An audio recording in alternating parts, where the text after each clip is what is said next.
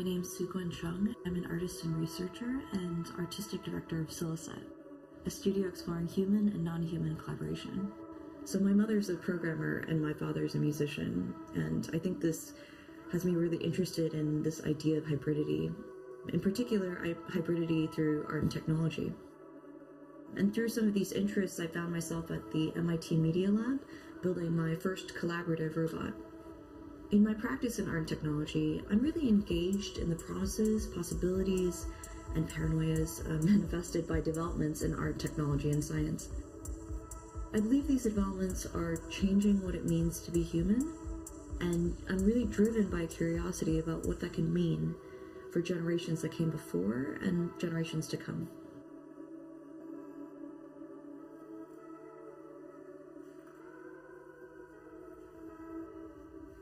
In my practice, I see art and engineering practices as one and the same. Both fields have the potential to uncover something real about the human condition, and I think are grounded in an exploratory process of speculation and discovery. I work with robotics, AI systems, data, and mixed reality as drawing, performance, sculpture, and installation. I'm really inspired by how we think about the idea of a human and of a machine. And I'm really curious about where AI ends and we begin. In the past few decades of technology development, I design what I like to think of as sensory mixes of the future. I've been working on a project called Drawing Operations Unit, Generation 1 to 5, for like the past 8, almost 9 years. Its focus has really been on the potential of human and machine collaboration. In Generation 2, we focused on exploring memory by training a machine learning model on 2 decades of my own drawing data. In Generation 5, Design Over the Pandemic, I thought about my own meditation practice as a kind of creative catalyst and substrate. I used my own biofeedback recorded through meditation to generate EEG data as drivers for robotic movement in my own painting process. I like to think of it as waves of my mind to lines on a canvas. My most recent work is called Flora Rearing Agricultural Network, FRAN for short, a project exploring human, plant, and machine connaturality. The work speculates at what I like to think of as an interdependent ecosystem of human, machine, and flora, and explores the linkages between machine and ecology through the development of a networked robotic system stewarding nature.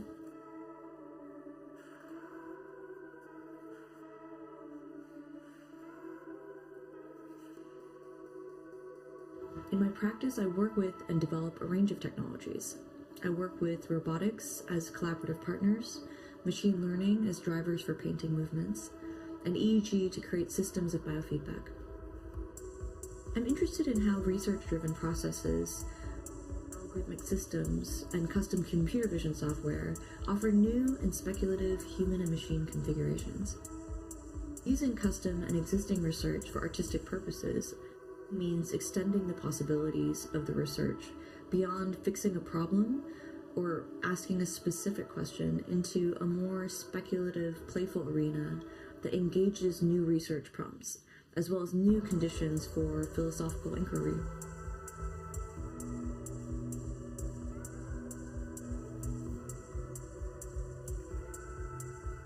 The drawing operations work as an intergenerational art and research project evolves conceptually, technically, and philosophically with the growing role of technology in our lives. I like to frame it as a collaboration because it really foregrounds the relational dynamics between human and machine and technology and society. I'm curious about this question of agency within systems and think of the practice and these projects as a microcosm to consider the wider implications of things like technological governance and its entangled relationship to the human subject.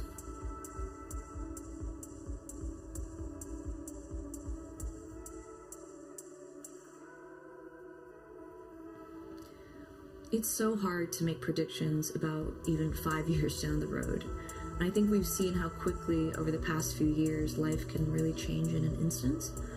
But I hope that the field of human and machine collaboration is increasingly understood and grown as a site of invention and of promise, one that extends a diversity of subjects and points of view. I'm really hopeful about this because it means that we're working towards this transformation of the human and machine in our environment. And I think that as an interdisciplinary aim is really powerful.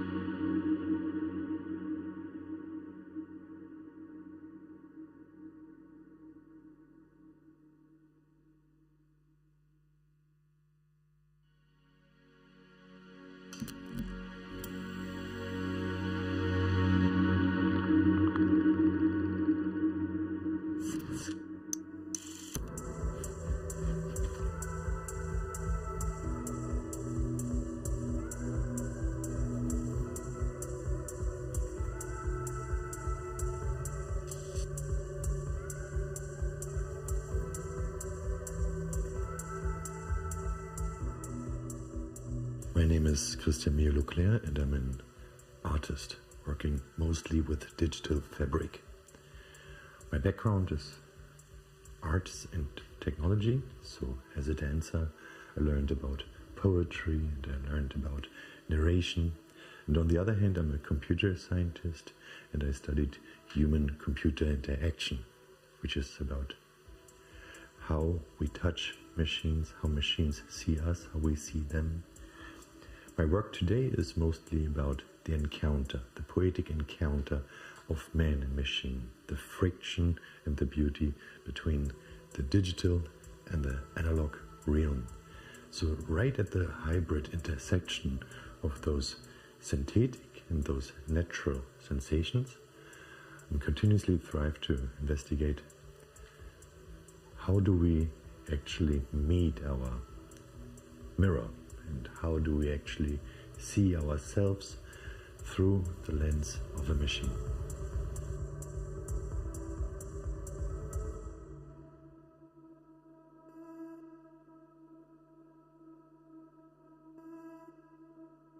My selected artwork is called Helen, and it's an AI-based sculpture. That means its shapes, its forms were defined through a process using deep learning.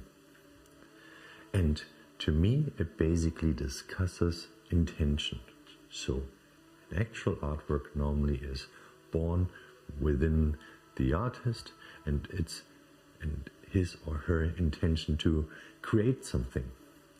And once this creation then starts building, we can slowly see how this thought starts to manifest in the real world. In the case of Helen, however, its shapes, its lines were determined by a neural network, and it was then shaped through a mechanical robot. So basically it is an object that is now standing in the world that was not thought of by a human, nor created through a natural process like stones at a cliff. It just comes out of nowhere, and to me it also feels like that. It's a dark, cold stone and it's quite beautiful. However, there is something missing, and I think you see it when you're standing right in front of it. There's a certain emptiness, and that emptiness is something that interests me.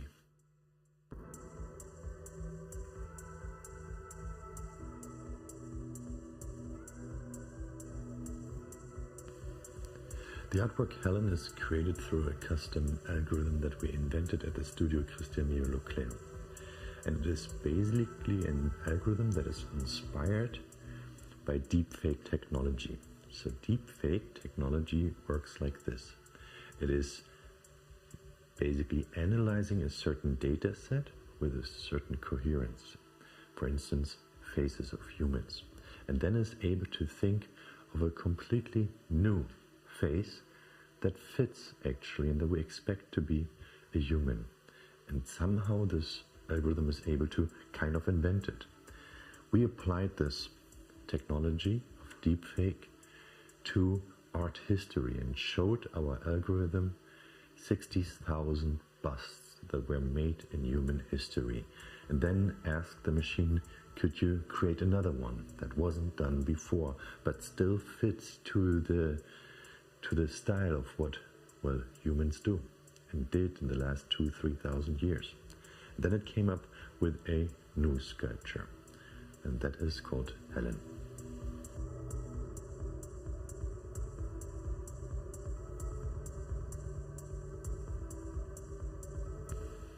The aspect of Helen that brings insights into our possible future is actually the way it was created. If you think of institutions as well as brands, what they try to do is to analyze what serves us best and then feed back this to us by predicting what could be done. Brands try to increase revenue through this continuous interaction with a population, and institutions try to serve and help humans to improve the way they live. Now that is exactly how machines work. They analyze data and predict.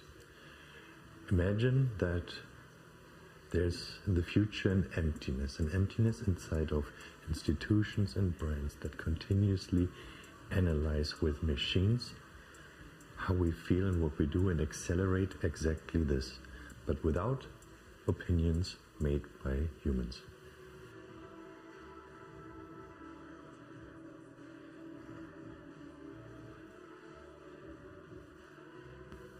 My prediction for the next 20 years is that we will see and witness how we continue to separate from scientific reality as a population. Today's artists are not standing stable, looking into the future as they completely comprehend today's reality. The most forward-thinking artists of our time are standing shaky, insecure, and trying to grasp what they saw in science in the last 15 to 20 years, trying to find balance.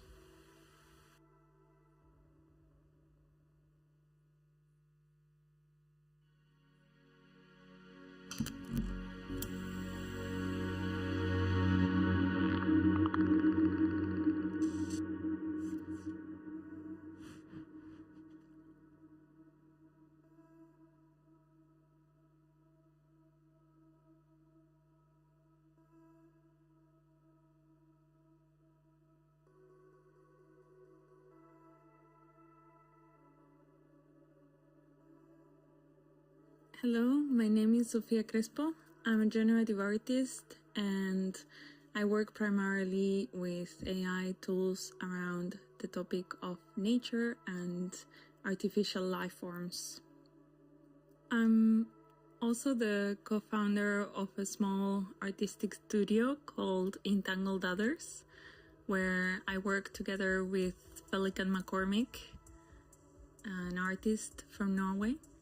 And together we collaborate on various projects that aim to create narratives or storylines about nature and also reframing new technologies.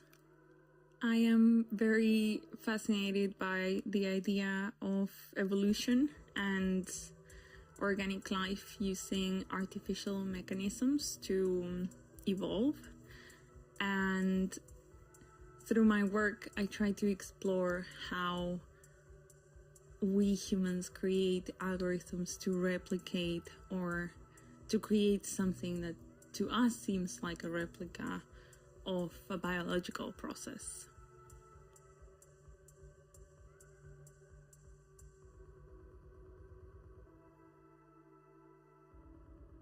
My practice focuses on imagining artificial life forms, and every project that we worked on somehow touches on that, aims to do that.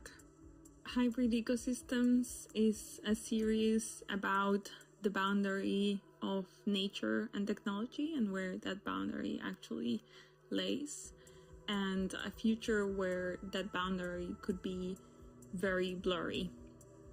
So one struggles to tell where a technological artifact ends and where a nature begins.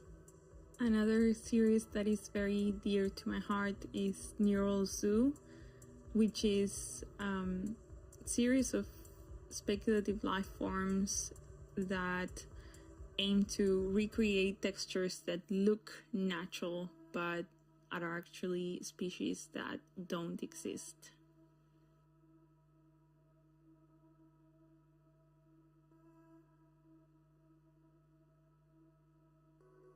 In my work, I use a wide range of different neural networks, and very often that depends on the concept of the project. So it usually begins with an idea that I want to produce. And the neural networks can take a lot of different shapes. They can be text or text-to-image models, or audio, GANs, 3D GANs, 3D style transfer, etc.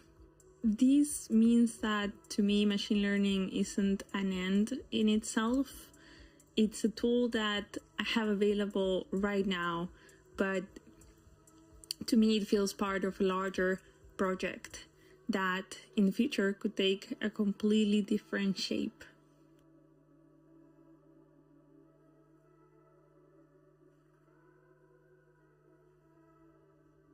I like a lot the idea that technology becomes naturalized over time, and that given enough time and enough use, we take the technology for granted and it stops feeling like a completely separate object to us. But this also implies that for this to happen, our own relationship with nature changes as well. So nature becomes part of the same thing that we are. And I think that's a very important shift to do as humans, to stop seeing ourselves as a very separate entity from the rest of nature.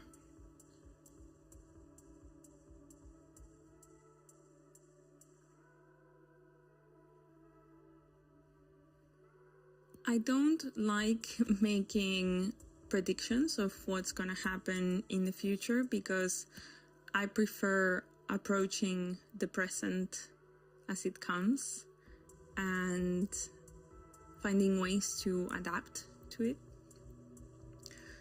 But I do really enjoy the place of dreaming speculative futures and trying to think what are potential ways that we can collaborate and come together as humans to change our way of connecting with the world. So I can only hope that we will use technologies in ways that help us do that.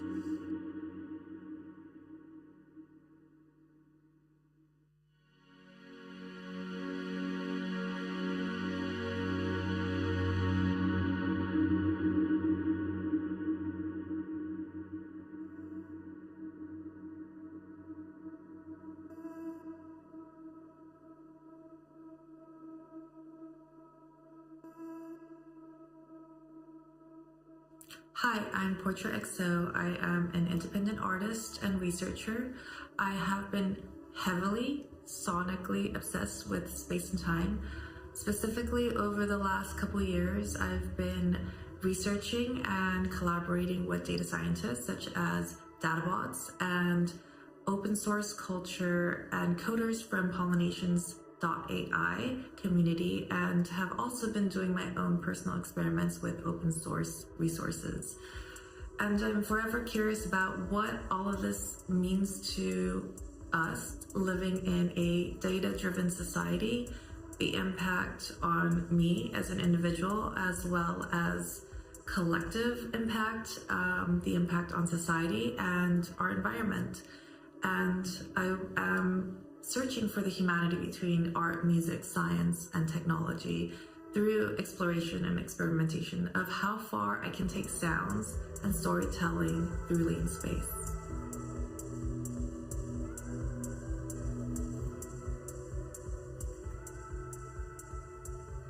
My AI audiovisual piece, Plastic Skin, is the result of 2 artist residencies and one part of my AI audiovisual album, Wire. In 2020, I finished my artist residency at Factory Berlin, and collaborated with CJ Carr from DataBots, where we trained 1 hour of my singing vocals into their custom sample RNN model that generated 10 hours of new audio over 2.5 days. And it gave birth to a process we like to call neurovocal duet that I've fallen in love with, that basically allowed me to co-create lyrics and melodies with this AI version of my voice. That was creepy, eerie, and also fascinating. The second residency was at BBA Gallery, where I was able to have different types of performance captured in the gallery space. And this video shows me performing in the gallery and then using that video as input for a text-to-video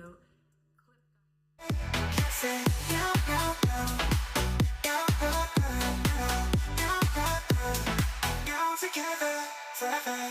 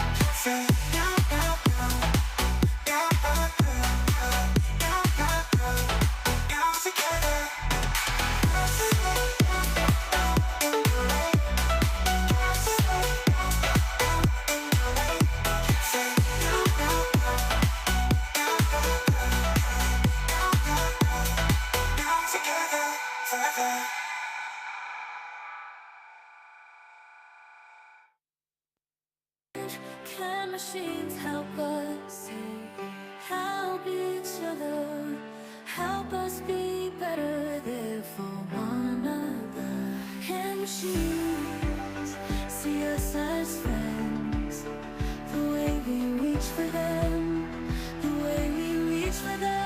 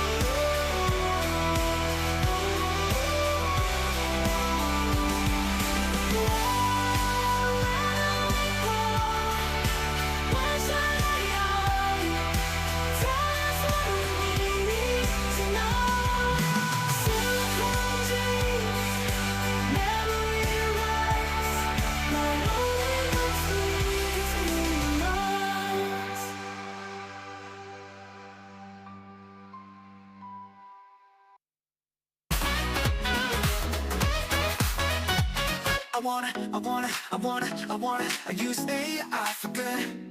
Yeah, use AI for good. I use AI for good. Yeah, use AI for good. Let's use AI for good. Let's use AI for good. Let's use AI for good. AI for yeah, SDG. Yeah, you and me. Yeah, SDG. Yeah, you and me.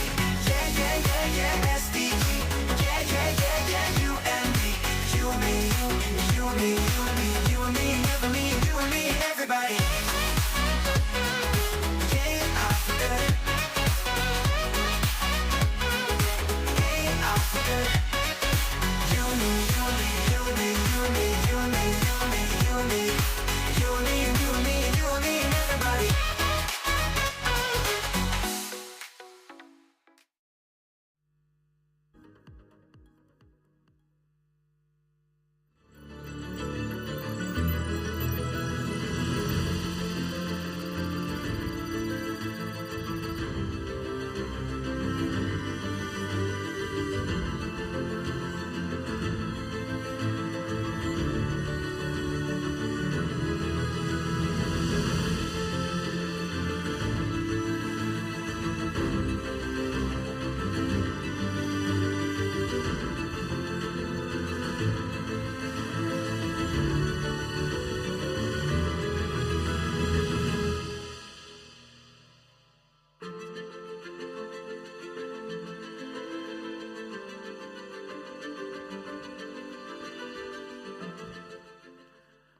Hello, everyone, and welcome to the AI Governance Day of AI for Good Global Summit. I'm Robert Traeger of the AI Governance Initiative at the University of Oxford. Something to note is that we have interpretation in all of the languages of the UN. You can see the channels right up there, so feel free to avail yourselves of those with your headsets. And without further ado, I can now have the pleasure of handing over to Mrs. Doreen Bogdan-Martin, Secretary General of the ITU, for her welcome address.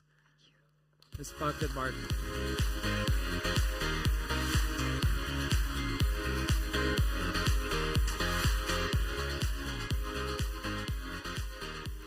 Good afternoon, This is everyone, off now.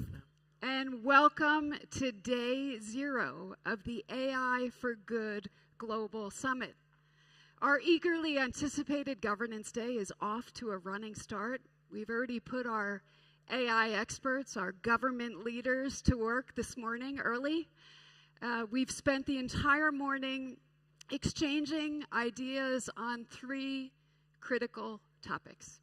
So we've been surveying the AI landscape, understanding how it might evolve. We've been looking at how to implement AI governance frameworks. And perhaps most importantly, we've been discussing how we can ensure inclusion and trust as we implement those frameworks. So this morning we heard about various governance efforts, the areas that they have in common, as well as some of their differences.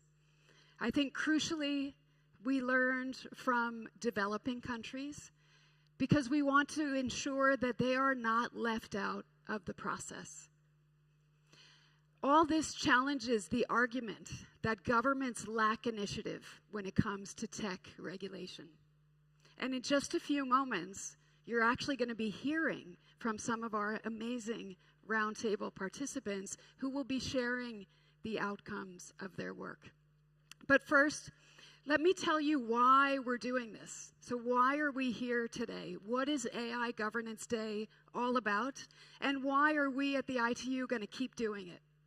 So ITU, as many of you know, is the UN Agency for Digital Technologies, and we have been working to harness AI for good for the past 7 years. We've been convening the UN system around AI, and we've been co-leading an interagency coordination mechanism, as we call it, with UNESCO since 2021. Through our AI for Good platform, which is a multi-stakeholder community of 28,000 people from over 180 countries, our focus has been putting artificial intelligence at the service of the Sustainable Development Goals. That's been our compass. What's new is this much sharper, stronger focus on governance. Because it's not the benefits, it's the risks of artificial intelligence that keep us all awake at night. So much has been said about AI governance in the media, in academic circles, from startups to tech giants, from local governments all the way to the United Nations, which recently adopted a historic resolution that recognized AI's potential to advance the SDGs. But ladies and gentlemen, at the heart of all of this is a conundrum. How do we govern a technology? How do we govern technologies if we don't yet know their full potential? There is no one answer to that question, but what we do know is that we have been there before. It was 20 years ago.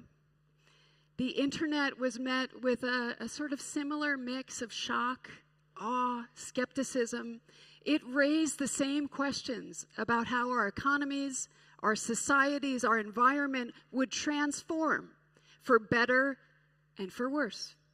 And we're still grappling with those questions 2 decades later. In fact, we still don't know the full potential of the internet because a third of humanity is actually never, ever connected. But before we could even realize the potential, generative AI came along. And yet, even with the convergence of these world-changing, interdependent technologies, governance efforts have emerged. They may not be perfect, but we're not starting from scratch. The Internet Governance Forum, the WSIS Forum, were born out of the World Summit on the Information Society. And some of you, like me, were there when this all happened 20 years ago. And I remember how then, as now, we didn't even have the vocabulary to describe what we were dealing with. But that didn't stop us. It didn't stop us from moving forward. And what we've learned from the WSIS process is that we actually can take steps towards governance even if we're building the plane as we fly it. We can come together as a community. We can share experiences, practices, lessons learned, barriers, challenges, knowing that once more, there is no one size that fits all when it comes to balancing the benefits and reconciling regulatory risks.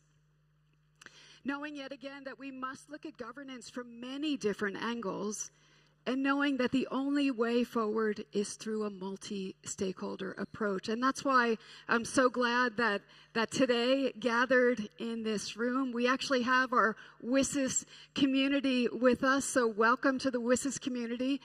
We hope that you will help us, guide us through these many complex questions and challenges. And again, after listening very closely to this morning's discussions, I think there are sort of 3 key pieces that I believe must be part of any AI governance effort. And I would say the first piece, and obviously this is very relevant to the ITU, is the technical standards development. As we heard this morning, those working on AI governance, they already recognize how technical standards can help implement effective guardrails and help to support interoperability. And as I said, this is where ITU has such a key role to play. As an international standards development organization, we actually already have over 200 AI-related standards that we've either developed or we're in the process of developing. As part of the World Standards Cooperation, which is a high-level collaboration between IEC, who's in the room, ISO, who's also in the room, and the ITU, we're helping to advance the development of global standards that can make AI systems more transparent, make them more explainable, more reliable, and of course, more secure. And this provides certainty in the market and eases innovation for both large and small industry players everywhere, including in developing countries. The second element is putting human rights, inclusion, and other core UN values at the heart of AI governance. All stakeholders deserve a voice in shaping AI's present and future. But who can afford the compute resources that go into producing AI applications? Who is on the teams that design the foundational models? Right now, the power of AI is concentrated in the hands of few too many. It is risky and it is ethically precarious to be in this kind of position for humanity. So, ladies and gentlemen, we must work towards an inclusive environment where diverse perspectives, including those on gender, that was a key element raised this morning, including those on gender, are reflected in the policies that ring true to UN values. International AI governance efforts must account for the needs of all countries. And that's why the United Nations, together with governments, with companies, with academics, with civil society, with the technical community, must play a key role in ensuring that power is distributed equitably. And this is not going to happen automatically. And that brings me to my third element: inclusive development through capacity building. ITU has a long history of bringing the voices of the Global South to the emerging technology table. And part of this means making sure that every workforce in the world can deal with the challenges and the risks being brought about by artificial intelligence. And that's why we've been integrating AI capacity support in our digital transformation offerings. We'll continue to roll out those initiatives with many of our UN partners in the room, including with UNDP, where we're focused on countries that have low technological capabilities, and we want to make sure that we help upskill them, no matter where they are in their AI journey. Ladies and gentlemen, governance is not a given. An AI readiness survey that the ITU recently conducted amongst the 193 member states demonstrated that a majority, actually 85% of our member states, don't actually have any AI regulations or policies in place. But today, some might at least start thinking about the policy elements, about what to do next. And I think that makes the work that we're going to do today and beyond absolutely fundamental and essential. All good governance starts with listening to experts, exchanging ideas, experiences with peers, identifying gaps, and building on potential areas of convergence. And governance is never a sort of one and done. It's actually an iterative, sometimes frustratingly slow, but ultimately necessary multi-stakeholder process. Taking stock of the landscape and facilitating deep discussions, as we did this morning, is actually the first step in transforming principles into practical implementation. And implementation, ladies and gentlemen, is what today is all about. I know everyone in this room actually has a stake in seeing AI used as a force of good, as a force for good in this world. And as we heard from the UN Secretary General's high-level advisory body, they joined us remotely this morning, we need to take bold decisions. And we need to view governance not as an inhibitor, but as an enabler for AI for good. And that's why today I'm calling on all of you to get involved, take an action, participate actively in the AI governance activities that are happening here, now, here at the ITU. Let's harness the power of this AI community to govern AI with and for the world. Let's show them what it looks like. Let's show them how it's done. And let's show them together. Thank you very much.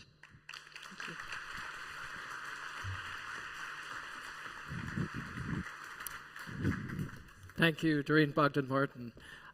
So we have now our first panel, Insights and Key Findings on AI Governance Implementation. This will be reporting on what we were talking about this morning in, I would say, intense conversations among civil society, ministers, regulators, academia, UN, industry, etc. So wide-ranging discussions, and I'd like to invite up to the stage 3 ministers, and please join me in welcoming them up to the stage. Her Excellency Emma Inamutila Theofelus, who serves as Member of Parliament and Minister of Information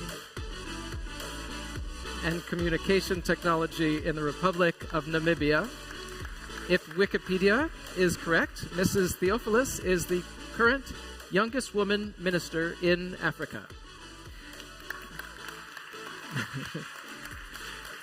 His Excellency Mauricio Lizcano serves as a minister at the Ministry of Information Technologies and Communications in Colombia. And His Excellency Zunaid Ahmed Palak serves as Minister of State for the Ministry of Post, Telecommunication and Information Technology for the Government of the People's Republic of Bangladesh.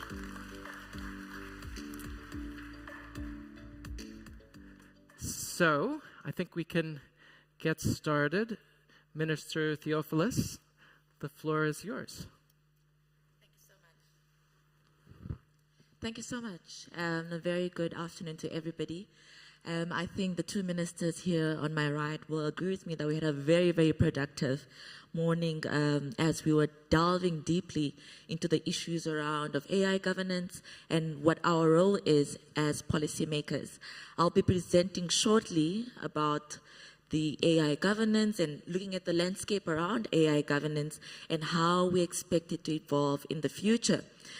So the discussions really centered around, 1, diverse efforts from universal stakeholders that needs to be coordinated at a global level because governance is surely broader than regulation, and therefore we need to reduce the fragmentation, whether it's amongst UN agencies or governments or regional bodies, to ensure that we have standards that we can all comply to around AI governance. Secondly, we spoke about how we can ensure AI can and should be human-centric. We looked at, for example, human rights frameworks that will play an essential role in ensuring that AI continues to have a human-person element as opposed to any other element. Thirdly, we also spoke about reusing things that already exist, and in this we're talking about leveraging existing instruments, whether it's around human rights or principles, and not reinventing the wheel or starting from scratch. And this is very important, especially around sectoral regulations that already exist in so many other sectors, whether it's around pharma or automobile companies around engines and so on. So we just need to build on them as opposed to reinventing the wheel. We also don't have to try to reinvent everything. We don't necessarily need to create new institutions or build new institutions. We can already build on existing capacities and existing institutions. And that is why we thought it was very important and happy to see that there has been collaboration with the ITU amongst other UN agencies to look at standards from a collective perspective. We also ensure that we should have inclusion around AI governance, and this is really around data governance as a first step and as an underlying core area, because once we have inclusive data, we're able to build in-country capacities, but also to attempt to not create a we versus them approach, because we need everybody around the table, whether it's a global north or global south, and ensure that nobody is left behind. We also need to ensure that we challenge the local applicability of AI governance, especially around national capacities on cultural and linguistic differences. This is to ensure that there are no biases or human biases built into AI that will perhaps perpetuate discriminations that already exist. Also, the governance to keep up with tech, because as we know, and as somebody said in one of the groups, that AI is almost like a moving target. As you try to put governance frameworks around this particular area, AI continues to reinvent and new models continue to come out. So we need to find a way to bring AI developers into the discussion so that we do not have parallel discussions. The private sector also featured greatly around the challenge of operationalizing implementation of value-based models of governance and dealing with day-to-day decisions. And this is very important because you do not want to actually have regulation trump innovation. We must strike a balance between regulation and innovation and ensure that regulation actually sparks innovation. Second, lastly, we spoke about comparing governing AI with governing climate or governing taxes. All these are very important policy spaces where they already exist and can be tested. So we do not have to look at the tech only. We must also center around the outcomes. And finally, there are parallel discussions that we believe are happening around whether it's the public sector, the private sector, and multilateral organizations. Summits such as this are very important for us to continue having the discussions around AI governance to ensure that there is no one discussion around producers and another discussion by users. We are worried that we are not being included in each other's discussions properly, and therefore we need to continuously have dialogue in order to meet common ground to guide AI. Thank you very much. Thank you very much. Yes. Right, His Excellency Mauricio Lizcano. Well, first of all, I would like to thank UIT for bringing us together. I think it's a very good opportunity to have these discussions in all the world, and especially all-inclusive discussions. I also want to thank Madam Secretary for all the support. I think we have to stand by that AI has opportunities. I'm not going to go further than that because our discussion today is more about risk and governance. But I think I will say two risks that we really see from Colombia. First of all, human has to govern AI and not the other way around. And we have to have this clear in all the discussion. And secondly, it's a competition between companies, and this competition not always put the safety first. Sometimes put who is going to win the competitions rather than be a safe competition. But I will say further that it's not just competition between companies, it's also a competition between countries. And in this competition of countries, we have to align as a world. We see that we would like to advocate, and this morning we discussed many things. The first thing is we have to have inclusive data, and also we have a producer data for all over the world, because the data are produced mostly in the United States, Europe, and regions like Latin America. The algorithms that apply to Latin America are fit with the data that is from the United States and from Europe, because we don't have in our regions large language models. Large language models are in hands of the few. So we need to, first of all, produce that in our countries. The second thing is we need to have algorithm in other languages, because English doesn't have to be the only language. We need a Spanish algorithm, we need Arabic algorithm, we need African algorithm in other languages in order to be more inclusive. Third, we agree that we have to construct a standardization of technology procedures, and Madam Secretary told. We also advocate for new institutional, not just global institutional, but also country institutional. We have to decentralize the discussion of AI in the world. And if we want inclusion, especially in our countries, we would like to increase the literacy of AI in our countries. Fifth, I will say we have this challenge, especially in Latin America, between producers and users of AI. Our region, and I will advocate about Latin America and especially about Colombia, we would like also to become producer of AI. AI doesn't have to be in the hands of few, and our countries just be user of AI. And in this way, we also want to work on democratization of AI. The AI doesn't have to be a discussion of some elite of people or some elite of technical people. We need like a real people, the people of our countries, really understand what is AI. We cannot govern something that we don't understand. So we need everyone, the people, the field people who really understand what is happening with AI. That we, from Colombia, we really advocate from democratization. That's why I will tell something about Colombia, cannot lose the opportunity. That's why in Colombia, we are training 1 million people in AI. We are training our schools in coding, 1 million school students, and we are training secondary people on AI and machine learning and Python. We are having boot camps in all the capitals of Colombia to train about AI. That's why we're creating 2 biggest centers in Colombia about producing AI, not just consuming AI, and 70 across Colombia to train AI, like a small universities, and creating the first faculty of AI in America Latina.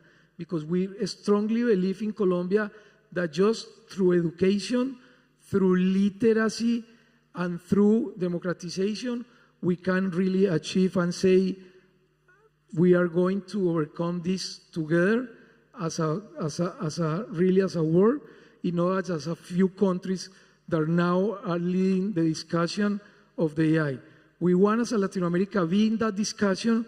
We are ready to have this discussion, and in Colombia and in America Latina, Chile, Brazil, Mexico, Peru, we want to be one of the first countries who are going to have not just a long public policy, but also a regulation that doesn't kill innovation. Thank you.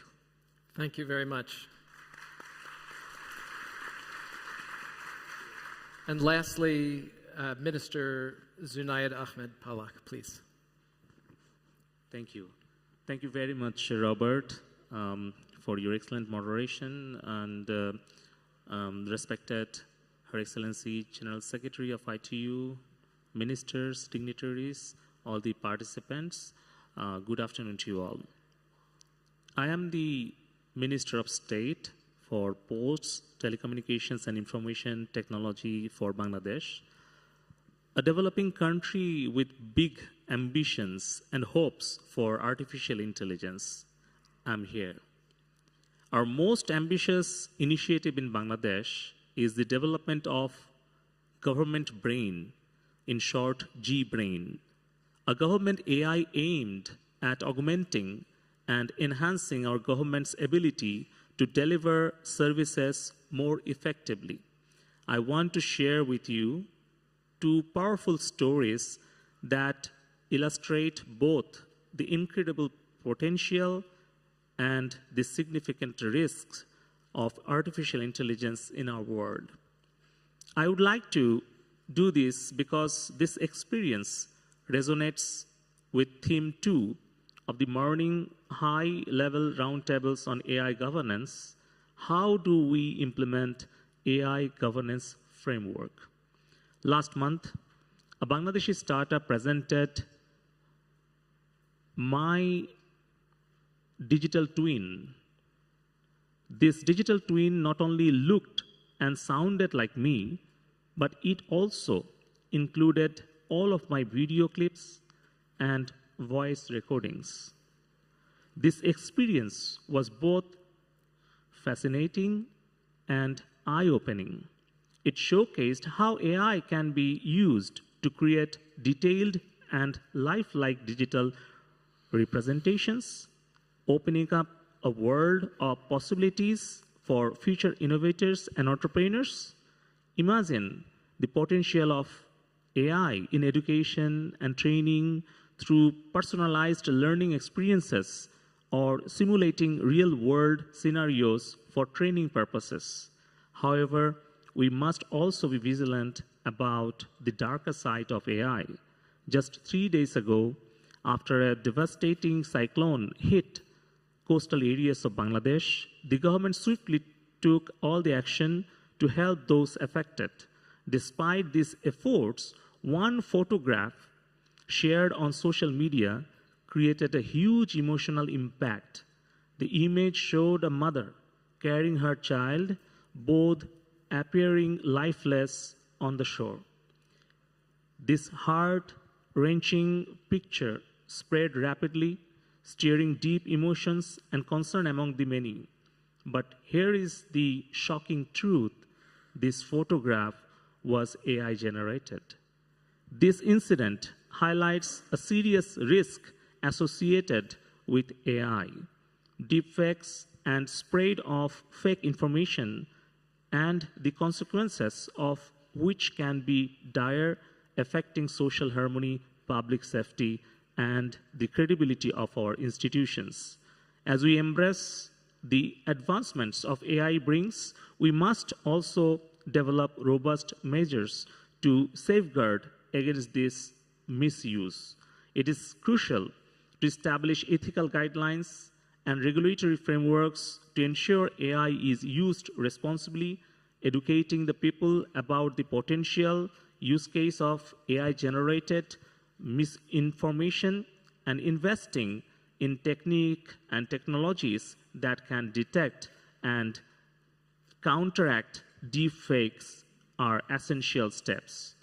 This brings to our roundtable discussions where we heard various solutions and ideas embracing and emerging from different global processes, each valuable in its own right.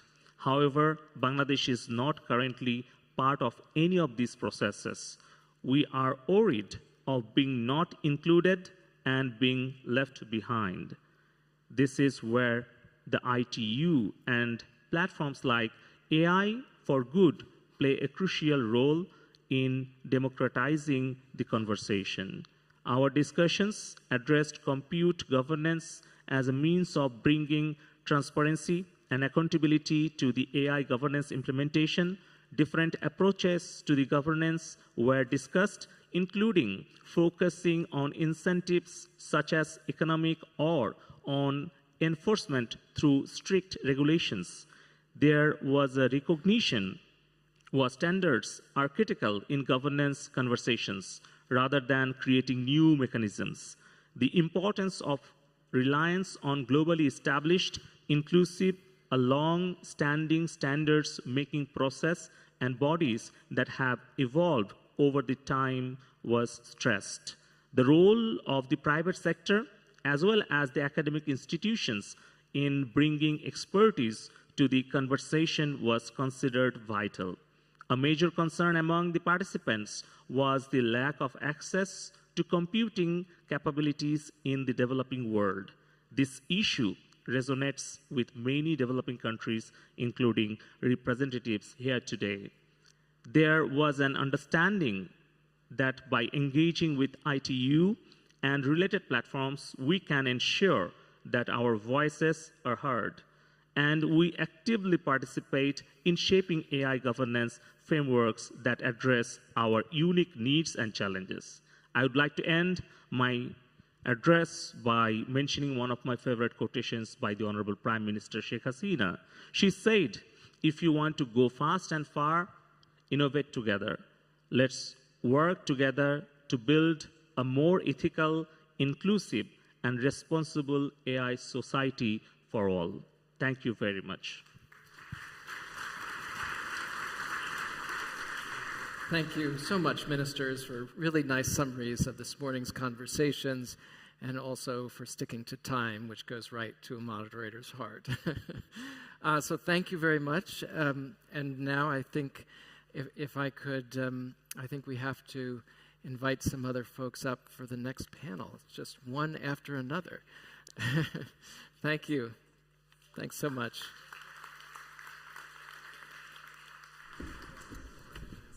Thank you. So I would like to invite up the next panel now, which is the state of play of major global AI governance processes. And we have a moderator, Ebtessam Almazrouei. Dr. Almazrouei is the founder and CEO of AIE3 and is recognized for her pioneering AI Falcon models, including the Middle East's first open source LLM, Falcon 0B, and the world's most powerful open AI model, Falcon 180B, in 2023. Please welcome her to the stage. And I'll quickly introduce the other panelists. Please welcome them to the stage as I do so. His Excellency Hiroshi Yoshida serves as Vice Minister for Policy Coordination at the Ministry of International Affairs and Communications, Japan, since 2022. Thomas Schneider is Ambassador and Director of International Affairs at the Swiss Federal Office of Communications in the Federal Department of the Environment, Transport, Energy, and Communications. His Excellency Shan Zhongde serves as Vice Minister of the Ministry of Industry and Information Technology of the People's Republic of China. His Excellency Dohyun Kang serves as Vice Minister of the Head of the Office of ICT Policy at the Ministry of Science and ICT of the Republic of Korea.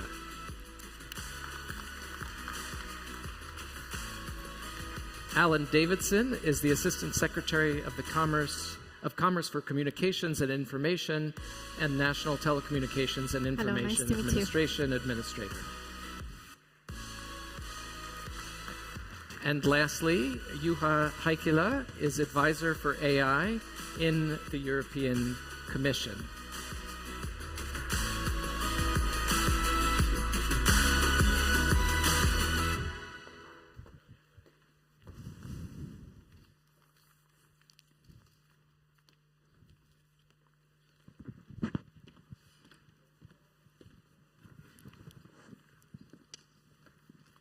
Your Excellencies, respected guests, the Secretary General of ITU, thank you for organizing the first UN Governance Day. It's a crucial moment to gather all to discuss an important topic, which is the AI governance. Today, in our morning discussions, we discuss how we can implement AI in a most secure, inclusive, and trustable way. What is exactly the landscape of AI and how it will evolve?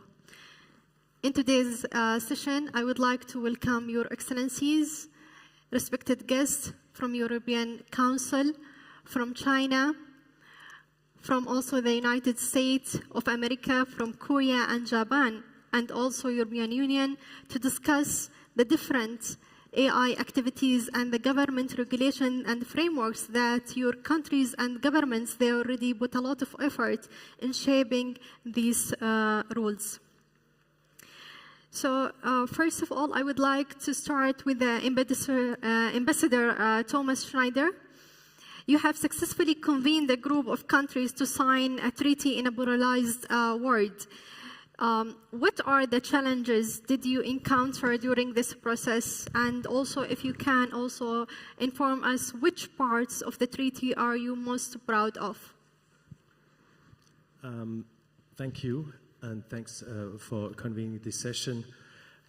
Before I go to the treaty itself, I would like to give a little bit of an outline what role, in my view, the treaty should play in the bigger governance setting. Because there are many people that ask for one new or established institution to solve all the problems, one law to be created that will solve all the problems. Normally politicians and media like this. But if we look, for instance, at how engines are regulated, we don't have one UN convention on engines and everything. Or not nationally, we have hundreds and thousands of technical, legal, and social cultural norms that regulate mostly not the engine itself, but the vehicles and the machines that are using engines. We regulate them in different contexts. We regulate the people that are driving the engines. We regulate the infrastructure. we regulate or protect people affected. So it's all context-based. It's not the engine. It's the function of the engine, the effect of the tool. And I think we have to, and there's different levels of harmonization. We allow people in the UK to drive on the other side of the road. We even allow them to drive here. It more or less works. On aviation, it's probably difficult if planes land from different directions on the same airport.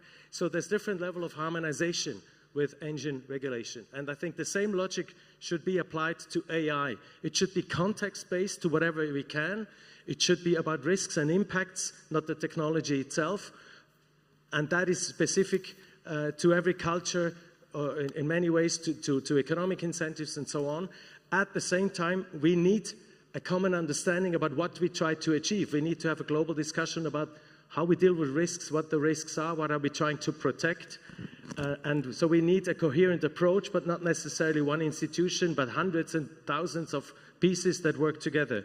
And the Council of Europe Treaty was drafted not in a spirit to create new human rights, not to reinvent the wheel, but actually to make sure that the existing human rights and protections for democracy and rule of law are applied in the context where AI is used. And it was set up also not as a European process. The Council of Europe, by the way, is not the European Union. It's an institution like the UN of Europe with 46 member states. We had 57 states negotiating in the beginning. It's open for anyone that cares about human rights, democracy, and rule of law. Every country can join. It's trying to fulfill one particular piece in this clockwork of methods to make sure that human rights, democracy, and rule of law are protected when using AI, and at the same time allow for innovation. And this, of course, is not an easy thing. First of all, to bridge institutional differences between these different countries and cultures and regions of the world that were cooperating and hopefully will cooperating. That's one of the key challenges that we faced.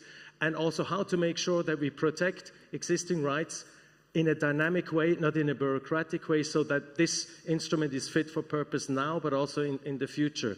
And I think this is why it's so helpful to have discussions like this, because we need dialogue. We need dialogue here at the Internet Governance Forum to understand what are the challenges, how do they differ in different contexts, in different regions, how do we agree on a shared vision, how can we create a mechanism like a Swiss clockwork with different tools that feed into each other, that it shows the right time and not too fast, not too quick, and it doesn't break down. Thank you. Thank you, Ambassador.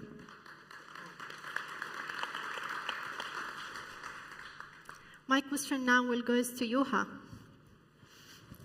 So with the implementation of the AI Act, and before 2 weeks there is a release that it will be into action with the next coming month. Could you share how this directive will be translated into practice and how you can measure the success of the European AI Act and whether it is really achieving its goals? Thank you very much, and thank you very much indeed for the invitation to be on this panel.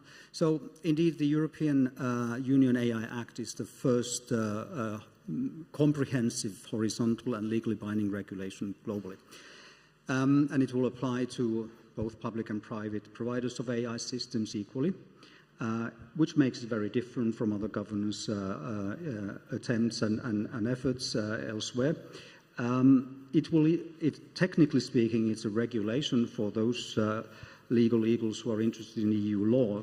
That means that it applies equally in all the 27 member states of the European Union. I would like to first point out that it it becomes applicable in stages. So it will enter into force in about a month's time. It's just missing signatures and publication, and then it will take 20 days. So about a month from now, it will enter into force, and then the first provisions will become applicable 6 months after this. Those provisions concern the prohibitions. And then the rules for general purpose AI models, so large language models, generative AI, those will become applicable after 12 months. And then the so-called high-risk systems, the rules will become applicable either after 24 or 36 months. This is to give providers time to adapt, to prepare for the applicability of these new legislation. It's a risk-based piece of legislation, so it intervenes where necessary. It does not apply, it doesn't regulate technology, but it regulates certain use of technology, so the context is important, the use is important.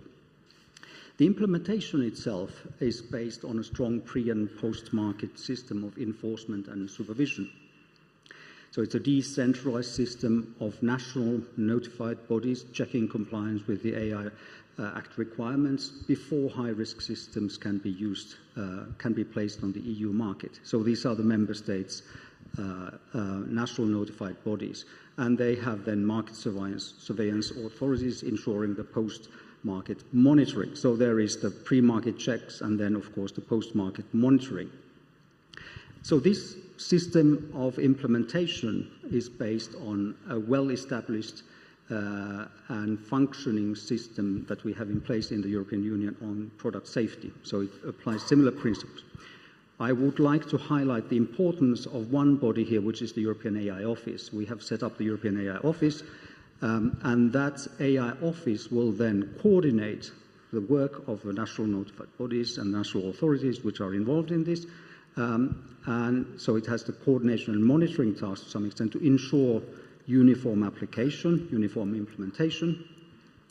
But it will also have a special role in the supervision of general purpose AI models. So the AI Office will have special powers in this regard. For example, it can do evaluations, it can request measures, particularly on general purpose AI models which carry a systemic risk. And they have those kinds of models. Providers of such models have certain additional obligations rather than just transparency.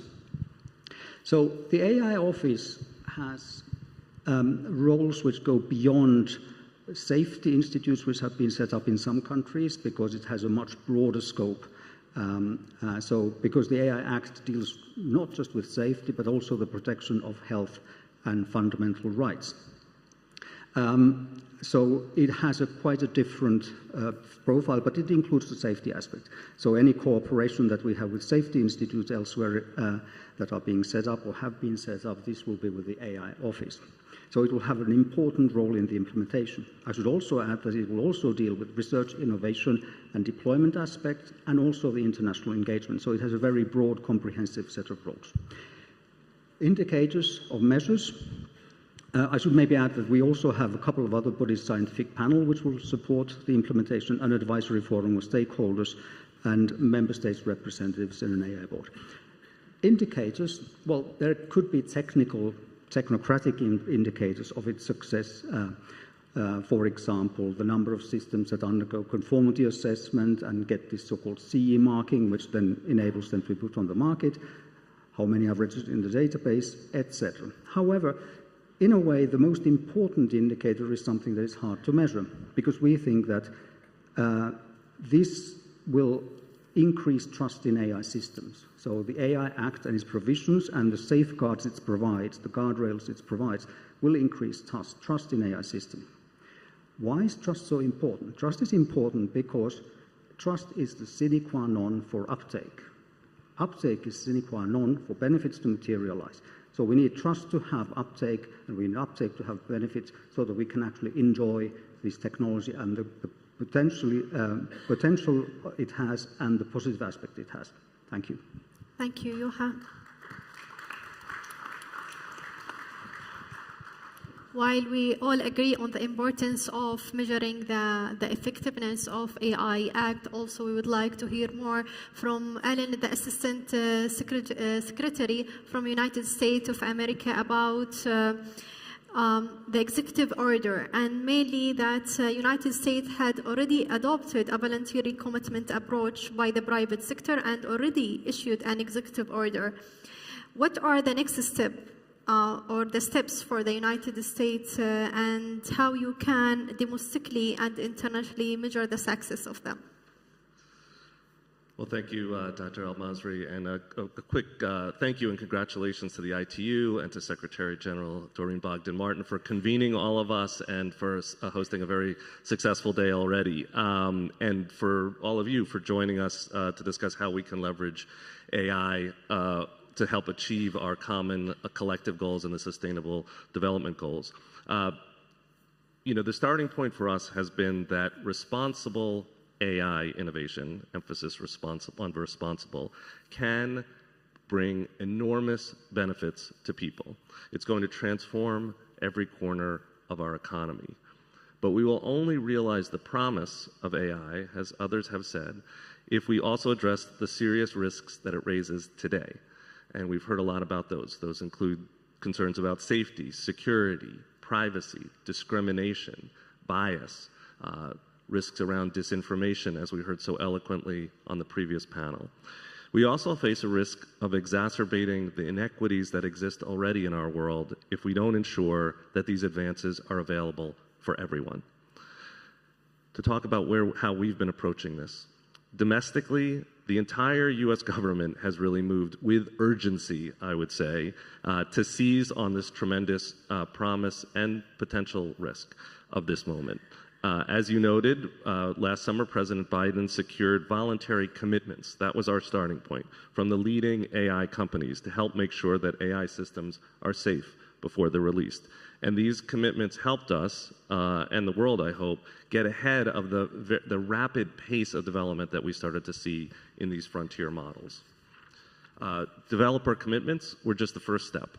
The president has issued an AI executive order last fall, which is, we think, one of the most significant government actions to date on AI safety, security, and trust, and it brings the full capabilities of the U.S. government to bear in promoting innovation and trust in AI.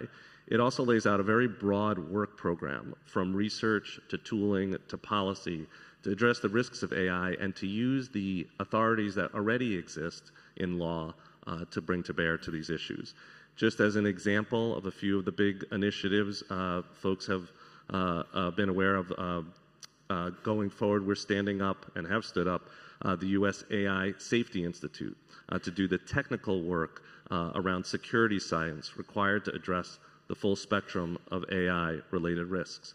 And just last week, the Secretary of Commerce, we released a vision paper for that Safety Institute. We're also pursuing a broad range of other initiatives. One that I'm particularly interested in going forward is, and that we're leading going forward, is on the question of open model weights and the question of the openness of frontier models and dual-use foundation models. That domestic work, and it's far-ranging, I think gives us, going forward, also a sound basis for our international approach. You know, as we've noted, the international community has been working on AI governance and principles for years, and that is something we should build upon. Much of our work is around thinking about how we can leverage the tremendous potential of AI for our collective goals. And just as an example, I'll talk about the Sustainable Development Goals, which, as many of you know, we're all on track to achieve just 12% of our goals in that space. In these benchmarks, we've plateaued on many of them. On some of them, we're actually regressing. But studies suggest that AI could accelerate progress on 80% of the SDGs, in part by automating the work, improving decision making. AI can help map soil, can yield better crops. It can help us predict earthquakes, as we've seen in studies. All of these are the kinds of things that optimistically we should be harnessing and making sure that these tools are available widely to everyone. We're working to build global momentum around that idea of harnessing AI for good. In March, the U.S. led the passage of the first ever standalone resolution on AI in the UN General Assembly. We believe that gives us a framework for leveraging AI for economic and social progress while respecting human rights and leaving no one behind.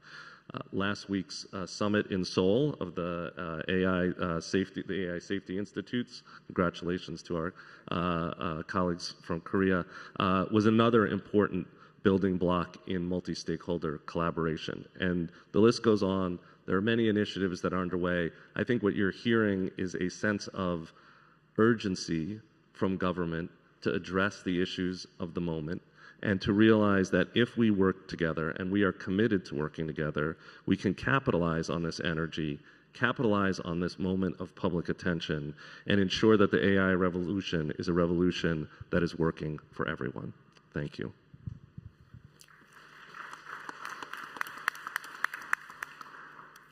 Thank you, Alan. I can't agree more. AI for good should be our campus, and how we can harness the power of AI across all the 17 SDGs is crucial step that we all should agree as governments, industry leaders, NGOs, academic institute, and how we can foster our global collaboration and cooperation toward achieving the AI for good goals. Now, moving to China, Your Excellency, Mr. Shan Zhongde, and I apologize if I pronounce your name maybe incorrectly. You can correct me if it's not the right way. China is already committed to the concept of AI ethics first and AI for good. And could you share more practical experience of AI governance in China and what exactly you were doing and what are the regulation and AI frameworks that you already put into practice? 谢谢主席。首先感谢 ITU， 感谢大会秘书处的辛勤奉献。各位同事，大家好！很高兴代表中国工业和信息化部参加今天的活动。人工智能向善全球峰会自2017年发起，已经成为全球人工智能国际交流的标志性活动之一。在凝聚共识、推动合作方面发挥了重要的作用。去年的10月，中国也发布了全球人工智能治理的倡议，倡导各方秉持一人为本、智能向善的理念。这与人工智能向善的全球峰会设立的初衷和目标是不谋而合。当前应该说，人工智能的治理正处于从原则向实践的发展阶段。is at the center. We are going from putting these words into reality. We are putting these words into practice. In China, we would like to explain how we reflect the practices of having a human-centered approach and how AI can be used for good. Firstly, we would like to insist on this theory. We want to ensure that we prevent risks, that we analyze risks so that we have early warning systems. We are creating policies to do so. We are working with sector players to establish initiatives for open, transparent work, and we are focusing on open data. Some companies are already working on this as a priority. The practice of having very strong theories is very important in China. Secondly, we have a number of very positive examples. In China, we are drafting and creating different strategies and methods, and through research we are progressing. We are working on different algorithms, and in that way we are engaging in in-depth work with AI to adopt a number of policies and regulations. We are also testing technology and are dividing products in different categories: finance, health, and transport systems. And AI is used in all these fields. We have specific standards for this technology. In April, China adopted a first set of projects for AI. We have principles and regulations with the aim of avoiding risk and to compensate risk. We're also working to ensure equity and justice. The Chinese government has always insisted on equity and justice in the field of AI. We wish to have a human-centered approach. We wish to avoid discrimination of users, and for this we have created different sectors and standardized these different sectors. We have data notification systems that allow us to have a multi-stakeholder and multi-sectoral assessment. We have also participated in the action plan on well-being thanks to AI. We are working actively in this field, and we are working with ASEAN actively on a global level. To conclude, I'd like to say that regarding 1G and 2G, we have adopted a number of regulations, and we are focusing on technical capacities to increase and enhance our working methods. Our innovative technology has allowed us to create a stamp in this field. We have also worked on a public platform for modern technologies, and we insist that AI should be for good. We use digital content to create simulations, and we would like to insist on the fact that AI should be for good. Thank you. Thank you, Your Excellency, for shedding and speaking about the examples that you provided and you already implemented in China about the best practices and implementation of AI, especially for good. Now, moving to Your Excellency, Mr. Hiroshi Yoshida. As the chair of Group 20 in 2019, and with the recent launch of the Hiroshima AI process at the G7 in 2023, Japan is actively working on international AI governance and collaboration. What outcomes do you anticipate from this effort, and if you can provide us with any updates about these collaboration efforts? Thank you.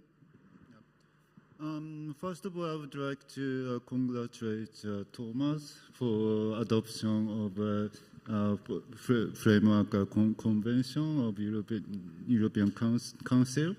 And yes, as already discussed in this panel and the previous one, so we know that there are many risks in AI.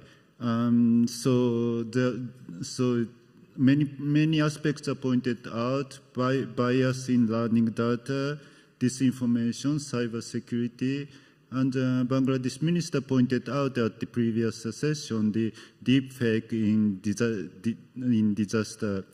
And also in our country, we experienced deep fake in disaster caused by typhoon and others.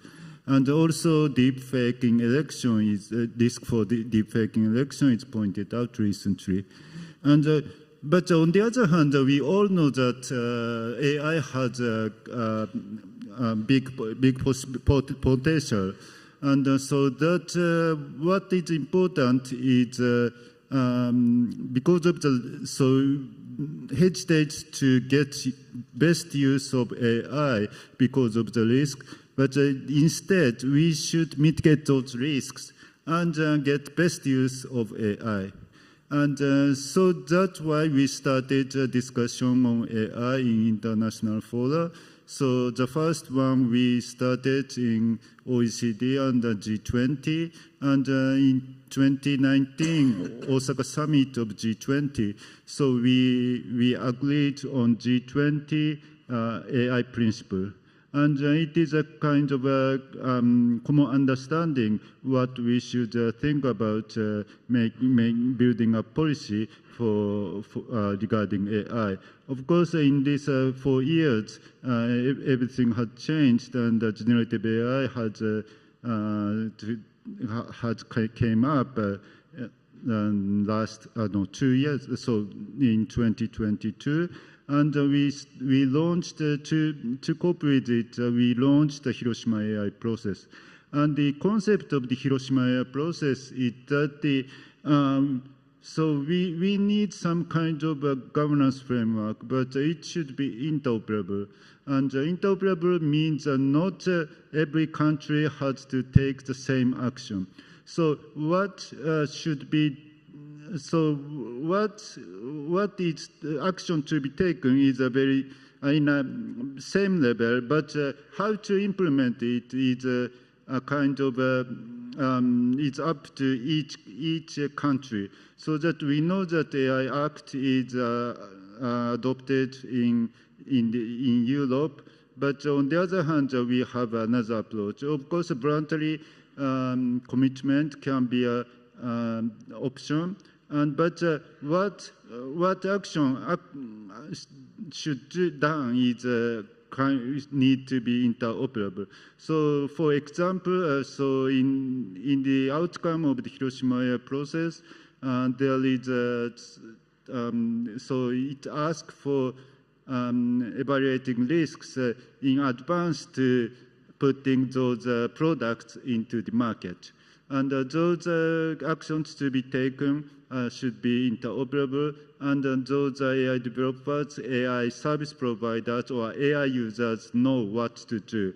And so that we discussed last year, and December last year, we agreed on comprehensive policy framework, which includes guiding principle for all AI actors.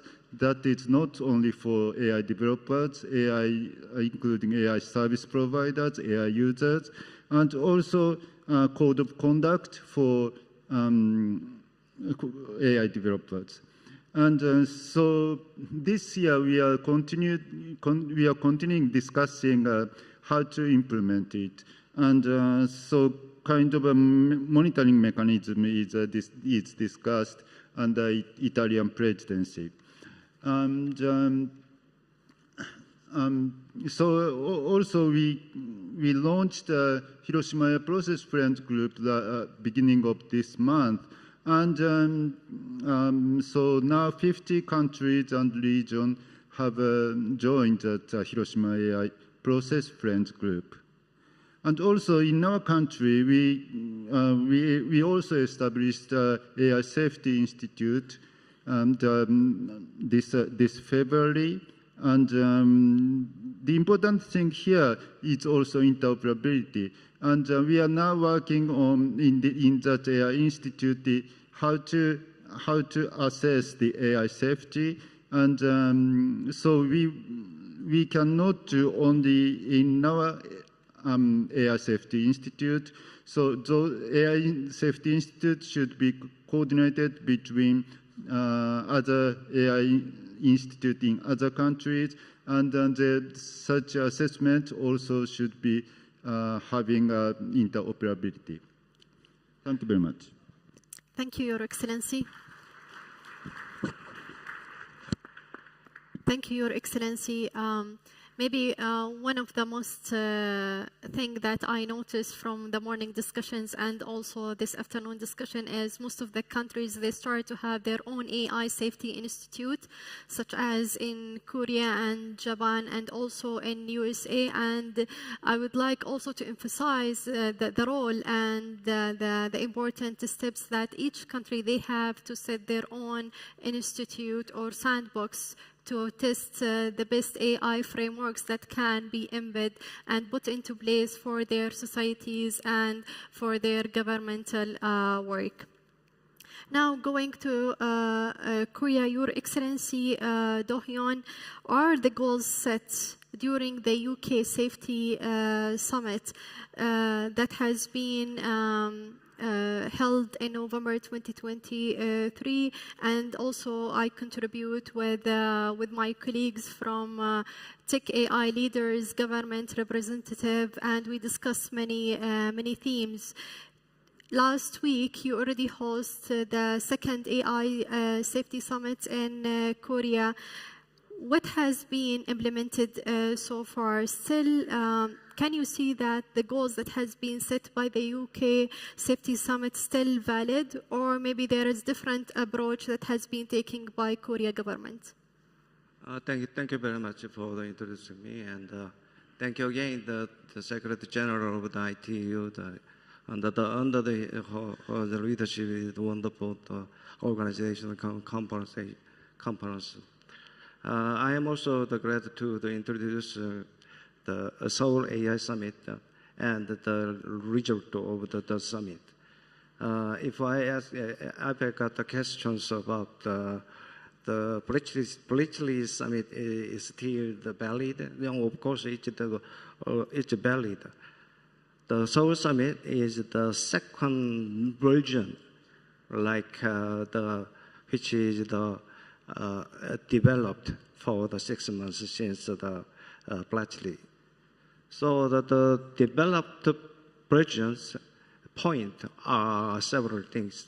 The one is the value of the AI and the topic of the dealing with in the summit is diverse. The one is safety.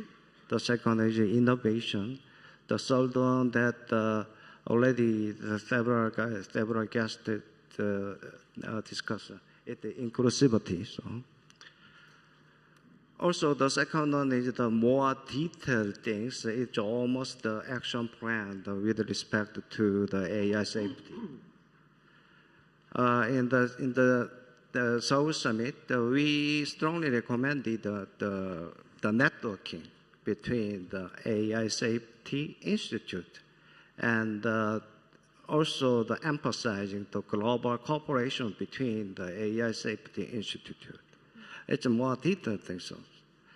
The third one could be how can I say it's related to the government actions.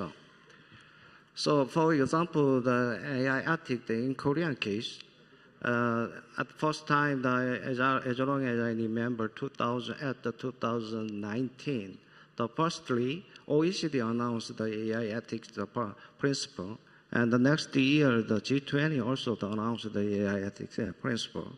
After that, the Korean government also established our standard as the ethics principle. And then after that, we established guideline and the checkpoint for the developer and the operator in each companies. Seoul AI Summit composed the three parts. One is the leaders section, second is the minister section, the third one is the global forum. So at the leaders section, the leaders, president and the prime minister and the secretary general also adopt the Seoul declarations.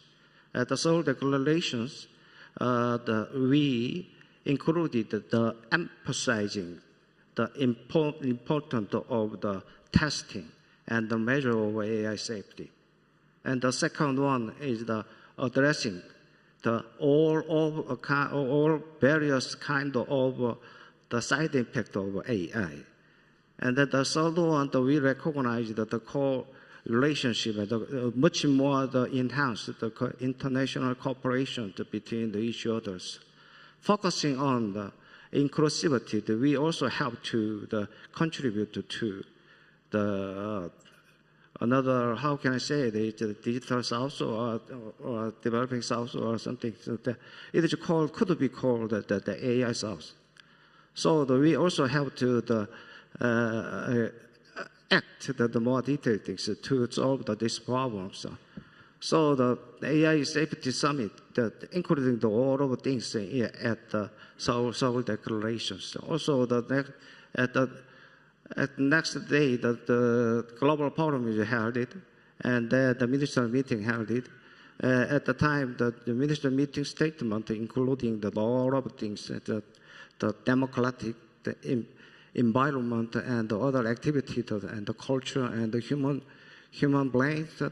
It's all the notice the side impact of the AI, and especially it is included the low power semiconductor is also included there. Okay, that's the quick summary of the Seoul AI Summit. And thank you for the comment. Congratulations comment on our summit.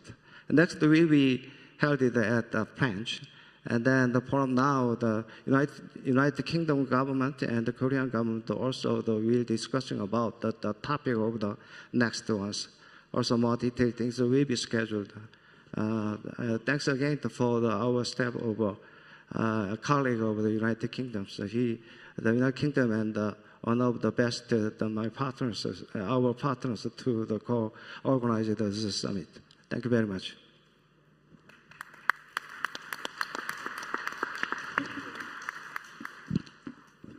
Thank you, Your Excellency. I think now we will go to the next part of our session, and we heard from everyone from United States about the executive order and what they are doing in terms of AI governance and implementation, to Japan, Korea, China, the European and AI Act.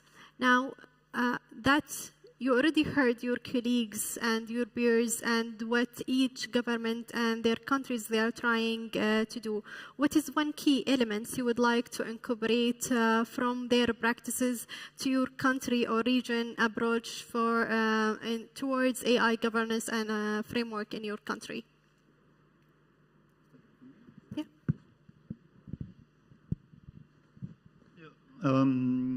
Yes, so as I said in the previous remark,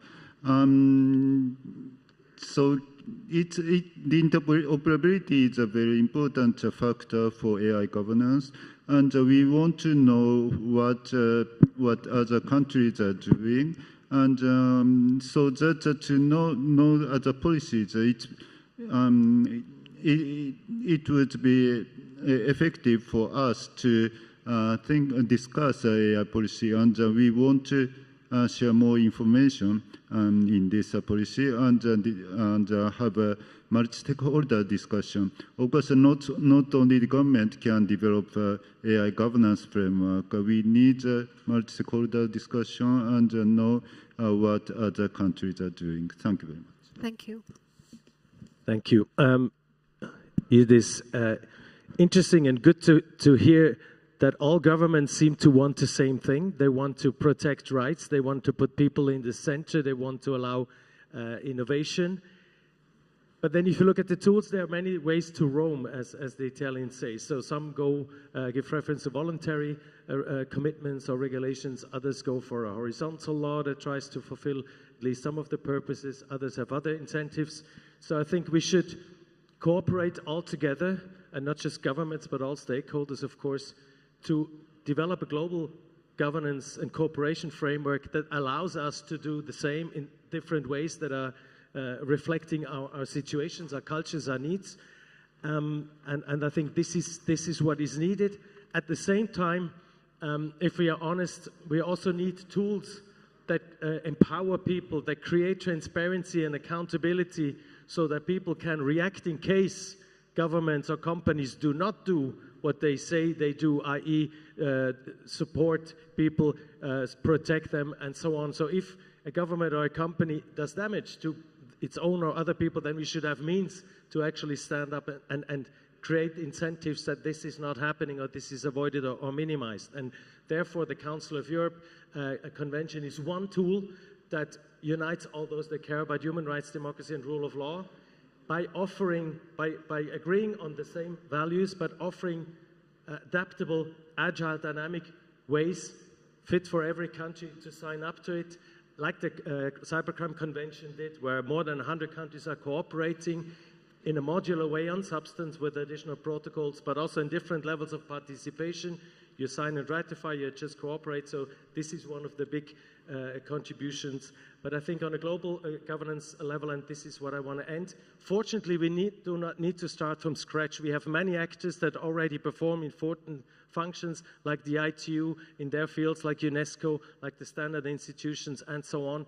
We just need to make them cooperate better, more coherent, and identify concrete gaps where maybe additional functions or structures would be needed. So we can actually start not from zero, but from a reasonable amount of activities that we already have. Thank you, Thomas.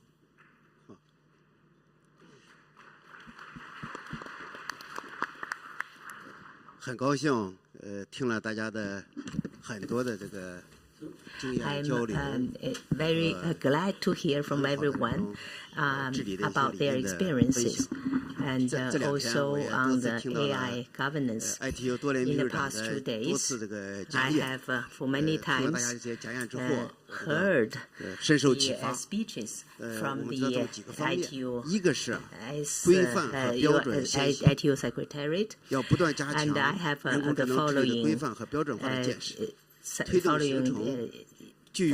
thoughts. First, we should continue to strengthen the norms and standards, and we should promote the formation of a global framework. And this is what we should do first. Secondly, we should strengthen the international exchange, and we should make use of the generative AI technology. So the sharing of the experiences is very important. Thirdly, we should strengthen and deepening the cooperation. And jointly, we should enhance the safety, reliability, controllability, and the fairness of the AI. And so, to make AI empowerment transition and to jointly promote the AI for the benefit of mankind, for the benefit of SDG. I would like to take this opportunity to extend an invitation to all of you to attend the World Conference on AI to be held in Shanghai in the coming July. And in particular, at this conference, the ITU, my ministry, the Shanghai Municipal Government, will co-host a forum entitled AI for Good. I'm ready to meet with everyone in Shanghai to jointly push up for the AI for good and for the benefit of the people all over the world. Thank you. Thank you, Your Excellency. Indeed, we will look forward to join you in Shanghai to foster our collaboration and to discuss how we can harness the power of AI across all the 17 SDGs. Going back to our main second round discussion, how you can benefit from your peers' experience in terms of regulating AI frameworks, and what are the best practices that you want to put in implementation in your government and in your country. Yes, actually, Korean government want to contribute to the whole of the AI governance, but more specific things that we want to do is the first one. The first one is the more specific the AI standard, AI safety standard. With there are 4 national AI safety institute up to now: the United States, Canada, and the United Kingdom, and Japan. So also, our government will open our AI safety institute in the end of the year. So also, the more detailed things, what we have to measure, how to do the test, by the private sector or the public sector.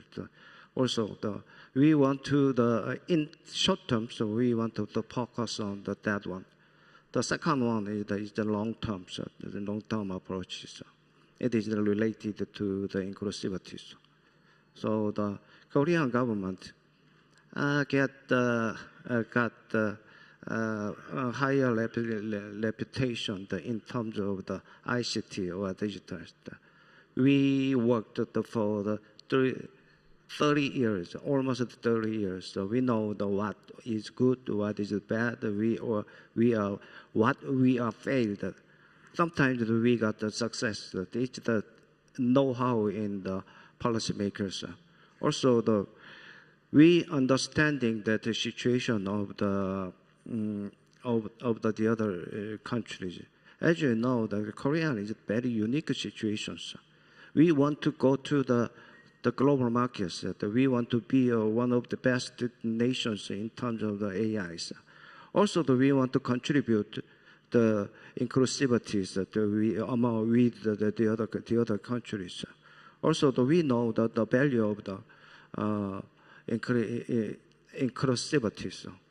The next one is we will launch another big project with the ASEAN. It is the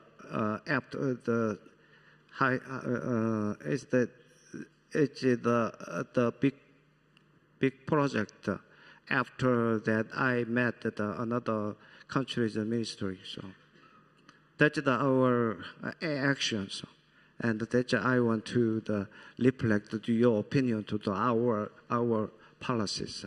So that we will try to get much more the steps, and we will much more get the more practical things to contribute to this discussion. So that's our strategy of the Korean government. Thank you very much.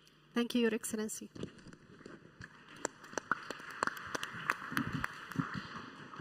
We are short of time. I really appreciate if everyone can stick to 1 minute, each of you. I will be very quick. I will say, first of all, there's been so many good ideas. We have tried to incorporate many of them. Part of our approach, as you heard, voluntary commitments, a very comprehensive executive order, tooling, research, ultimately governance activities, and with the immediate effect has been our approach.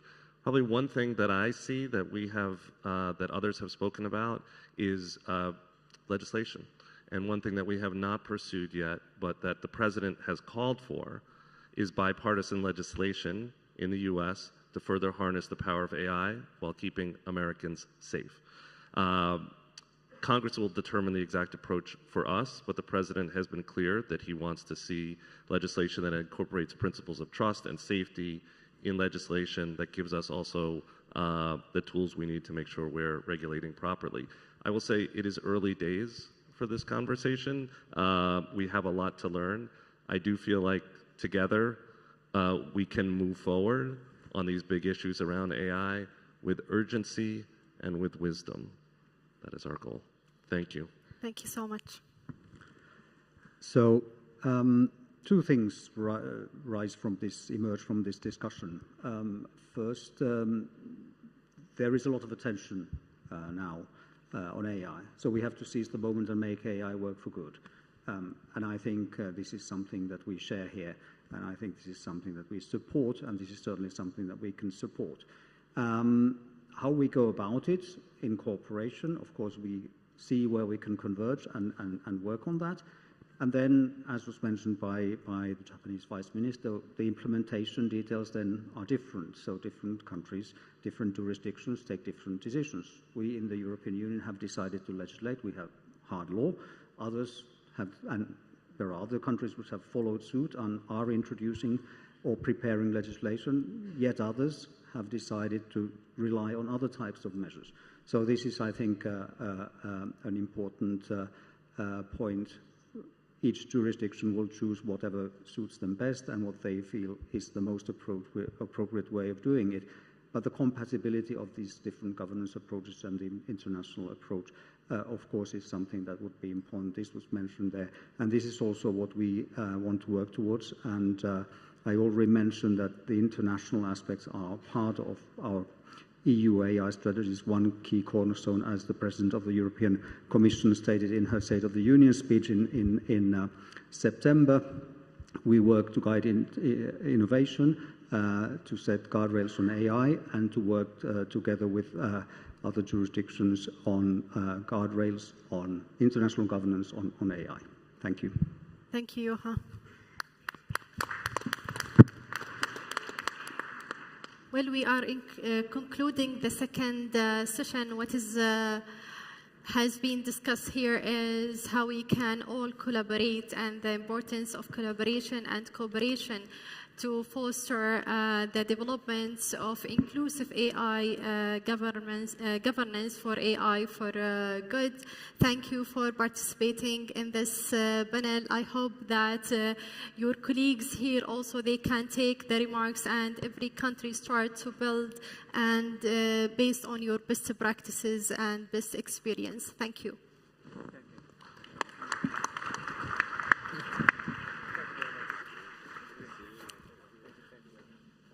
All right, thanks everyone. So we will, in fact, move to our next panel. And if I could ask the participants in that panel just to come up onto the stage. Please don't wait for me to call your name, although I will now be describing who you are, but please just come right up. This panel is on the role of the UN system. It's called Leveraging the UN System to Advance Global AI Governance Efforts. And it will be moderated by Reinhard Scholl, who, in fact, is the program chair for this very conference, AI for Good. Also participating will be Doreen Bogdan-Martin, Secretary General of the ITU, Dr. Dongyu Qu, Director General of the Food and Agriculture Organization of the United Nations, Gilbert Houngbom is Director General of the International Labour Organization, Daren Tang is the Director General of the World Intellectual Property Organization, and Tshilidzi Marwala is the Rector of the United Nations University and UN Under-Secretary General. Please welcome them to the stage. Thank you. Reinhard, over to you. Okay, thanks very much.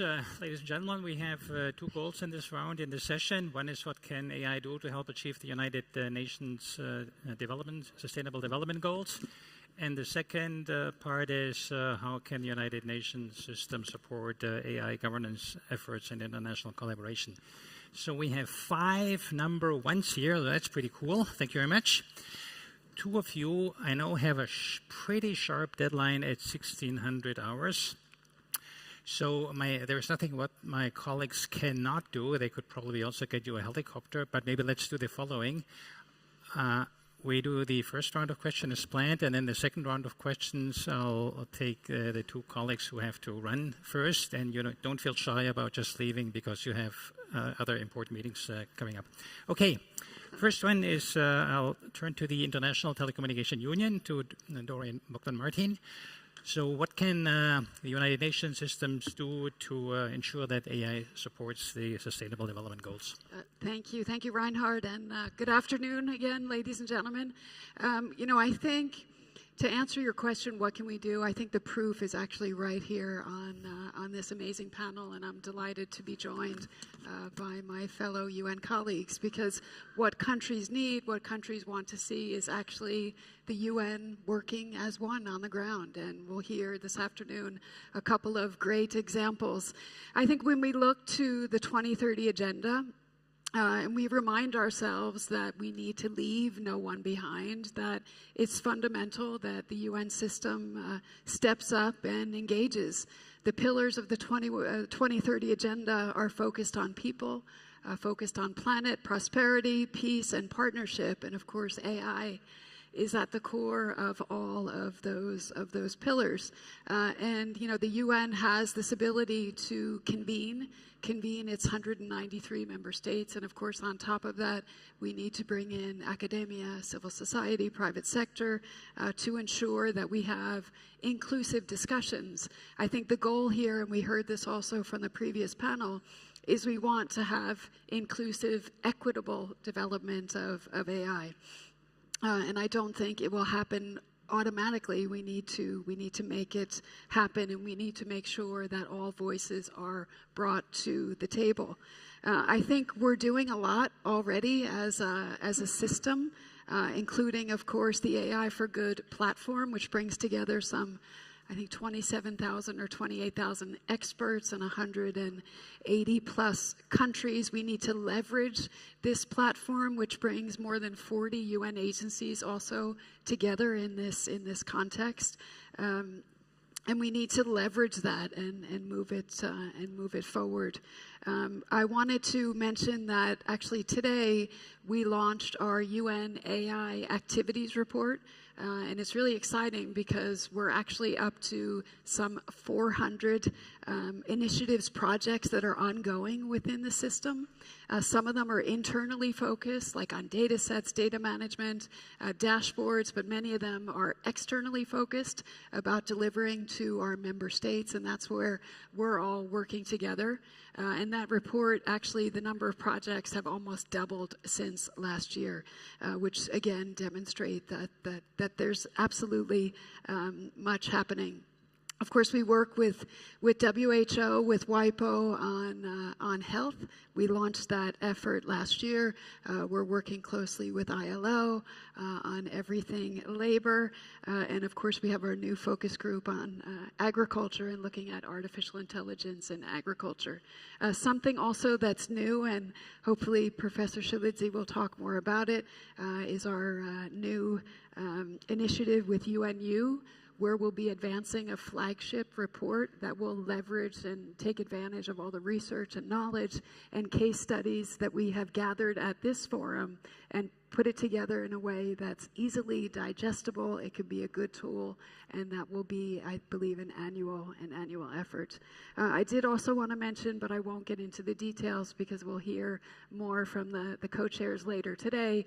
We also have this very important interagency mechanism, a working group on artificial intelligence that the ITU has the pleasure of leading with UNESCO. So really a lot's happening. We have to leverage AI so that we ensure that we can achieve the SDGs, that we leave no one behind. It's not going to be one agency that can do it on its own. It's the whole of the system that has to come together to deliver and leave no one behind. Thank you. Thanks very much, Doreen. Turning to the United Nations University, Mr. Tshilidzi Marwala. So how can the United Nations work with governments, with schools, with industry to close the digital skills gap and make sure that everyone benefits from an economy that seems to be more and more dominated by AI? Thank you very much, and congratulations, Doreen, for really leading us. Now, how do we work with, what are we trying to do? I think on AI, there are 4 things that we need to pay attention to. I think the first one is data. Access to data, especially in schools in the Global South. I spent much of my career in the Global South. The second one is access to expertise that will be able to teach some of these algorithms. I think that should not be taken for granted. And then the third aspect is access to computing. It's very expensive to buy cloud computing. And I'm speaking from experience now.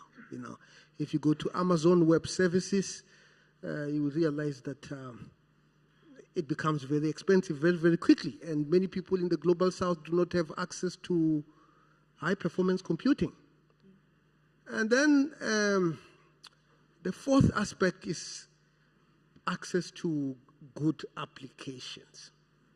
And of course, when you are going to apply this technology, you need infrastructure for data collection, for data storage, infrastructure for use. You know, that is actually quite an important aspect.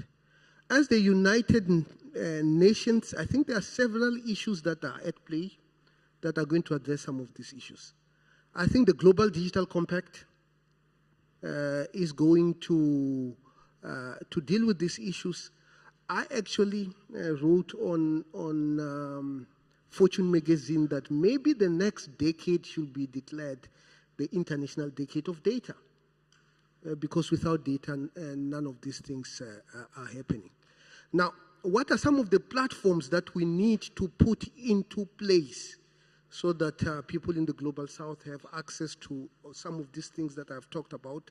I know of an initiative in Africa called Deep Learning Indaba that has been teaching people how to do these things. And then, of course, the High-Level Advisory Board on AI will come with recommendations. But I think we have lots of ideas. We don't have a crisis of ideas. I think what is important is how do we make these ideas work?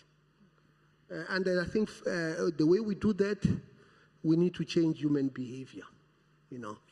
Behavior of users, behavior of teachers. We need to create incentives so that these technologies are taken into account. We need to create institutional structures, and we need to have proper policy framework.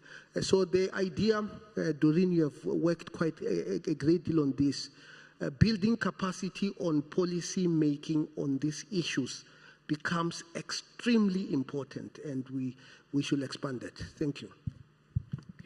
Thanks very much. Moving to WIPO, the World Intellectual Property Organization, Daren Tang.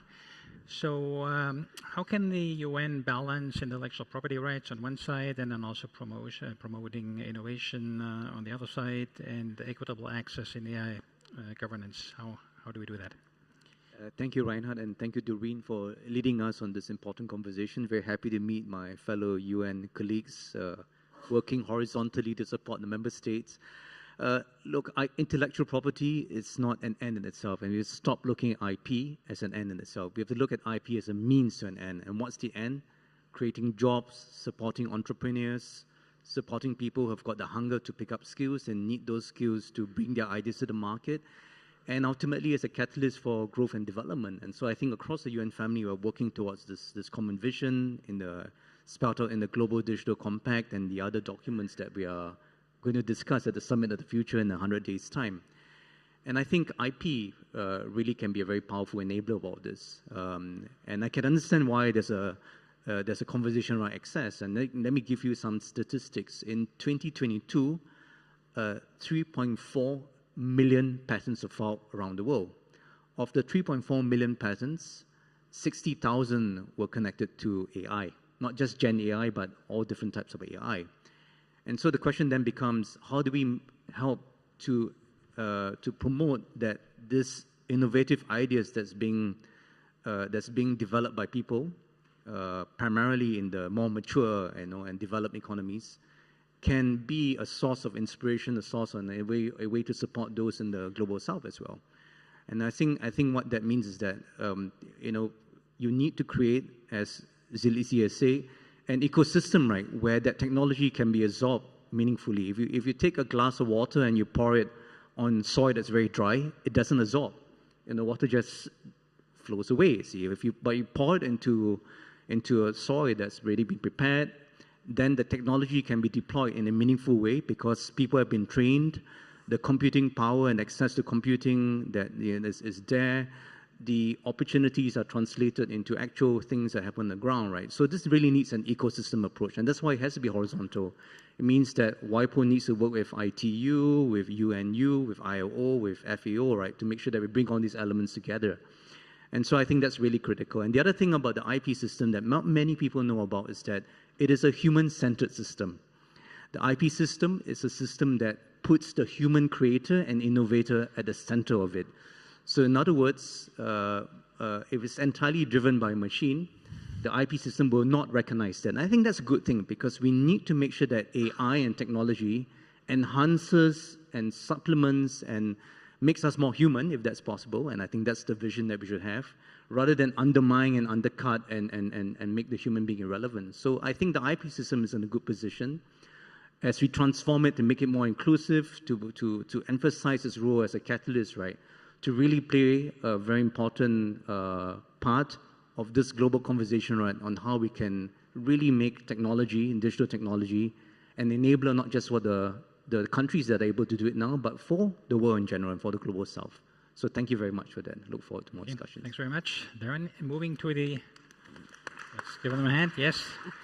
Moving to the International Labour Organization, ILO, Mr. Gilbert Houngbom. Everyone is worried about jobs, the impact of AI on jobs. Can you help us? Easy question. I like the question.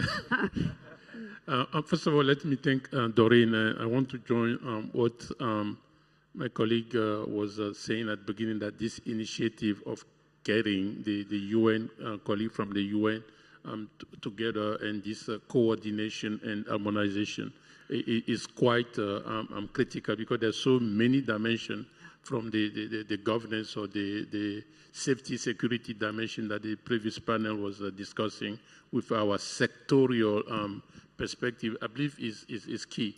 Obviously, one of the key concerns is what are the impact of the AI on jobs.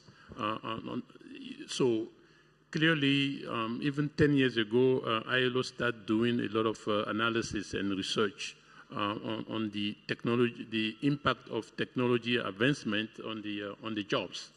And clearly today, we published some data almost 9 months ago, which we keep updating. So it's very clear for us that the short-term concern are the jobs that are already been lost. So it's not about the risk of losing jobs. Jobs are already been lost, and we will continue having millions of jobs that will be lost. But we also know at the same time that we're going to have millions of jobs that will also be created. So it's very important to keep the two sides of the coin together, which is one. And when you look at that, I think it's important to put things into perspective. It's not different than the different industrial revolutions that the world has gone through. And recently, maybe when you think something used to be called typewriter, which we don't, nobody really, our kids will not even understand what it means today on that. So our point is that between the jobs that are going to be lost and the jobs that are going to be created, a lot are really going to be transformed or enhanced by the technology, enhanced by the AI, hence the famous expression of augmentation. So I usually would tell people that, of course, mathematically you can think that if the new jobs being created are more than the jobs that are being lost, we're not bad. Except that you don't want to be in the category of the job to be lost. None of us want to be in that category. So the key thing is what? The key thing is skilling, reskilling, reconversion, upskilling. That is in the short run that ILO is really advocating. And I wish one day we could also have our colleague from UNESCO and other, here. The other dimension that we are noticing is we all have to step up the lifelong learning. The lifelong learning is going to become key for us to minimize the impact on the job, which is one hand. On the medium to long term, we do have concern, because that's where I really want to join you with the data issue. And I can say from ILO perspective, a lot of the economy from the South, a lot of low-income countries, 70%, 80%, 60% of the economy is informal. And there is absolutely very little data for us to be able to assess the impact of AI on the informal jobs, informal economy, those small businesses that are thriving on a daily basis. So our research department is working right now with colleagues with the World Bank, trying to really see how do we, again, address that peculiar challenge that we have. A lot of data and a lot of statistics that we are talking about is coming from the global north, if I can use that term, on that. So it's important for us to really also see how Therefore, we do have the data from the working population, as I said, which the other point that I think is going to be crucial for us, maybe the day will come where AI will help us increase all the productivity, that the number of jobs required may be way below the size of our labor market. In other words, if today the delta is positive in terms of new job created versus job being lost, right now it seems to be rather positive. But maybe on the long run, that day could come where, so one of the struggles we are going through in ILO is what job will mean, and what will that mean for us, the value itself. And one of our key principles in ILO is that labor is not and should not be a commodity. But the time will come where maybe we'll have more time than the work that we need to do on that, when you look at it positively. Last point is again, I'm back to short term now. Next year, 2025, in ILO, we're going to start what we call the first of a double discussion on the impact on the platform economy, on the platform economy on the job market, and what to do again to encourage the positive dimension of the platform economy, the job creation that comes with it, the wealth creation that comes with it, and associate that with the necessity to also have a minimum respect for labor rights, for human rights, as well as the protection, the social protection for workers. Okay, thanks very much. I'm turning to Mr. Zhu Dongyu from the FAO, the Food and Agriculture Organization of the United Nations. We all need to eat. Can we use AI to eat better, even better or better, that we all have enough food, that the food is distributed equally? What do you tell us? Thank you, ITU, and give this platform for the UN system to debate a little bit. First of all, I would make some data or evidence-based. We need more food, because 2050 we will have a 10 billion population, and more people stay in the city. Urbanization, 70%. So that means less farmers. So we need to produce more with less. More quantity, high quality, more food diversity. And with less input, less negative impact on environment, less social injustice. That's the agricultural food system and the rural development. We share the common vision. And then how? The AI is new cutting edge or tools. We need all the necessary possible potential tools in the toolbox. IT in general, BT, biotechnology, and others, new materials, new equipment, you name it. Yesterday, I had a very long discussion with the president of EFPL here, because I'm a biologist. You are AI. What means AI? Artificial intelligence. We have to build a bridge between AI and the real I from the human being, from the here. It's the most complicated animals, intelligence animals on this planet is human being and biology. So we need more dialogue first. Second, food security. We need food availability first. This means we have to improve the productivity with the innovation, with the enabling policy, with the, and also the investment. And then food accessibility. We need the logistics, and we need also the all the value chain management. And then the food affordability. So we need also to reduce the food cost and reduce the food loss and waste. So that's all the general ideas, but AI can play the role. how to improve efficiency, effectiveness, and also productivity. So that's why I'm so interested during the past 40 years, even 30 years when I was a scientist, to try to bridge biologists with IT people. You face the computer. When you cheating computer will cheat you. Cheating. So a lot of people, they didn't have enough data or only limited data, and they got a conclusion. And then you get other sectors for application and so on. So he was expert. He's expert on the IT. I was expert on BT, genetic engineering. We need a more close cooperation.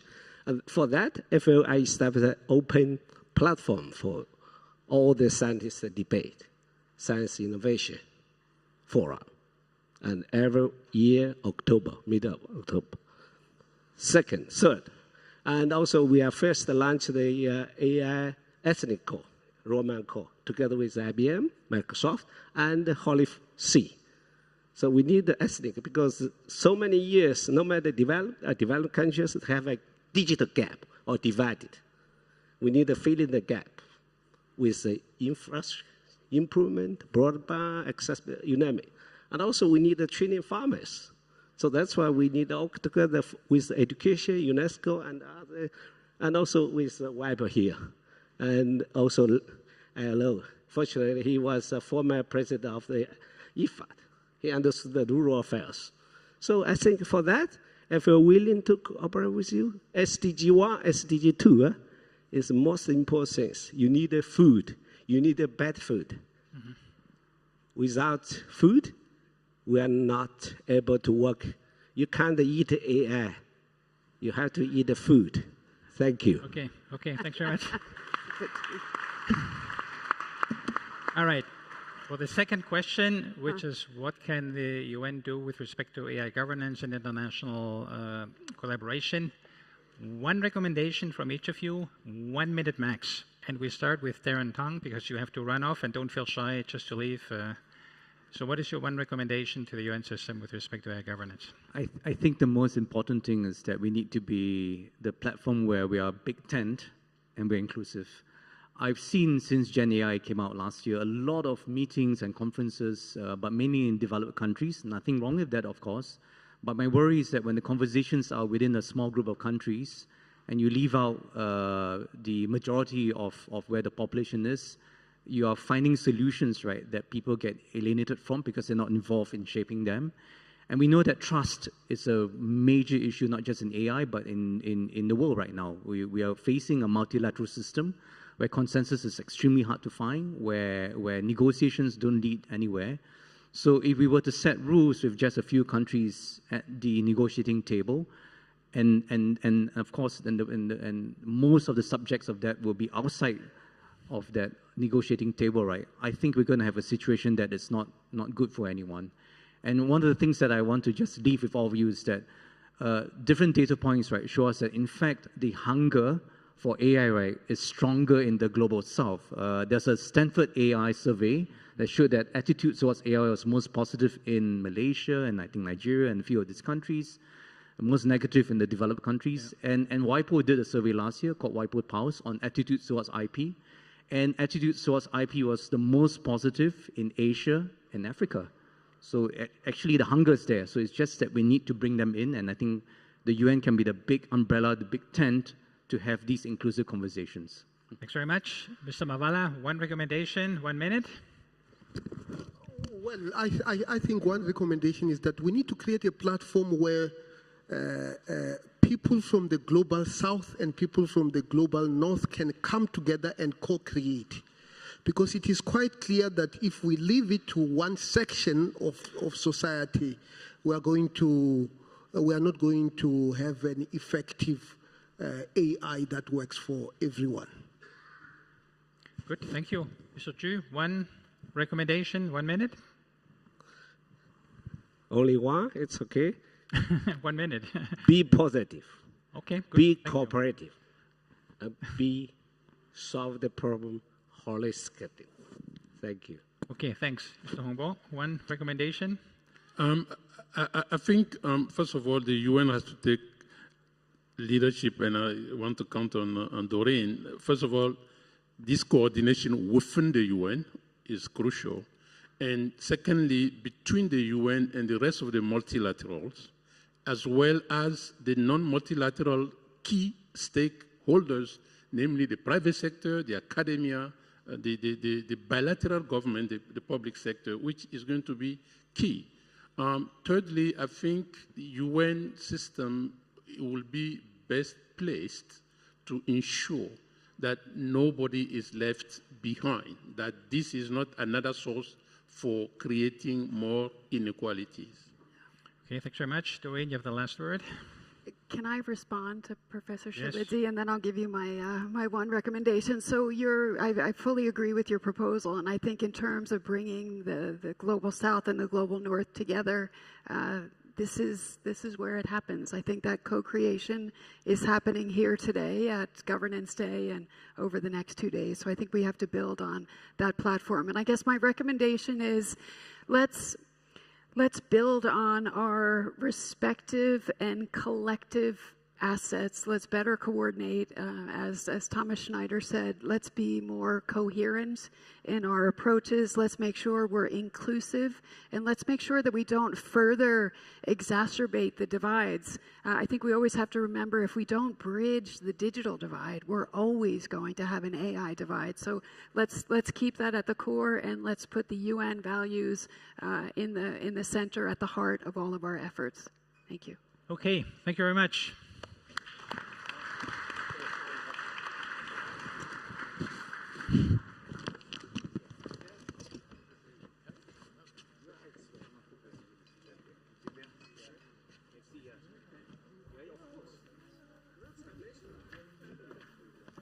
All right, I'd like to invite our next panel up to the stage. It will be the government's AI dilemma, how to maximize rewards while minimizing risks. We did have a coffee break, but we've decided not to have the coffee break. So we have a lot to say. That's how it is. Please, I'd like to invite all the panelists to come up to the stage now, and I will call out your names. The first being returning to the stage, Her Excellency Inamutila Theofelus from Namibia, and also Mercedes Aramendia Falco, who is the president of the Communication Services Regulatory Unit and the National Council of Innovation, Science and Technology of Uruguay. And finally, Niraj Verma is the Additional Secretary of the Department of Telecommunications of the Government of India. And I invite you to sit in the middle over here, if you would. Yes, please.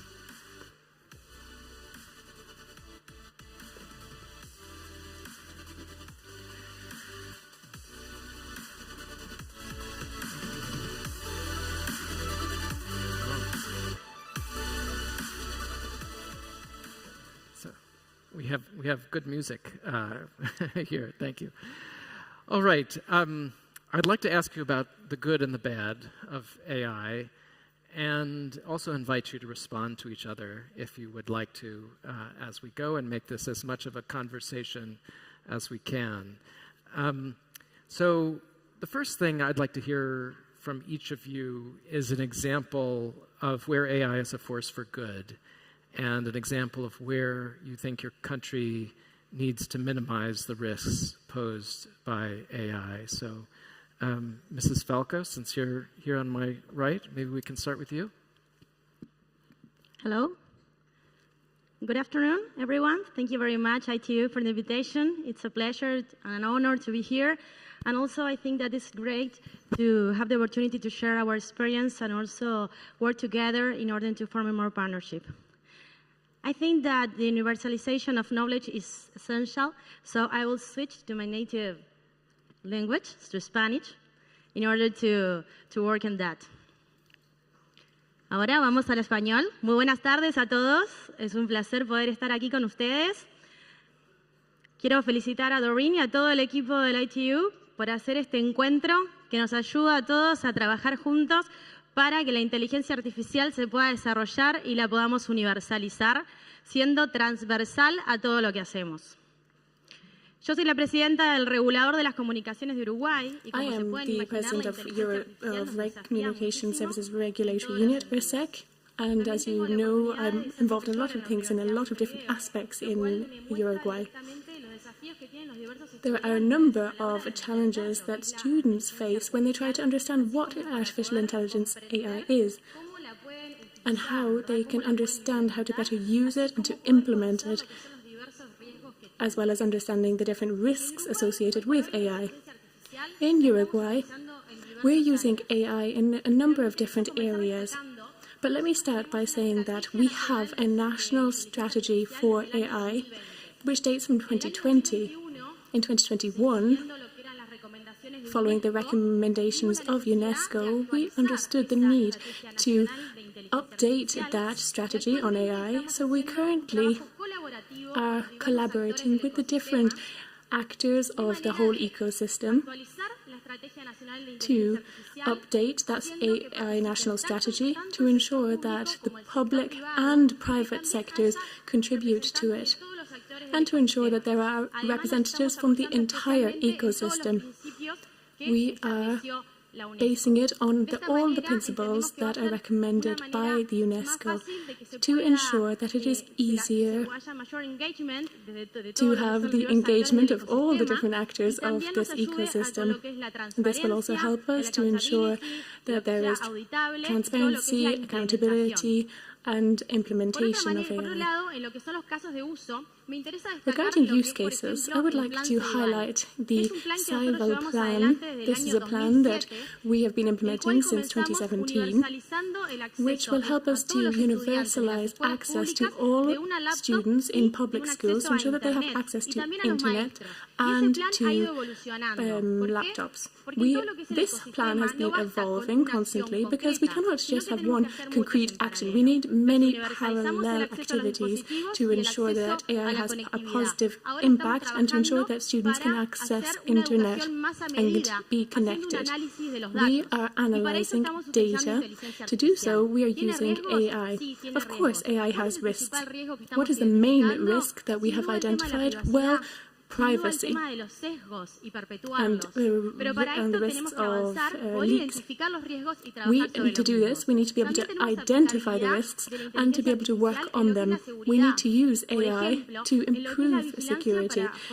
For example, in sport, we want to ensure that there are there's no harassment or violent acts in sport, for example.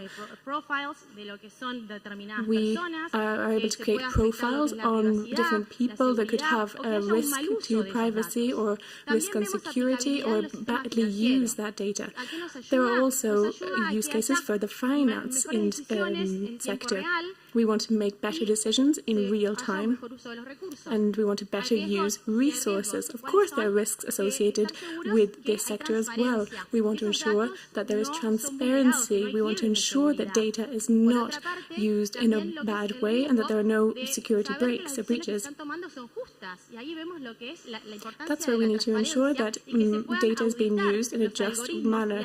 To do so, we need to ensure that data is open and transparent, and that way we need to have a control over the algorithms. AI can also be used in medicine. For example, we can predict certain types of illnesses to seek better diagnoses. Of course, this data is extremely sensitive. So what would happen to that information if there was a security breach and it fell into the wrong hands? Well, of course, this could have a negative effect on the privacy and security or safety of those people. It could also have an impact on discrimination. We also see a very good use case in productivity. In agriculture, for example, we could use sensors or drones to ensure better monitoring and better use of data. This would help us to forecast and predict a better use of our resources. Of course, there are risks also associated with this sector. We need to ensure that we have good quality data.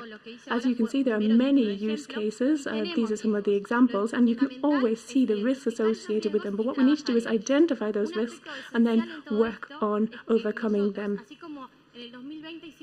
In 2020, we set up the very first strategy for national strategy for AI, and now we are updating that strategy so that the new one is based on international standards associated with the public sector, but also incorporating the private sector. This is clear. This is key. We also are working parallel to this on a strategy on data. We are setting up a national strategy on citizenship and cyber security. Thank you very much for your attention. Okay, thank you so much. Thank you. Yes, and also for many examples, so appreciate that. I'd like to turn to our other panelists. So, Minister Theofelus, if you could, one example of the good and the bad as you see it in Namibia. Yes, thank you so much, Robert. And I'm very happy to be in this panel with Niraj and Mercedes, especially looking at that AI or AI developers could either be good or bad. And that's the dilemma with innovation, new technology, new and emerging technologies, that use case scenario would be that anybody who has good or bad potential can have access to them. AI for good, a Namibian case scenario, we have such a large country with such a small population. Namibia has 3 million people and a land mass size of about 825,000 square kilometers, which means that services across the country can be quite expensive to expand. And this requires a lot of investment. This requires a lot of input in terms of where do you actually then get the best outcomes where you put your dollars. I can give a sector of health, for example, where we try our best to actually localize health services, but many a times you do not necessarily know where you need to put a dialysis center depending on the need, or put a cancer ward as a priority, a particular health facility, and all over in many other areas of health, we face the same situation. But with data collection and the necessary data, either during a census or during routine ways of collecting data in other ways, we're able to then prioritize the best places to put the necessary services depending on the need, saving lives, saving money in terms of investment, but also ensuring that the healthcare system actually functions as it's supposed to do. Secondly would be around education as well. We see that we have various sectors in which where we need capacities to build in our country, but many a times we do not have the right data to actually determine which industries would need the labor force in the next 3 to 5 years, and therefore we need to train students right now and prioritize those academic programs at university level. So we find ourselves 3-5 years later actually having a shortage of XYZ specialties because we didn't have the data 3 or 5 years ago to actually plan in time for those skills. So we're looking at AI to try to bridge that effort so that we're able to train the necessary students in the necessary skills that we'll need in the industries of the future. And of course, on the other side of the coin, the same is true. Namibia, for example, today records around 2.7 million cyber attacks, especially in the financial sector. And this is because, one, we don't have the capacity in terms of digital literacy among our citizens to actually train them to protect themselves online. And we cannot reach every single person because there are barriers in terms of distance, barriers in terms of rolling out facilities for them to get trained. We can find better ways to do that with the support of programming that responds to people in their vernacular languages that they can understand in order to be able to learn the skills to be safe online. And I think AI can be that bridge builder to ensuring that government reaches people, that they have the right information, that they're able to get the necessary capacity building and skills, but also to ensure that our sectors, whether health or education, is able to respond to the outcomes necessary, results of a healthy and productive nation, once we know where to actually focus our investment as a state. Thank you. Thank you very much. Yes. Secretary Verma, the floor is yours. An example of where it's a force for good and an example of where it's a risk requiring governance. Thank you.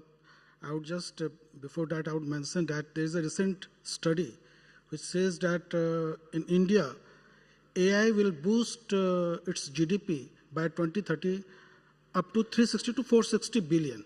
So here one use case where AI has been very good.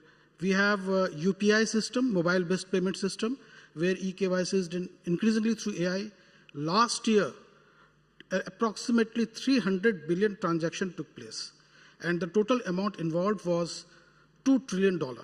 So this is transaction. If you go to India, you'll find that poor people in rural areas, those who are selling vegetables, there is a complete digital divide. There was earlier, but now they have got UPI and they are making payment. You can make payment through digital UPI.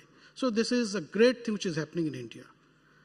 One bad thing which is that increasing cyber attacks and cyber crimes in India, it has been a very, very widespread now. We are getting calls both emerging inside India and outside India. We have taken steps in Department of Telecommunication. We have started a portal called Sanchar Sarthi, and we have an app which is Astra. So I'll share the magnitude of problem. In last 3 to 4 months, we have disconnected 6 million SIM cards because of cyber attack. Many of them were already, and many of the SIMs are not there. They are using IVRs and all that. So this is the problem which is emerging out of here. Thank you. Thank you very much. I want to follow up actually with one question for you on the regulation of larger models, because according to press reports in India, there has been, I think, a new approach of requiring the very largest models to receive permission from the government. I'm reading press reports here, so I'm also asking you, this is also a question, but the very largest models to receive permission from the government prior to deployment, which seem to represent a bit of a change from a kind of hands-free policy when it comes to regulating the largest AI models. So I wanted to ask you about that and how you see the regulation of the largest models.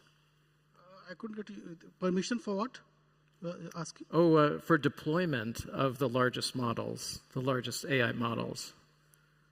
I'm not aware of this, where there's a, but yeah, I'm not aware of it. That's fair. I sort of apologize. I was just very interested in this, but there's some really interesting articles, and I'd be happy to send you later. But I apologize for pursuing this interest. Actually, what I want to do now is turn to international governance, I think. So if I could, Minister Theofelus, what approaches to international governance do you find most appealing, including the ones that we heard about earlier today, and in general, which path should we be pursuing? Okay, so from our national perspective, I think as governments, we see that many times many frameworks come up from multilateral organizations, different kinds from either the United Nations or other, state actors or non-state actors that feel that, this is the way to go. This is the governing framework you should follow as a state. These are the principles you need to adopt. Follow these guidelines. And for many times, it's quite confusing. You have some guidelines from a regional level, then there'll be another one at the continental level, then others at an international level. And from our perspective in Namibia is that we look at the African proverb that says, if you want to go fast, go alone, but if you want to go far, go together. And looking at that, we want to see there to be some consensus around a governance framework that works majority for everybody with, common principles or common values. Of course, there are questions about whose principles and whose values we're adopting, but there must be a way in which we can all come to common ground. And once we take that approach, I think it becomes easier for national states and national governments to look at that governance framework and tailor-make it to their own country. Because I know that as Minister of ICT, I do not want to reinvent the wheel or feel pressure that I need to jump onto a particular framework for the fear of being left behind. if anything, I want to actually be rest assured that this framework is something that for user case usability in my country would actually make sense, that we would be able to adapt at the pace at which our country is at, because the reality of the fact is that we are not all at the same level in terms of, whether it's connectivity, affordability of devices, capacities in our countries, frameworks, regulations, or laws, legislation. So everybody is working towards, adapting to AI models at their own pace. But there must be some commonality in which everybody can agree to, so that we can limit the risk, cross-border risks, but also allow governments to be able to, especially governments in the global south, be able to take a governance framework that fits their user case for their citizens, that also makes sense at the level where they're at. So I think that is the approach we'll take from an African state in the global south. Thank you. Thank you so much. So I'd like to ask the same question to Ms. Falco. So which approaches are the most appealing? Of course, creo que depende por supuesto, de las particularidades. I think it depends on the specificities of each country. In Uruguay, as I previously mentioned, we started off with our own strategy on AI, which we set up in 2020. Then we followed the international discussions on this matter. We followed UNESCO's recommendations and the resolution from 2024 that was adopted then. We recognize that artificial intelligence is essential. We believe that we have to respect human rights and ethics, whilst at the same time promoting innovation in a safe way. So, while following UNESCO's recommendations, we also want to constantly assess the situation in our own country, because there are lots of different aspects in which we're very well placed. For example, the protection of people, in which we are quite well placed, and the analysis of artificial intelligence together with data. But there are also lots of other aspects on which we really need to work far more, including with the private sector. We need to develop talent and create more capacity building for our population. So in this sense, following UNESCO's recommendations, we have started a brand new process. We have approved a national law in which a national agency for everything regarding around the Society of Information has been set up, which has created a new strategy which incorporates the international standards, and the public and private sector participate in this strategy. There are many different meetings and roundtables in which more than 400 people have participated.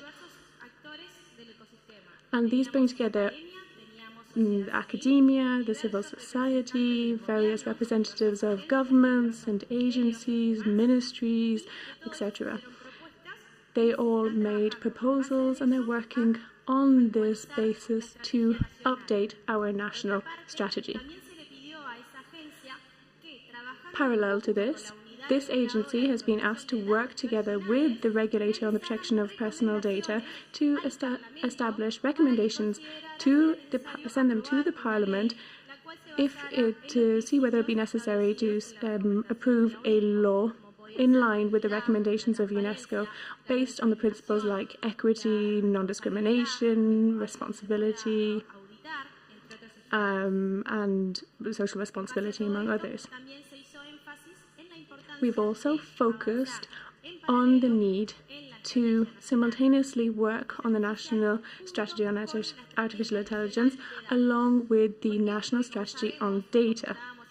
Because, as we have previously seen in the different use cases, there are risks associated with AI, and they're often associated with data protection, particularly personal data, and the eventuality that they might be used in a way that isn't in line with the standards.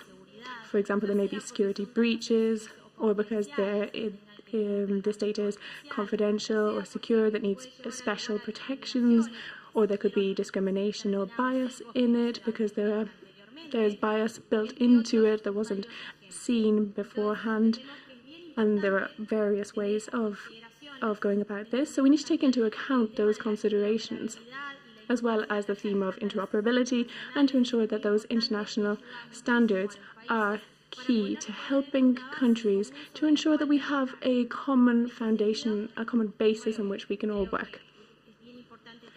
We believe that the work on an international level is important, as well as the work at a domestic level, so that we can learn from each other and all work together to ensure that artificial intelligence can continue to be developed worldwide, so that there are use cases that can be used to promote development, to push us further forward, so that we can be more productive in a more sustainable manner in our countries, and to ensure that we can control the risks that are there, and ensuring that we keep an eye on human rights and ethics. Thank you very much.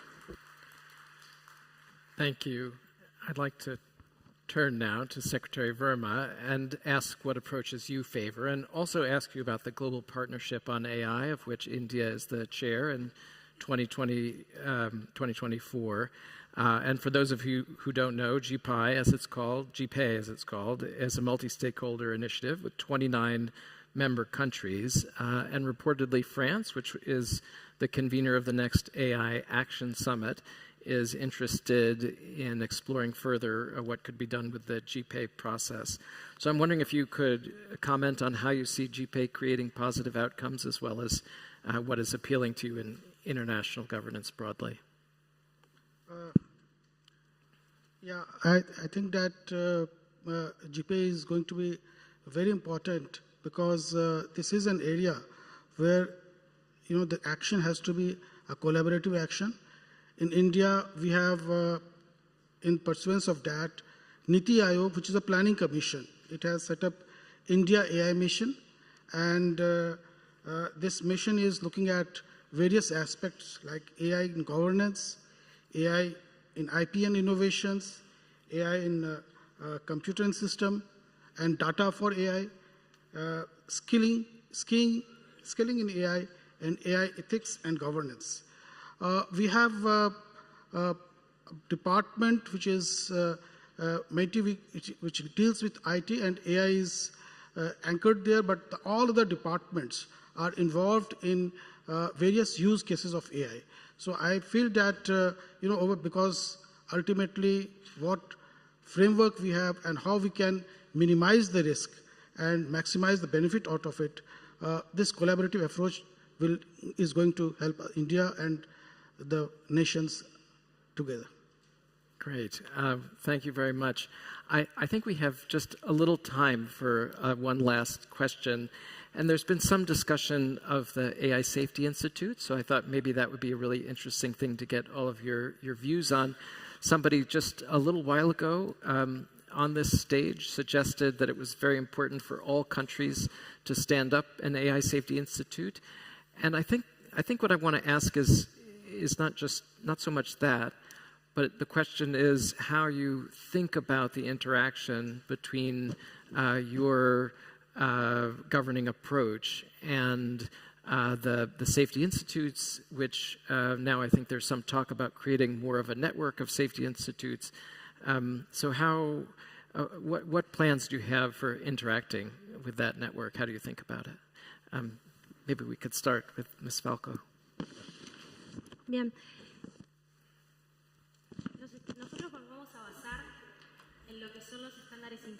We base ourselves on international standards. Yesterday we had a panel. I was the ISO representative there, and we were talking about standards. We were talking about the importance of checks and balances. maintaining that balance between respecting human rights but also promoting innovation. If we relate that to standards, how do we bring standards into that fine line that is that balance?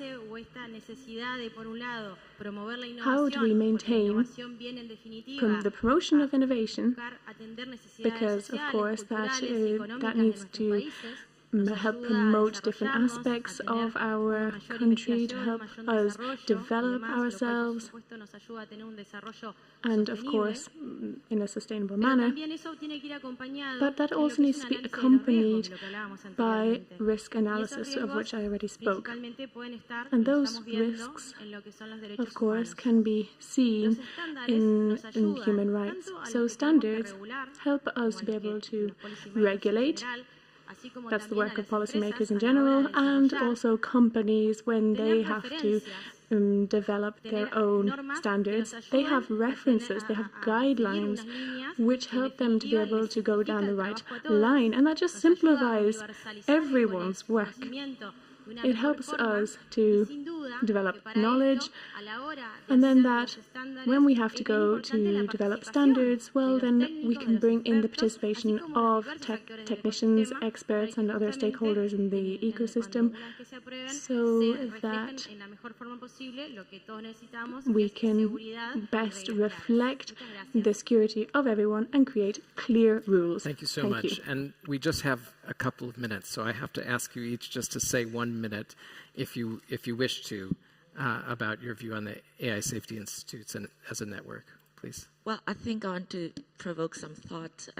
Just even the wording AI Safety Institute already presumes that there's some threat as opposed to looking at the positive side of things. So maybe let's scrap the safety and just say AI Institute as opposed to presuming that AI, primarily and at the core is a threat.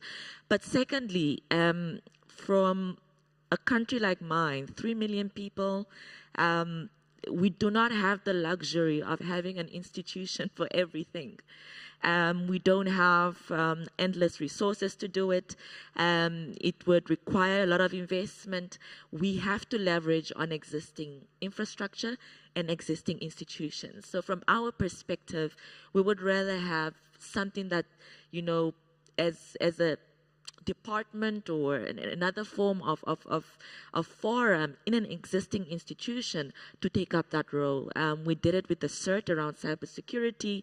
We're considering doing it in terms of our data protection. So for countries like ours, it rather then becomes just a function in an existing institution to support the role around, whether it's a governance framework, legislative frameworks, standards, for an existing institution already in the country. Thank you. Yeah, thank you so much. Yes. I think that it is a good idea to have AI Safety Institute because my country is a big country, there are a lot of startups, and there would be some safeguards, their guidelines, and they would follow that.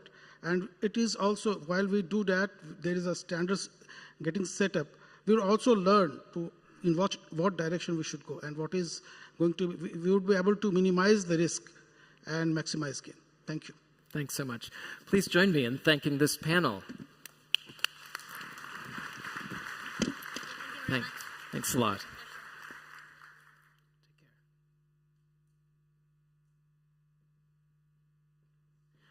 So I would like to invite up the next panel.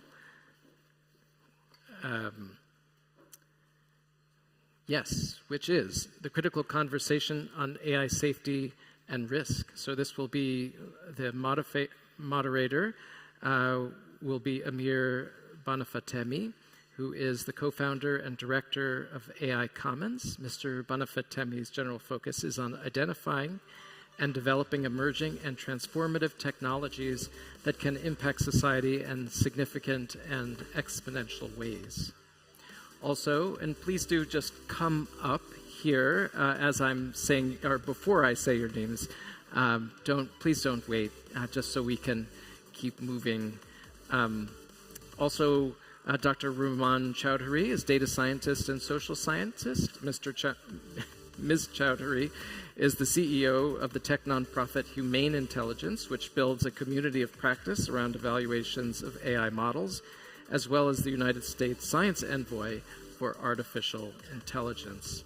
Stuart Russell is the professor of computer science at the University of California, Berkeley, and author of Human-Compatible Artificial Intelligence and the Problem of Control. Hakim Hacid is acting chief researcher at TTI's AI unit. And finally, Lane Dilg is head of strategic partnerships at OpenAI. So, Amir, over to you. Thank you very much. Can you hear me?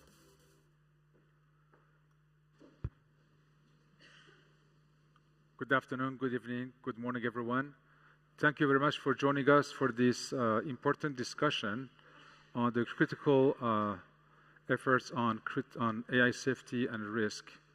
We're here today to talk about an important topic, AI safety, and you've probably heard about it many times before, but we are here today with an esteemed group of experts to talk about AI safety. As we see the advancement of AI technologies everywhere and the abundance of capabilities, AI systems become more and more capable. And a lot of that capability, we understand and discover many potential risks associated with their deployment. AI safety is important because it helps us anchor notions of trustworthiness, on reliability and scalability. And as we go forward with launching those systems, we need to think about how AI safety can put into place. So it's not just about talking about why AI safety, it's also to understand how we can put in place AI safety mechanisms, governance, regulation, learning from different industries.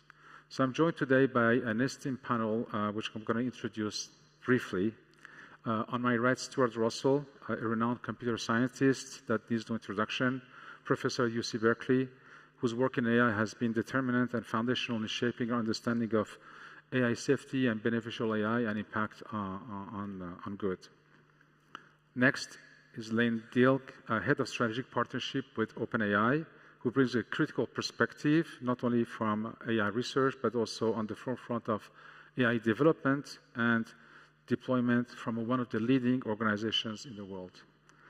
On your right, Rumman Chowdhury, a pioneering data scientist and ethicist, known for extensive work on ethical AI and her role as the CEO of Human Technology, where she focuses on societal impact of AI on a practical manner, and also focuses on responsible AI governance.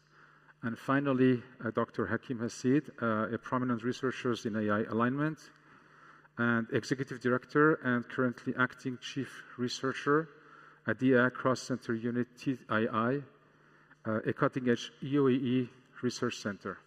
Thank you all for joining. Our goal today in this half-an-hour panel is to delve into certain areas that impact AI safety, borrowing from examples from other industries, impact on regulation, challenges on the ground, and how we can align with human values. Let me first start with you, Dr. Russell, about how we can learn from other industries. And we often talk about AI travel as a benchmark. And if AI travel today is safe, how can we apply its safeguard securities and safety standards to other industry sectors, notably AI? Thanks, Amir. So let me begin by saying, I've been doing AI for 48 years, and almost all of that has been devoted to increasing the intelligence of machines. And I would like nothing more than to see all of that work turn into benefits for the human race, whether it's in education or health or productivity or entertainment or any other area.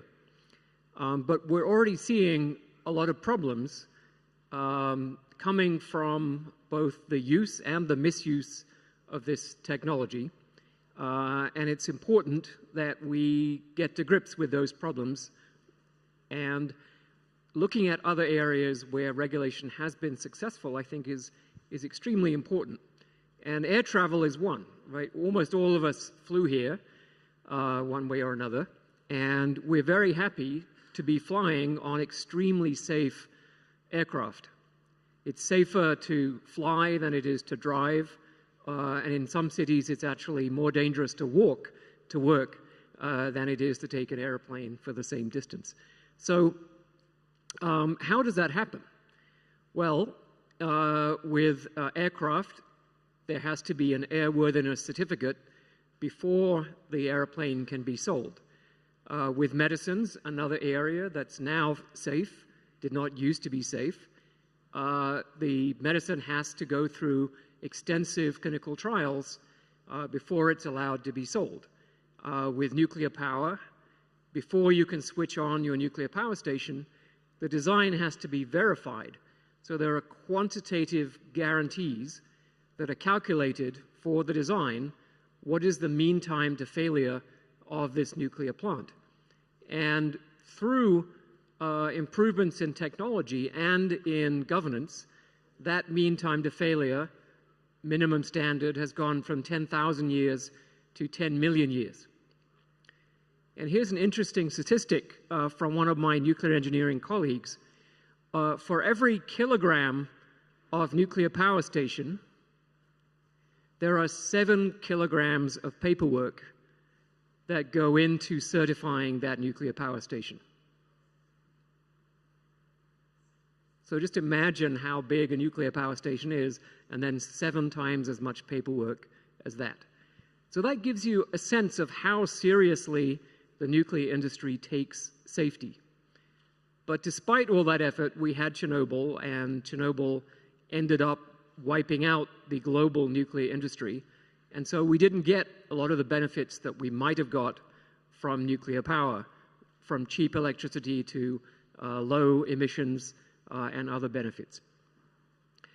So I would say we're nowhere close to this level of safety engineering in artificial intelligence. And part of the problem is that the technology of choice in the last decade, deep learning and transformers, is extremely resistant to this type of analysis. It's basically a black box. We do not understand the internal principles of operation of those systems. And imagine trying to get a 10 million year guarantee for the safety of a nuclear power plant that nobody designed, that arrived from outer space, that's inside a black box, and we have no idea how it works. It would obviously be impossible to do that. And it's impossible, I think, with the current technological approach to get close to these kinds of quantitative safety guarantees. So maybe there was a bad bet on the technology direction, that the bet was made entirely on the basis of capabilities or projected capabilities without consideration of the requirements of safety. Another important point about air travel safety is it's not just the airframe itself. It's a whole system.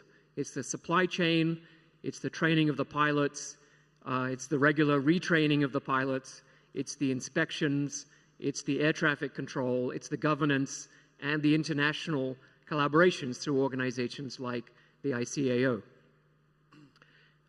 So I think we could try to change the current situation so we end up more like air travel or medicines or nuclear power if governments are willing to actually put safety as a primary criterion, a prerequisite for the ability to deploy systems in the real world.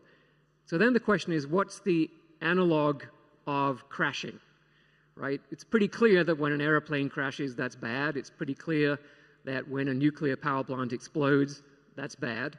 So what are the analogs of that for AI systems? So we might point to things like AI systems that replicate themselves without permission, because that would immediately render them immune to any kind of human control. We might look at AI systems that break into other computer systems or that advise terrorists on how to build biological weapons. I think to any normal person, these would be considered completely unacceptable if an AI system exhibits those behaviors, and therefore it's reasonable for governments to ask the developers to provide a proof that their systems are not going to do those things, just as we do for medicines and airplanes and nuclear power stations. Thanks. Thank you so much. Well, talking about safety, the way you explain it makes us all be very careful. But besides government, businesses are trying to innovate fast and turning it to you work in an organization that is pushing the limits of innovation very fast now. How do you imagine and how do you suggest businesses balance the need for innovation with the need for safety? Yes, I think, so first of all, I want to say how nice it is to be here with all of you. I think as we look at innovation and safety, we have from the very beginning looked at those hand in hand.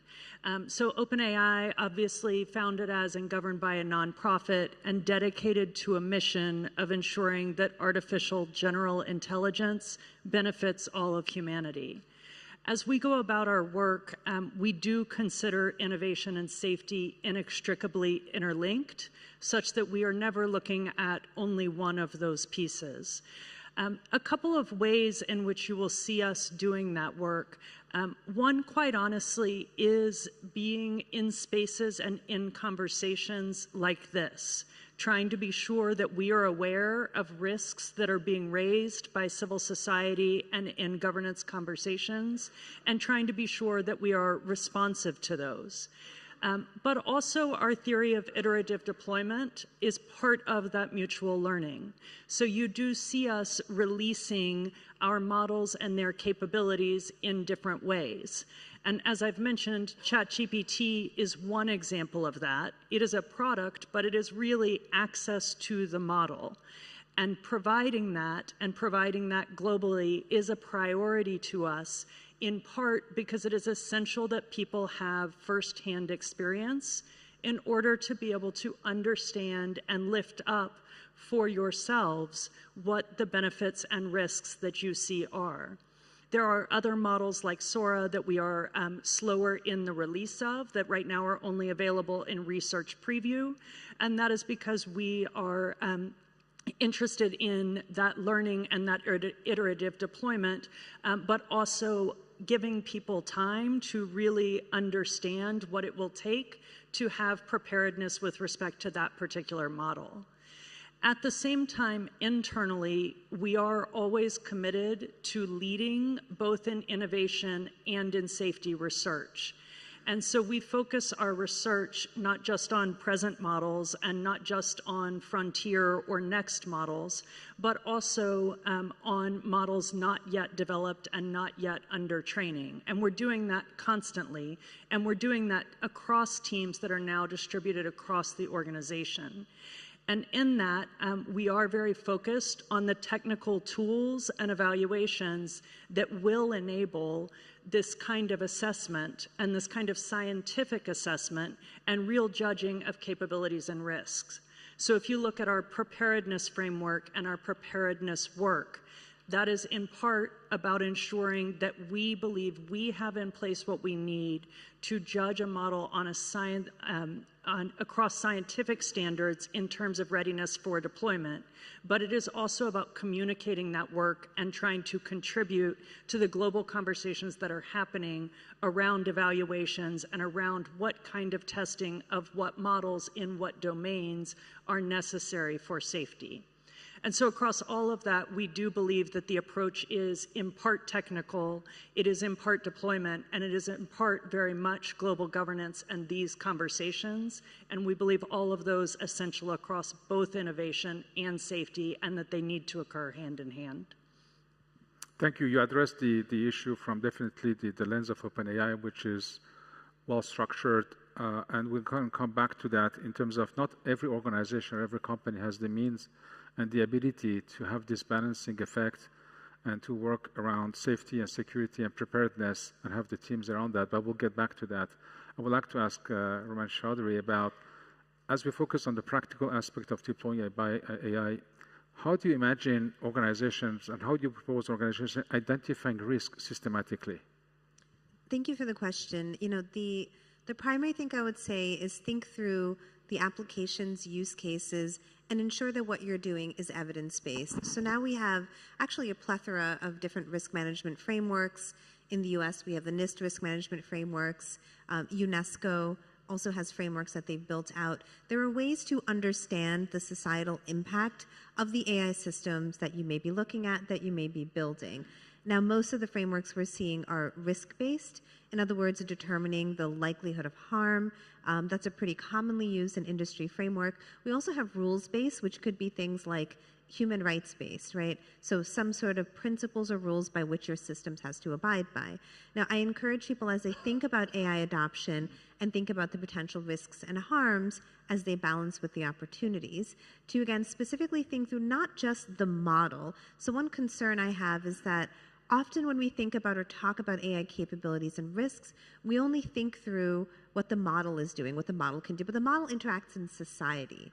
Right? It's the word that we usually use is socio-technical. In other words, if you are trying to determine the likelihood of a model being able to generate or distribute chemical or biological weapons, well, there are actual institutions that would have to go create the substrates, enable them to be created into a material, and then that material to be distributed. Now, today, we already have institutions that prevent the average layperson from being able to do that. One can get the recipe for anthrax off of the internet. There is a reason why we can't all go and make anthrax, right? So when we think about identifying risks, but also thinking through safeguards, don't just think about the AI model and worry about, oh, I don't have enough AI engineers to think about it. Some of the protections you are making are institutional, they're regulatory. You know, Dr. Russell pointed out the fact that pilots are trained, right? We have a limited number of hours they can work to ensure you prevent fatigue. There are, you know, checks that have to be done to airplanes. All of these sort of check marks, institutions, et cetera, all work towards building more safe, secure, and responsible AI. Thank you for that answer. We talked also about going to the critical aspect of safety through the lens of human alignment. And I would like to invite Dr. Hacid to help us frame and understand the relationship between human alignment in AI and safety. Sure. Thank you very much for the invitation. So, first thing I think is important to indeed take into consideration when we talk about safety is the definition of these human values, right? So at the end of the day, if you want to make a system safe, it has to be mapped to some human values, to some expectations.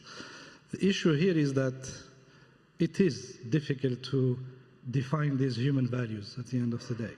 So we have a variety of human values to which human values we should map the safety of AI that we are talking about today. So I think the first thing we need to think about, and that's critical, is which values are we trying to align to. So the second thing I would say is a matter of transparency. So having the system that is transparent enough to understand how things are going inside, to allow people to work and to see clearly how is it built, which data has been used, is extremely important. The third thing for this alignment would go hand in hand with the control and the verification. So we have to have mechanisms where we are able to continuously control and verify what is happening inside. So this continual aspect, I think, it relates also to one of the points that was mentioned before. When we do for what we do for the aircrafts is basically maybe at each flight we need to check again the engines, we need to check many things. There are procedures to follow. That's critical to have.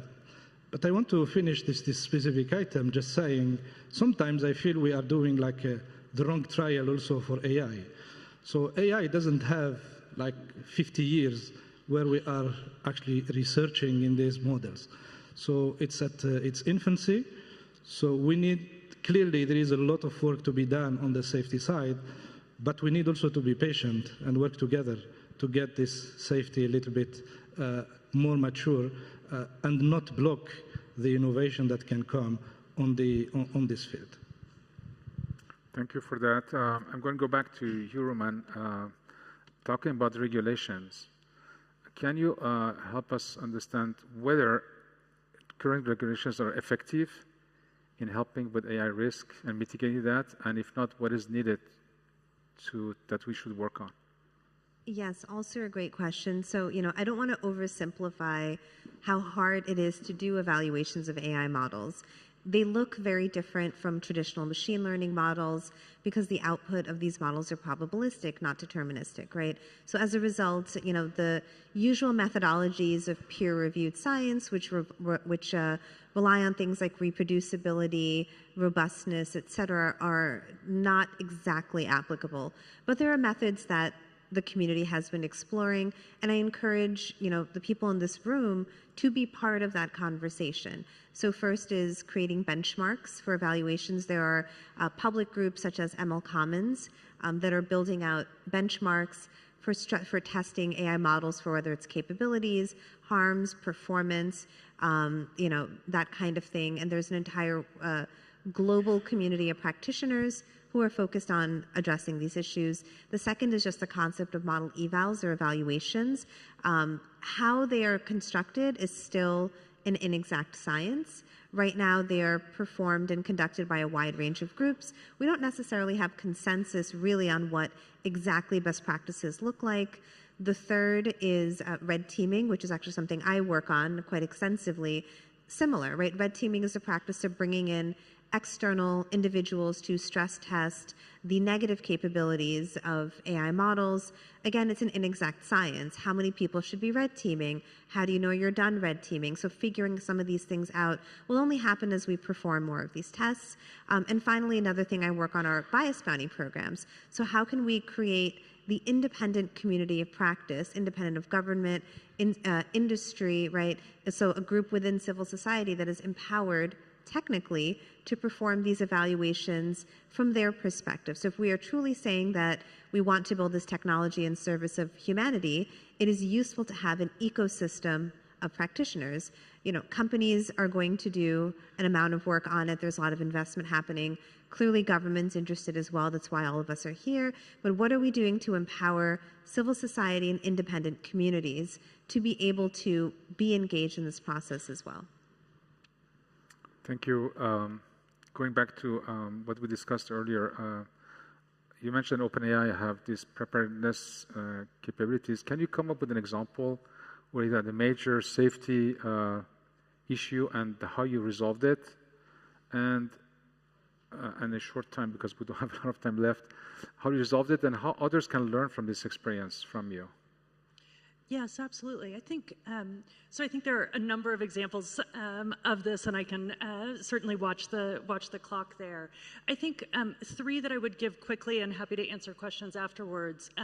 The first would be C2PA. That is a space where we recognized quite clearly that there was a real need for society to be better prepared to understand the provenance, the source of the information that they were seeing and hearing online. And so the Coalition on Content Provenance and Authenticity is quite important to us. We are now on the steering committee there, but that is a standard that we have integrated in our image generation capabilities, and that we also have committed to integrating into our video generation capabilities before deployment. So that's an example of where certainly there was a safety risk raised in these conversations, and we were committed to responding. I think on the security side, we did also release information in February showing some use of our tools for cyber that created cyber risk. We were also quite quick to respond there and have published 6 measures that we believe are critical from a security perspective for AI development, and so those came out recently as well. And the last I would mention is we are very attuned to organizational structure. So there was conversation this morning about departures from our super alignment team. We have now put our super alignment work, which is focused not on current models and not even on frontier models, but on alignment of super intelligent models should they be developed. That team is now integrated across the organization and working under one of our co-founders.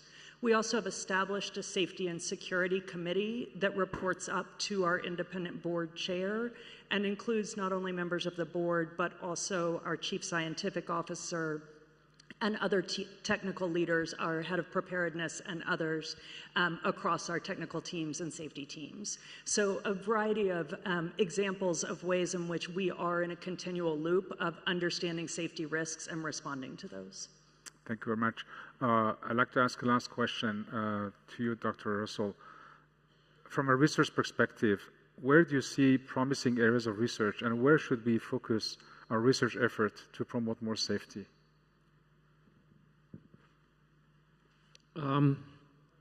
So I think it's first of all asking, when you say our research effort, whose research effort? Collective. The academic sector, the resources available are a drop in the bucket compared to what's happening in the private sector.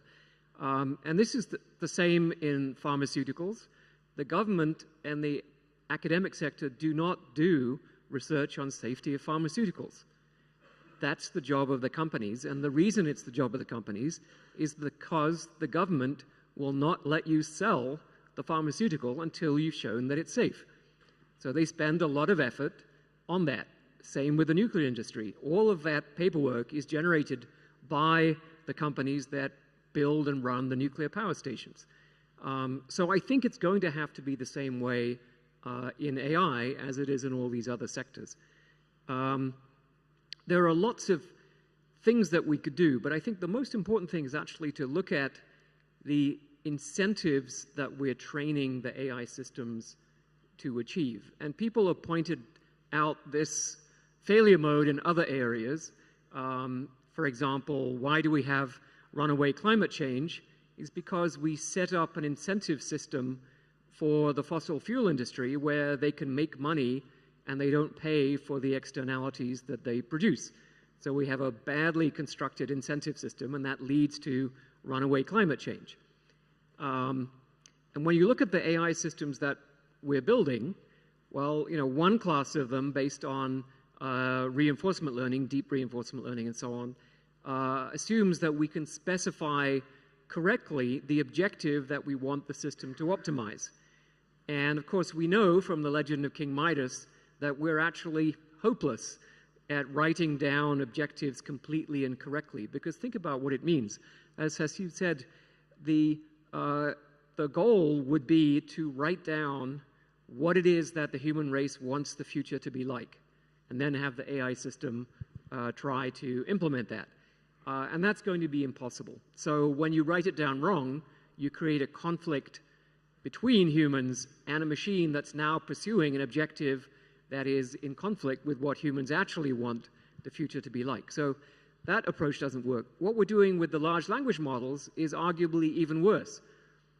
We're not specifying the objective. We're simply training them to imitate human beings. And human beings have all kinds of objectives. Some of them want to be rich. Some of them want to be president. Some of them want to marry other human beings. And so we're creating AI systems that want all of those things. And when I asked Sebastian Bubeck, who was the lead author on Microsoft's paper about GPT-4, the one claiming that GPT-4 showed sparks of AGI, I said, look, okay, do we know what objectives we're training these systems to have? And he said, we have no idea. So we're training systems that show sparks of AGI, and we have no idea what objectives we are building into those systems.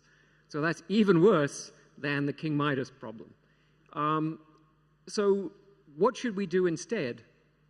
Well, I don't want to blow my own trumpet. I've been working on an approach for a decade or so.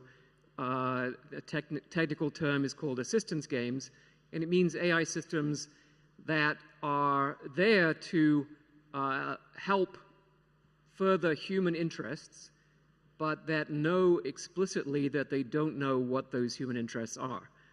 And a system that solves that problem is necessarily beneficial to humans.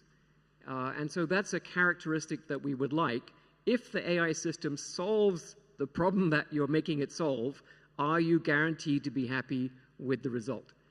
Now, can we scale that up in the next 2 years to compete with GPT-5? Probably not. There's a lot more basic research to be done on this, and I hope that the private sector will do some of that research.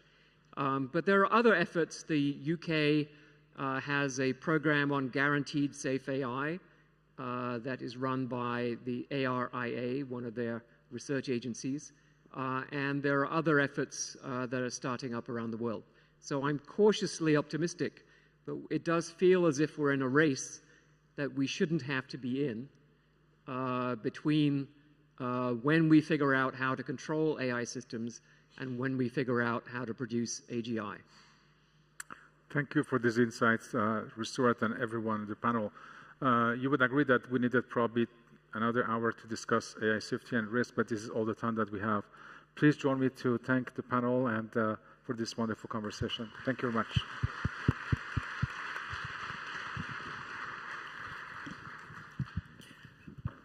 Right, just a couple more panels to go. The next one is to share, not to share, the dilemma of open source versus proprietary language models. And both this panel and the next one after that will be moderated by Bilel Jamoussi. Bilel is Deputy to the Director and Chief of Telecommunications Standardization Policy Department of the ITU. So he will be doing the moderating of both these panels. So I invite all of the participants in the next panel to please come right up to the stage, which they're already doing, which is wonderful. So that includes Isabella Hampton, who is the policy researcher at the Future of Life Institute, specializing in U.S. policy and advocacy. Also, Chris Alban is Director of Machine Learning at the Wikimedia Foundation. Melinda Claybaugh is a Director of Privacy Policy at Meta. And Melike Yetken Krilla is the Head of International Organizations at Google, where she leads tech policy and creates innovative partnerships with the organizations like the United Nations, the Organization for Economic Cooperation and Development, and the World Economic Forum. Also, Jim Zemlin is Executive Director of the Linux Foundation. Over to you, Bilel. Thank you very much for the great introduction, and good afternoon. I really admire your energy to stay with us this late. Must be really an important topic. Moving into the next topic on to share or not to share in terms of open source and the large language models. So as the panel has been introduced, we'll go straight into the questions, and I'll start with the Jim Zemlin, CEO of the Linux Foundation. Open source has been a cornerstone for the Linux Foundation philosophy. Can you share your perspective on the benefits and challenges of open source large language models? How has open source of AI models benefited startups, academic institutions, and developers in resource-constrained environments? Yes, I think you speak. There we go. Thank you for having the Linux Foundation here today, and certainly, we're proud to be the home of the largest shared technology investment in the world, which is Linux, Kubernetes, PyTorch. Open source has been a free fundamental building block for all modern technology systems. 80%, 90% of the code in any modern computing system is open source code. Large language models wouldn't exist without tools like PyTorch and other open source components.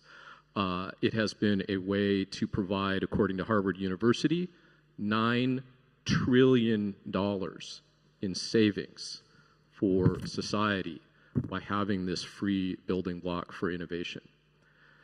In large language models, we believe that they should be open in order to be able to examine these models, in order to be able to build trust in these models, and in order to be able to collectively innovate in a wide range of things for all the good.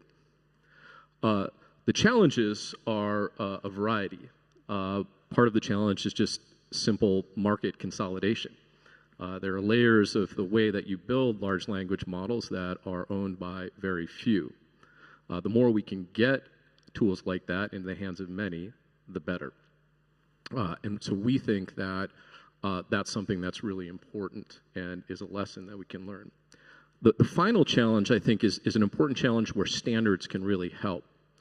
Because while I can give you a very clear definition of open source software, no one can really give you a very good answer for what an open large language model is. And when you kind of describe it as open source, practitioners of large language models get upset about it.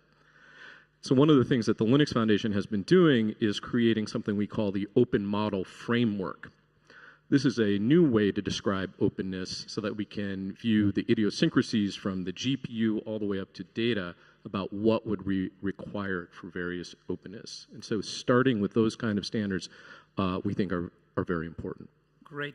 Just a quick follow-up, Jim, if I may. Would open source LLMs help organizations like the ITU or other UN organizations to foster open, collaborative exchange of data among different institutes like academia, startups, industry, and government? They already do. So when Meta open sourced Llama 3, within days, that tool was immediately used to advance large language model technology and different AI benefits in healthcare. I suspect you have people at the ITU using it right now and training models to share data and do good work. You may not even know it. Mm-hmm. And so I think that it absolutely can provide high value. I think we have to look at all layers of the large language model supply chain beyond just the LLM, the weights, the data, but also at the underlying tools and even safety mitigation tools, which are now open source. Things like our C2PA project, which you just heard about from OpenAI. Things that can detect intersectional bias. Those are open source tools now. So you're already benefiting from open source. You may just not know it. Your engineers definitely know it. Great. Since you mentioned Meta, I'll go to Melinda and ask you about Meta has made significant contributions to both open source and proprietary AI. How does Meta decide which projects to open source and which to keep proprietary? What factors influence these decisions? And what is open sourced algorithms, weights, and training data? I think speaking. Great, thanks for the question. So Meta has been a really strong proponent of open source throughout history, but in particular recently around our large language model, Llama. The most recent model we released was Llama 3. And so I think although we've been a strong proponent of open source, what we really want to convey is that this is not a binary, which you were getting at, that I think we do ourselves a disservice if we think of things as open versus closed. There's actually a real spectrum, and I think we can get distracted by the debate of what is open or closed, but what's important is the nuance. And so when we think about open sourcing something at Meta, we think a lot about the risks, we think a lot about business reasons, other reasons, and we don't have, we can't sit here and say today that we will open source everything for the future. One interesting aspect to consider, I think, is maybe a limited open release to researchers, open to researchers and then open more fully after there's been some pressure testing and further risk assessment. So I think it's really important to keep that nuance in mind. And the other thing I want us to keep in mind for this conversation is that open source does not mean no safeguards, no protections. And so at Meta, we take an approach of responsible open sourcing. We do release our model weights as part of our open approach. We don't release the training data. That's how we have interpreted, that's our open approach, but others take different approaches. And so for us, a responsible open approach is all of the kind of testing and mitigations that are done from the data collection stage, filtering data, doing risk assessments and mitigations along the way. At the release point, releasing a responsible use guide for developers who are going to be building on our model. and then also open sourcing safeguards and other technical protections that developers can put in place when building on our guide. And then finally, and most importantly, I think, is providing channels for developers to give feedback on the model, including risks and bugs, back to us so that we can mitigate and improve the model in the future. Thank you very much. So, Isabella, the Future of Life Institute. From your perspective, from an ethical standpoint, what are the implications of keeping large language models proprietary versus open source? And how do these decisions impact society? And what considerations should guide organizations in this space? Thank you for the question. So the key consideration that I think organizations should make is framing, perhaps, that open source is a means to an end and not the end itself. Open source is a tool that we can leverage to accomplish our goals. We've discussed many of those goals today. We want to ensure that AI models are transparent and ensure that the landscape remains competitive and that we don't have a strong consolidation of power. We also want to, just ultimately ensure that these models are safe and trustworthy. And so far, I think that the open source ecosystem has been really effective in accomplishing many of these goals. But looking ahead, I think it's important that we maintain our focus on the goals and not commit ourselves to a single solution to accomplish those. I think open source will continue to be useful for the things that I mentioned before, but as an enormous amount of resources are being pooled into advancing the capabilities of these systems, that we have relatively immature risk frameworks in managing, we're going to have to come up with creative solutions to develop new tools beyond just open source. I echo the sentiment that was just mentioned that if we were on this stage to make a decision right now that we should open everything or close everything, I think that would be the wrong decision. Instead, I think that we should make our ability to evaluate capabilities and determine the impact on society more sophisticated, and then make the decision to open models based off of that. Great, thank you. Melike. Google has a history of both open source contributions and proprietary developments. Are we already seeing the benefit or advantage, disadvantage from open or closed source models? Thanks very much for the question. As people may know, Google has been an open software and open science company since 2005, and that continues now with our generative AI and large language models. It won't surprise you to know at Google we are tech optimists, so I'm going to start here with the benefits of our open source and open approach. First is looking at something called transformer architecture, which we released in 2017 that serves as the basis for all current LLMs.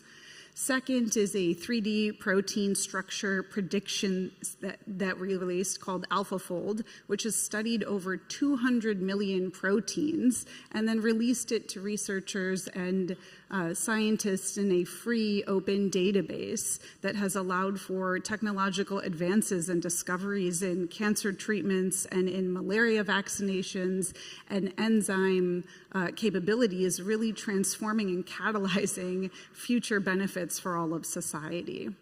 Next, just last week, we released an iteration of Gemini, our LLM called Gemma, available for developers to look through, to be able to access, to use, to poke holes into, to create new models, and to test certain technological advances. In fact, there is a group of developers in India that was able to create a new Gemini-based AI model using 15 native languages, Indian languages, that now people are able to communicate and use the model and test it.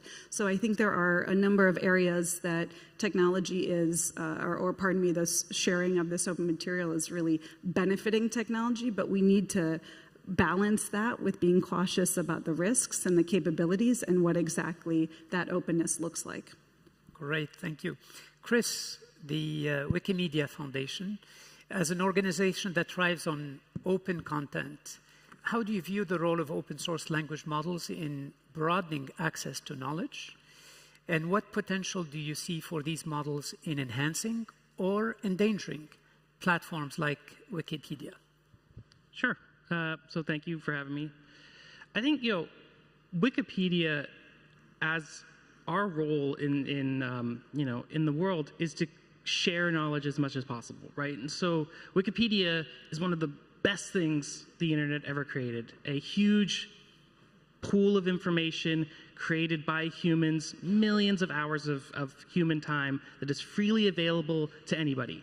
And the reason that it is so popular as a training data source for large language models is because it is high quality data created by real people. That is Wikipedia. And we don't hide the information. If you wanted to download all of Wikipedia, we have a page where you can click and a zip file comes down and now you have all the content on Wikipedia. That's how easy we make it. And so when we see large language models building tools off of Wikipedia, we are super happy. It is getting information out there. It's helping spread research. It's, I think I don't track it super closely, but there's definitely, every week there's like 2 or 3 new papers that come out that use Wikipedia as a source of information. So we're, pushing science forward. That is awesome. For us as a platform that provides information, our worry is not that, a wacky artist makes something using Wikipedia data, or a big company makes something using Wikipedia data. Our worry is around credit. So the information on Wikipedia is created by people who have jobs and have kids, and after they put their kids to bed, and then after they have a glass of wine, they sit down and they go and they produce information for no payment for themselves. They just put it out into the world and give it to all of you. And I won't have you raise your hands, but I bet you if I asked you who had edited Wikipedia, a huge number of people in this room would have made at least one edit to Wikipedia. And this pool of knowledge, we want this to continue for generations. That is our goal. And so, our sort of ask for people who end up using Wikipedia is not to not use it. Absolutely use it. Our ask is that you help us make it sustainable.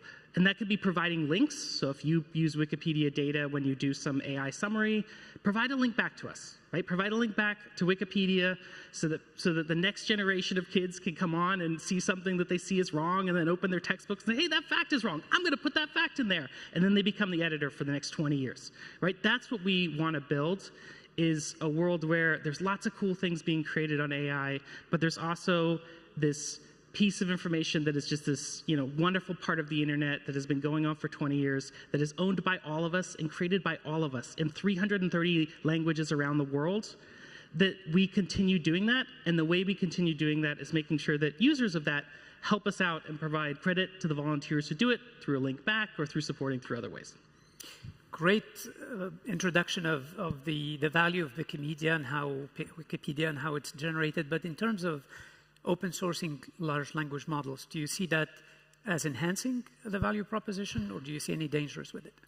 Yeah, so Wikipedia, right now, since I'm in charge of this at Wikipedia, we have over 400 machine learning models in production live, serving to users. They're not all large language models, but there's 400 models. All of those models right now are open source. So you can go on, you can see all the code we use to train them. You can see actually our evaluations of the model. You can see our scores for the model. You can see our internal documentation on how we do the model. Everything we do is transparent. You can actually go on Tuesdays and see my team decide what to work on that week around ML in production. You can actually go into a chat room, which is my team's internal chat room that we use to discuss any kind of server area, any kind of thing, and join in the conversation and talk to us about it. It's live and open to the public. And that sort of transparency is how Wikipedia works. And so when it comes to open source, there's lots of levels of open source. There's open weights, and other people have discussed that. But there is so much benefit. And I really want to supplement what Jim said. So much of the world right now is built on open source software that I worry that we're forgetting the value that we're all reaping from this, that we as an organization that doesn't have a lot of resources, we don't write most of the code that comes into live production because we only use open source software. Everything on Wikipedia is open source. Either we wrote it ourselves, or because we use open source libraries written by other people, often thousands of people, that when they fix a bug on their system, we benefit. And then when we fix a bug and push it to everyone else, they benefit. And that amount has led to a huge expansion in the ability of low-resource organizations to scale to, well, one of the biggest websites in the world, all for very little money. And that part of it is totally done because it's open source. So when I see open source models, you know, the value is that I can see everything about them. I can see the weights of the model, I can test it, I can experiment with it, I can adapt it to my individual use case, I can decide that I'm just not going to bother, it doesn't look good, I can make changes, whatever. But transparency is always good in these things. Seeing how things work is always good. Not having to look at someone and say, hey, I just have to trust you because I can't see what's inside the black box. Forget the black box. Open it up to everyone else and show what's happening. Great, thank you. So we're going to go for a second round of questions. Thank you. So Jim, back to you with the Linux Foundation. Given the rapid advancement in AI, how can the open source community address concerns related to security, misuse, and the ethical deployment of large language models? So this is something where I agree with my colleague from Meta in that detail and nuance really matter here. You know, open source as a movement is very good at solving immediate problems. And, you know, we can conjecture about, you know, a theoretical AGI at some point in the future, but we've got immediate issues we need to deal with right now when it comes to large language models. And let me just give a couple examples. First of all, market consolidation. So you have to know at every layer of the stack where that's happening. At the GPU layer, the lowest layer, CUDA is an API that everyone writes to that is owned by NVIDIA. And NVIDIA has done an amazing job with that. There is also an open alternative called UXL that is a more neutral, open source alternative that could allow for more access in the future to GPU technology. At the next layer, all the fundamental building blocks to build large language models, as you've heard, already open source. At the next layer, large language models, some of the data is open, some it is not. Some the weights are open, some they are not. And understanding that is important, but having those open models like Llama 3 allow for amazing benefit to society and level the playing field. It's at the data layer, which I think we have the biggest challenge in terms of open. You already heard Wikimedia has the best open data set for human knowledge. But we're also trying to come up with ways to make data more seamlessly shared, more data liquidity, so to speak. We created an open source data license, an open data license agreement that addresses some of the legal problems around data sharing. We funded an organization called Overture Maps, which is about a $30 million effort to take publicly and privately available geospatial data and license it for free, normalize it, and allow it to train models in a way that is a many-to-many data sharing model. These are things that you can do to prevent consolidation of power and lower cost. Open source can also be incredibly helpful in the immediate areas around safety. First, in provenance and things like non-consensual sexual imagery and deep fakes. I already mentioned C2PA as a provenance tool. We've been working on that for years. But there are also open source tools that the good folks in the open source community use to detect intersectional bias, to examine large language models in a more impactful way. So the open source community is really, really good at this stuff. I hate to say that the answer to problems created by tech, in this case LLMs, is more tech in the form of open source tools that enable good things. But in this case, the open source communities actually can add a lot of value there. Great, thank you. Back to you. In terms of Meta, what have been the tangible benefits and potential downsides of open sourcing some of your AI technologies? Can you share specific examples where open sourcing has significantly impacted Meta's AI projects or the broader community? Yeah, so I think we've all given some examples of benefits of open source technology, and I think I'll point you to, there was a paper that came out last week from the Columbia Convening on openness and AI that really laid out a ton of use cases. I mean, there's just, everywhere you look, there are really compelling use cases around open source, large language models in particular. And a lot of these have to do with the ability of people in countries all around the world, particularly in under-resourced areas and populations, to build on with and on high-quality technology for very individualized use cases. So whether that's, there was an example, I was in Korea last week for the AI Summit, and people were talking about an example there of a local company built on Llama for very personalized math tutoring help, basically calibrated to Korean math curriculum, right?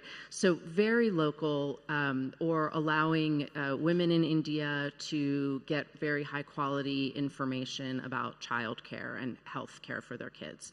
And so there's examples everywhere you look in medicine and education, healthcare, biology, agriculture. And so every day we're hearing more and more of these use cases. And I think what is really unique about open source that enables this is that the cost comes down. You don't need to have a model. You can build on a model. You can use open source tools to build on the model. So it's open source at layers of the stack. And you can produce something that is very, very tailored to your specific needs that are under-resourced and not getting attention. So I think the use cases are very compelling. I also think that aside from the examples there, I just want to point out that Meta has funded Llama Impact Grants so that we are actively looking for developers with compelling use cases, working with them to refine them and put them into production, and give grants to some finalists who have really great ideas. So this is an ongoing project of cultivating an ecosystem and resourcing an ecosystem of developers who can build on open source models. And I think we're going to see the rewards pay off more and more. Thank you very much, Melinda. Isabella, are there other ways of pursuing the open source objectives while keeping models closed source? Yeah, thank you for the question.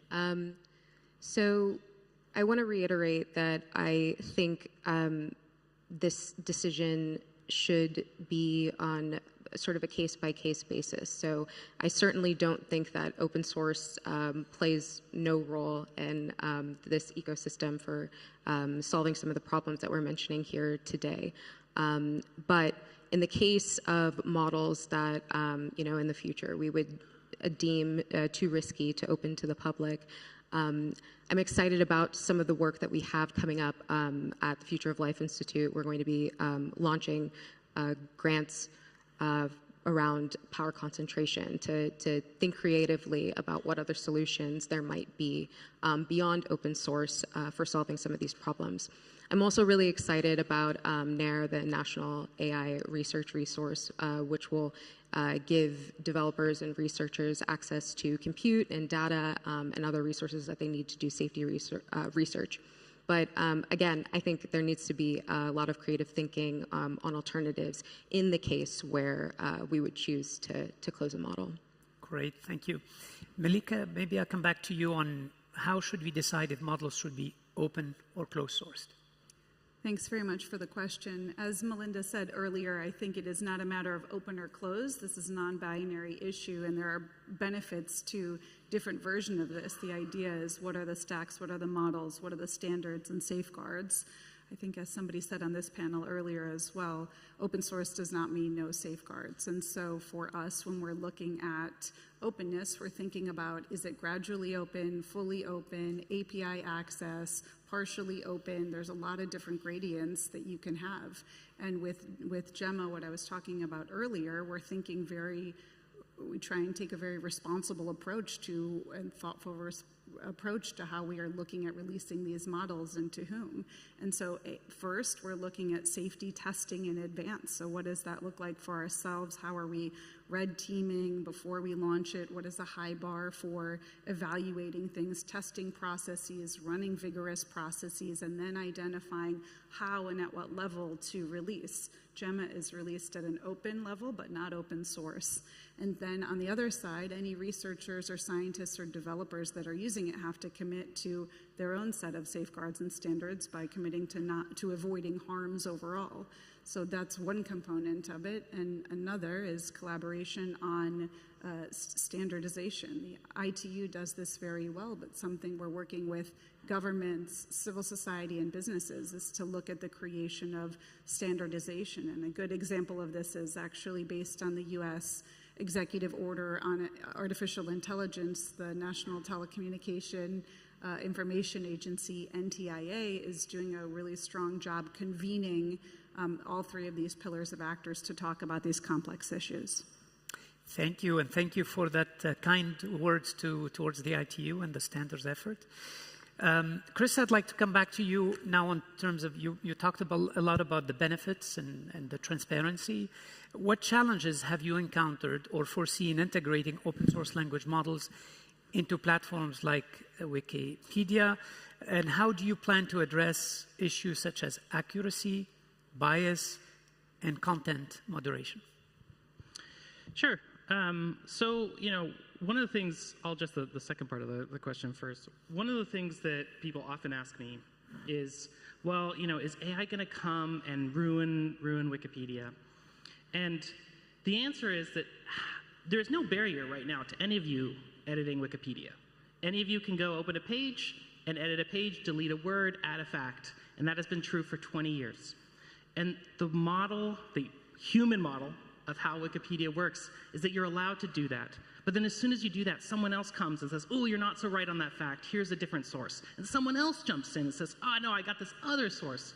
And that model in a world of AI works amazing because it doesn't matter if an AI comes and tries to spam the site. We have tens of thousands of humans who are helping out to catch that data, to catch that entry, to mark it as vandalism, to revert it, and to find other sources.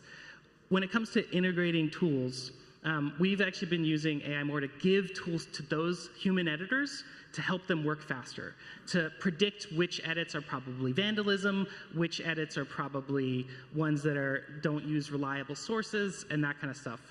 But our worry is that in a world of AI is not that the model of Wikipedia, where everybody can edit in a free and open way, that anybody can use that data, is not going to be valuable. I'll use a term of art here. A new term of art is slop. Slop is the, if you're really, really deep in the practical side, slop is AI-generated content that isn't good. So it would be fake reviews on products or fake recipes on recipe sites. Our worry is not that there will be slop all over Wikipedia. Our thinking is probably that as the internet accumulates more and more slop over time, that users will actually come to sources of information that they know they can trust, including Wikipedia. And so we know that in this very moment, the work that those human volunteers do is more critical than ever. Our worry is that in this world where Wikipedia's role, where humans generating knowledge is so critical, that there'll be a disconnect between people who are generated knowledge and people are consuming, where they're consuming knowledge. So if a LLM produces an answer to a question that you have about Geneva, and it doesn't cite Wikipedia when it uses Wikipedia's information, there's a disconnect between how you receive that information and how that information was generated.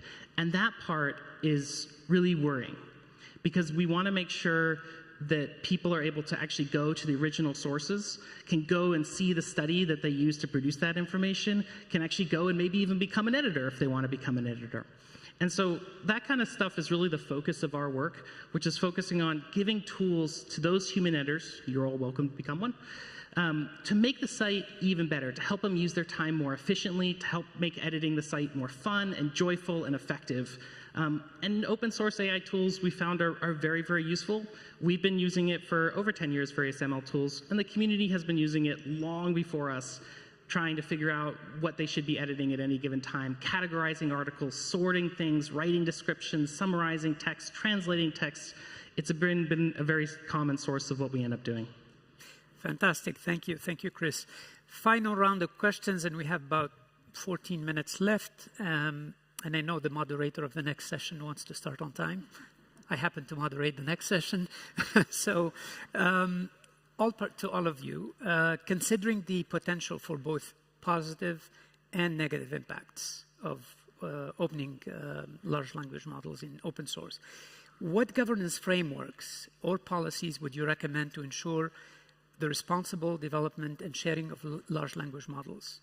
Think of also the European Act, AI Act. Maybe you can start with Jim and go around. Sure. On the previous panel, Stuart, who I'm a huge fan of, talked about regulation in the airline sector. So all of the jet's air traffic control systems that are regulated for our safety run on open source software. But the regulatory burden is on the airline industry itself because, and this is my point, put the regulatory burden on those who are most equipped to handle it. Upstream open source developers create, as we've heard over and over again, incredible innovation. And that innovation should be left open. The regulatory burden should be downstream. Open source can be a very useful tool to prevent market consolidation. It can be a very useful tool to co-develop safeguards to provide trust and transparency. But I would put the burden of regulation not on banning open source or closing down this $9 trillion shared asset. I would put it on those who are best equipped to be responsible. Great. Thank you. Yeah, I agree. Along those lines, though, I think what's important is, if we're talking about this nuance and this spectrum from open to closed, is really understanding all of the players in the AI value chain and what is in their control to do, and putting the responsibilities, I wouldn't say only on the downstream folks, but there are certain things downstream folks can do that an open source model developer cannot do, and vice versa. So I think we really need to avoid a kind of blanket approach to regulation. I have been a bit discouraged in what has happened globally so far, that there is not enough space or recognition of the reality of the open source ecosystem, and an attempt to kind of regulate all AI the same, regardless of whether it's open or closed. And so I would like to see more nuance there. I think there are some helpful signs, though, in that regard. So there's, the one conversation that's happening at the very high global level of the White House, the voluntary commitments, whether in the U.S. or in the U.K. and Korea, and there's the G7 principles and code. And that's all kind of circling the same set of issues, and we're seeing, I think, some nice convergence there. Then on a more kind of pragmatic, concrete level, there's a conversation that's happening in industry groups like Partnership on AI, in the Frontier Model Forum, in the AI Alliance, which is a group of open source companies that we're a part of. In something like the NTIA and the U.S. government, policy-making efforts, where they're really trying to dig into what is open source, what is closed, where should the responsibility lie, what is possible, what is not. And so I think we need all of these things. We need the high-level principles, and we need the convergence around that, but then we also really need the evidence base and the concrete solutions as well. Thank you. Isabella? Yeah, so I touched on this a bit in my last answer, but I am optimistic about resources like NAIR, but I also am optimistic about opportunities to maintain this public-private connection. I think it's important that members of civil society are working closely to understand what is happening in the development of models, open source or otherwise, so that we can assist in developing these strategies to mitigate risks. And so we're excited to be part of the NIST working groups that are doing a bit of that, and I hope to see more of it in the future. Great, thank you. Melike? Thanks very much. I think AI is captured in 3 words: bold, responsible, and together. And we would say AI is way too important not to regulate. But how do we regulate it? And we need to figure out the 21st century solutions to these 21st century challenges. And I'll tell a personal story and how I think about this. I'm Turkish, and the Ottoman Empire back in the 14 and 1500s, in the invention of the Gutenberg printing press, the Ottomans were innately very skeptical. And many of the calligraphers came and lobbied the Ottoman officials to say, we're very concerned about mis and disinformation. We need to control the writing of the books, the Quran, etc., and we want to ensure that this printing press is not allowed. And so the Ottomans banned the printing press for 200 years, while the rest of societies were developing economically, educationally. The masses were able to read. It really played an influential role in the future of the Ottomans. And so I say this because there is a balance needed in the regulatory action between embracing and allowing some of this innovation while ensuring competition and doing so together. Thank you. I think when it comes to regulation, I agree with Jim. I'd love to see space for people, particularly people working on open source models, to be able to innovate. Some of the most wildest stuff that you're seeing, so creative, cool activities, both around creating models and fine-tuning models and evaluating models, is being done by small groups of volunteers in little Discord channels that you've never heard of. And I really want to make sure that we live in an environment that we have that safety, but also we provide a space for these folks that they're not sitting on panels like this. They're sitting behind their screen, like arguing about teeny little pieces of code that are making these things possible. And that group of people, they don't appear here, but they are the people that are making the next generation of open source tools that they'll use. One of them will figure out some great way of evaluating a model. They'll put it on GitHub.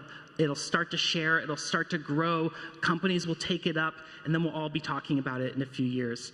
And I want to make sure that that group of people doesn't have to have $50,000 in lawyers to get started, or doesn't have to navigate 5 regulations in 5 different countries because it's an international group of people.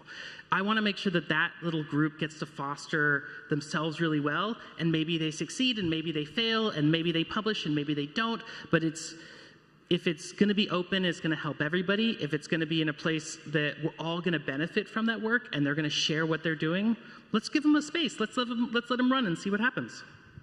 Thank you very much. It's been a fantastic panel. I've learned a lot, and thank you for sharing with all of us the benefits and possible disadvantages of open sourcing large language models, also for decomposing the problem. It's algorithms, it's weights, it's data. The fact that it's not one size fits all, you have to make those decisions on a case-by-case basis. And generally speaking, the overall economic value of open source is something that has helped us get here and will be an important tool going forward. And maybe final word is, in terms of our next panel, is going to look at the international standards and the interplay between open source and standards. I think you alluded to that, Jim. So please, a big round of applause to our panelists, and invite the next panel.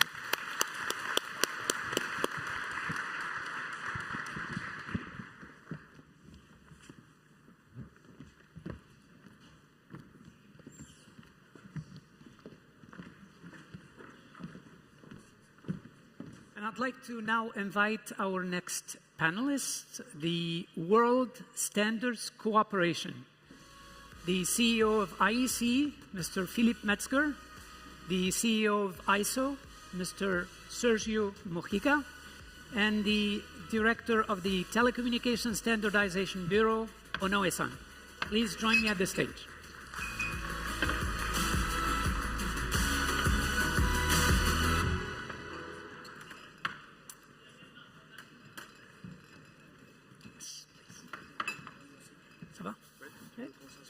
Comme vous voulez, juste à côté de moi.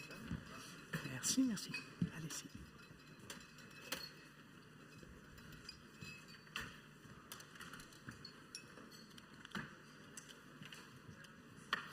As I load my next program, welcome.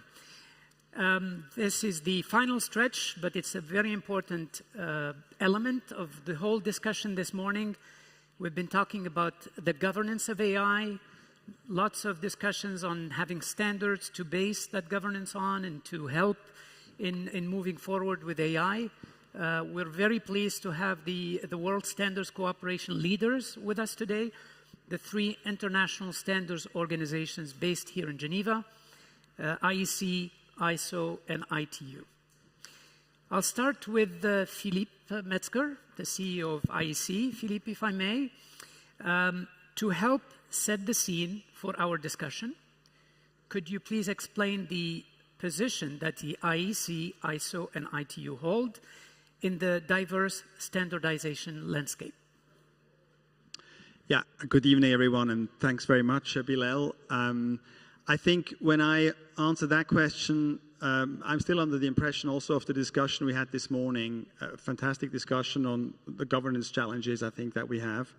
And I think many of the hallmarks of the 3 organizations that we are representing here will hopefully also help address those challenges. And I think the starting point is that we are all quite old institutions.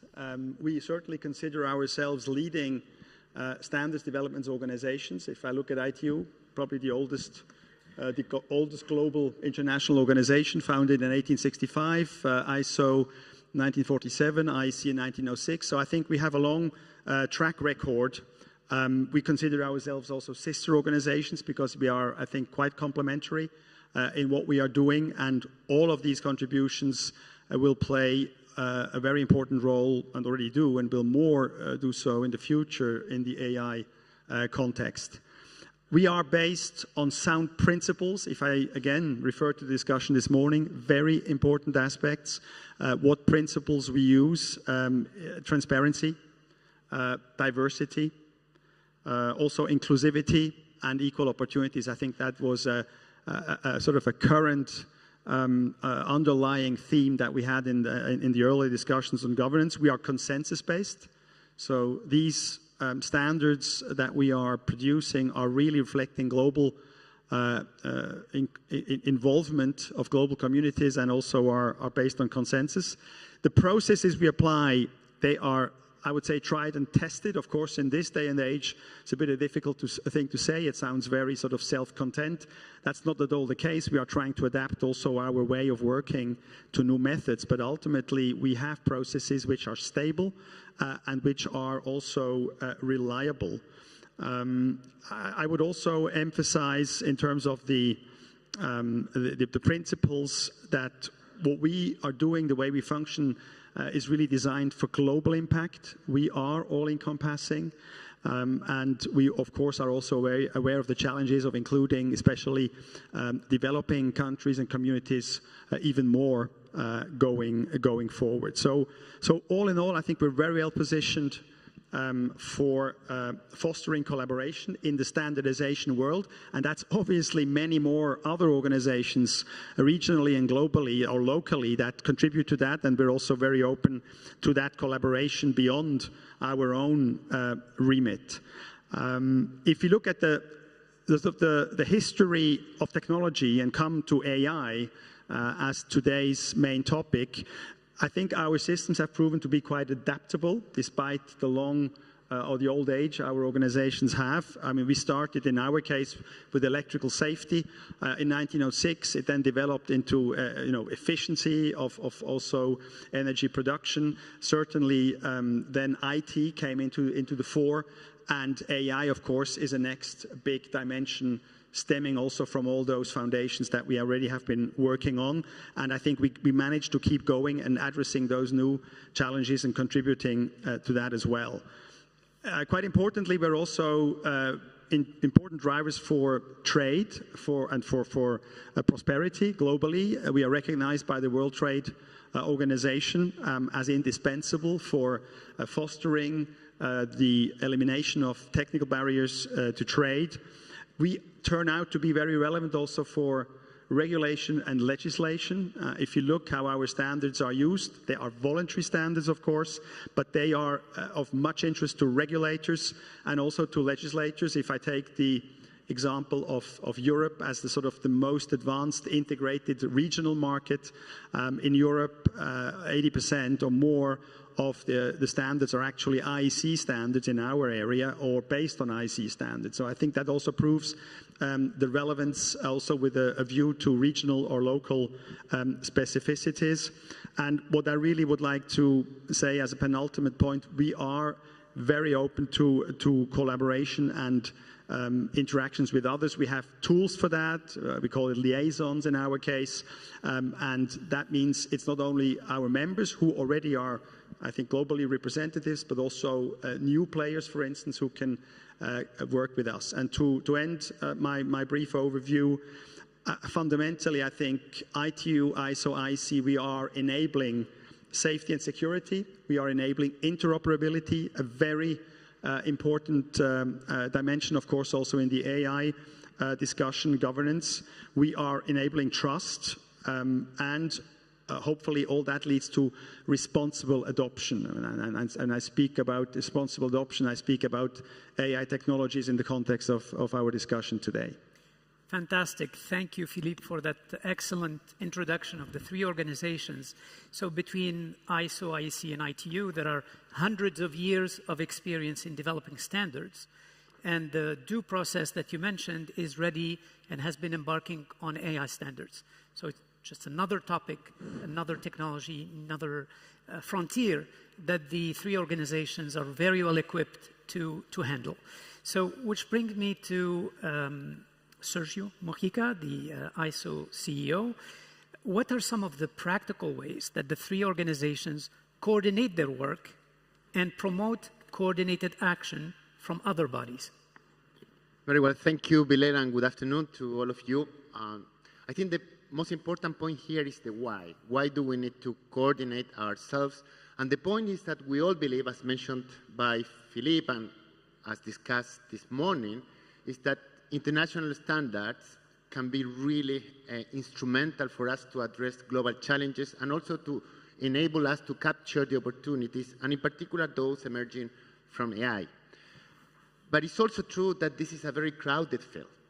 And a lot of organizations, governments, and companies, they're really confused about what are the relevant standards that they should use. And I think our responsibility as leading organizations in the area of standardizations is to provide something that makes sense to everyone. Because at the end of the day, people don't care that much whether this is an ITU, an IEC, or an ISO standard. What they want to know is what they need to address the challenges and opportunities related to AI. So that is our main responsibility.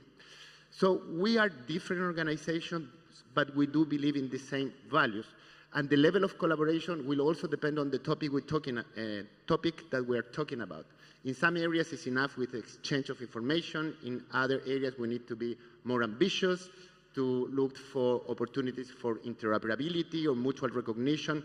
And probably the ultimate goal, when appropriate, is to have a co-creation of international standards that could have the logo of the three organizations, so one single solution.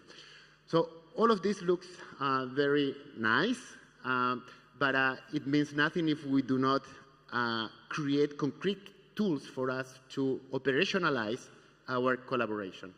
So that's the reason why the World Standard Cooperation, WSC, exists, and we focus on two main areas. The first one is the technical area, because the issue is as follows. We do not create solutions looking for problems. I do not tell you from Geneva what you need. We work in a very decentralized manner, and it is our members in 170 countries that will tell us, I need a solution, I need a new standard, please initiate a standard development process. But the issue with that, which is great actually because it is really bottom-up, is that there is not necessarily a good level of coordination or an overarching approach in all those standardization activities. So we have asked our experts, the technical management boards of the three organizations, to get together and to coordinate our work programs. And sometimes that will end up with exchange of information, as I mentioned before. In other times, it will end up in co-creation of standards. And I think we have a wonderful example when we talk about the high-efficiency video coding, which is the fancy solution that we have created to compress the ultra-high-definition TV videos, which are really heavy, and if you compress them, you need to use a similar code in order not to lose quality. Well, we did that many years ago, and we've been together recognized with Emmy Awards. So that is a very good example of what can work well, but I think it's also important. 2 Emmy Awards.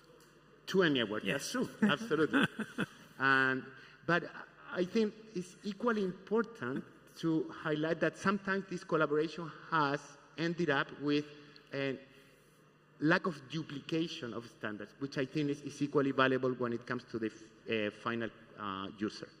So that's the first area, technical collaboration. The second one is promoting a positive message about standardization. Because I can give you a new standard in 2 weeks. If I hire 2, 3 experts, high-level experts, I bring them to my office in Geneva, and in 2 weeks I have a new standard. It doesn't work like that. We need, as mentioned by Philippe, proper governance, and we need to respect some core values we believe in. Because we work with full inclusivity, transparency, by consensus, and making it sure that developing countries have a voice. This cannot be a conversation among rich people or highly sophisticated organizations. We need to make it really inclusive. And that is particularly relevant for AI. So we promote together the importance of standardization in this inclusive manner. Fantastic. Muchas gracias. Onoe-san, how do standards support public-private collaboration and the achievement of policy objectives? Thank you, Bilel. Good afternoon, everyone. And I can talk within 2 minutes. Yeah. Actually, my belief that standardization itself is the outcomes of the public-private collaboration. So, actually, in the process of the standardization, we have many involvement from the many different stakeholders, government, regulators, companies. So it's a public-private collaboration. So I believe that standards can support public-private collaboration. So actually, it works as follows: voluntary specification, voluntary standards can offer the variable support to the achievement of policy objectives. And then they can provide policymakers with a powerful tool to accelerate sustainable development, for example. So ISO, IEC, ITU demonstrate such, advocate such activities in the with the event in our discussions in the G20 events and the COP28 and COP29 planned. Yeah. So that happens. So then I can give you another example in the ITU. I would say that this is just an example. Regulators promoting good service quality work together with companies specializing in service quality KPIs and monitoring tools to develop standards that capture the common understanding between companies and regulators overseeing that industry. That's one example. And the second point is that policy and regulation can establish the rules. And the technical standards can provide powerful tools, a practical tool to uphold the rules. Then I can give you some example for safety and privacy. It's not limited to the technology. It's beyond technology. But security controls set by standards are practical tools to ensure safety and privacy. As such, standards offer technical tools supporting key privacy policy objectives. Thank you very much, Onoe-san. And now the next question, and we have about maybe 10 minutes or so, is all the panelists. What are some of the issues that your standards on AI are addressing? So now we get into more of the AI-specific standards. Maybe we'll start with you, Philippe. Thank you. Thank you, Bilel. To be as succinct as possible, just would like to mention 4 areas which I think all are also relevant in the context of the governance discussion. The first area of work, where I think we already have quite some track record now and where work is also ongoing, is the entire area of AI trustworthiness. We have, for instance, and this is essentially also work done through a joint technical committee between ISO and the IC, Joint Technical Committee 1, Subcommittee 42, which I think has now a global recognition as well, has really done an incredible progress and achievements over the past few months and years. So, for instance, there is guidance on addressing societal concerns, ethical considerations when systems are developed that use AI. So it's how you bring the non-technical aspects that we are discussing in the governance discussion into the technical work, and how you can, by also exemplifying constellations, create an understanding, a global understanding of the experts, of the engineers, how they take those societal and ethical concerns into account when they do their technical work. Another example is guidance on explainability and interpretability of machine learning models and AI systems. So you go really to the heart of how AI develops, and of course also in a way to address dimensions that raise fundamental questions in terms of trustworthiness by the different stakeholders in society. We have work ongoing on treatment of unwanted bias. We know bias is a big topic in this context.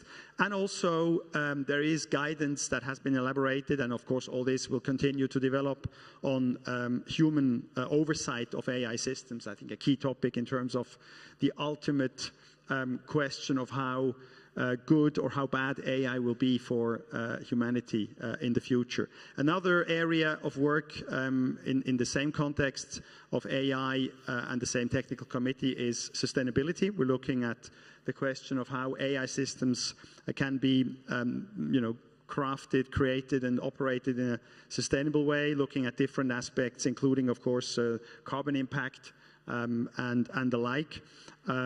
I think a further area that's really important is functional safety. Functional safety, if you look at sliding doors, automatic doors, that's precisely where you see functional safety at work. How do electronically controlled products, devices react when a constellation of danger is occurring, and how can you rely that the door will really keep open when it should keep open?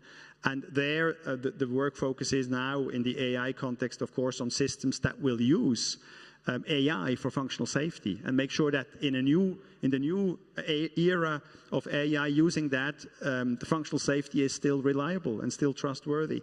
That's an important aspect as well. And of course, data, in a sense, as the lifeblood for all these AI systems, is a big area of work as well, looking at characteristics and also at properties and quality of data, and how that can really be used in AI processes, so that at the end you get meaningful analytic results. I would like to just close with one point. IEC has one specificity.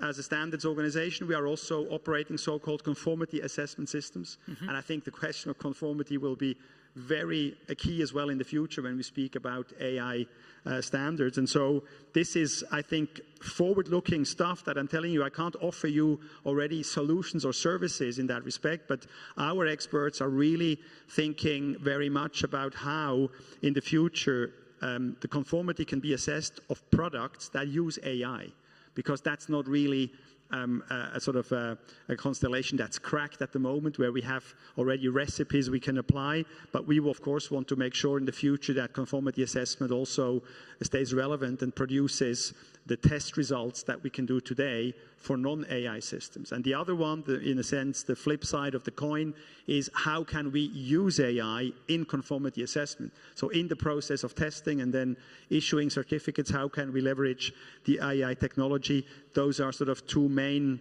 angles at which our conformity assessment experts are looking at the moment. Great. Thank you. Thank you, Philippe. Sergio, some issues that ISO is working on to resolve AI issues? Yeah, ISO and IC are working together on this because we have a joint technical committee on AI, and Philippe has already shared a lot of concrete examples. Perhaps I will take a different angle. How can we help to address the issues and opportunities related to AI, and how standards in particular can help? Well, first, is a trusted platform. So when it comes to developing new standards, this is a place where we can have a conversation by experts that take decisions by consensus, and they have that conversation in a completely transparent and inclusive manner, invited to the table even those who disagree with what we are proposing. And then is the aspect that I mentioned before on developing countries. It's not enough to say developing countries are invited to participate in the conversation. You need to actively engage with them to make it sure that they have a voice. So that is one element. The second element is that we have already quite a robust portfolio of AI-related standards has been developed in this joint technical committee, subcommittee 42, that Philippe referred to. Two things to highlight there. First, the so-called foundational standards. Perhaps one area where we can make a huge contribution is in the definitions and terminologies. So we all talk about AI, advanced AI, risk, but we don't mean the same thing. So if we could agree on the meaning of those terms, that is already a huge contribution. And the second one is the management standard on AI that we recently launched at the end of the last year, which is the first one of that nature and worldwide, where we have, where we provide practical guidance to all kinds of organizations, SMEs, large corporations, even governments, about how to address AI. So it's a very practical guidance about the implementation of AI in their own companies. It's about how to address the risk related to AI, what is the role and responsibility in the various layers of the organization, including the management responsibilities, and so on. Thank you. Sergio Onoe-san, what are some of the ITU-T standards in AI? Actually, the ITU has published over 100 standards, and also the around 120 now ongoing.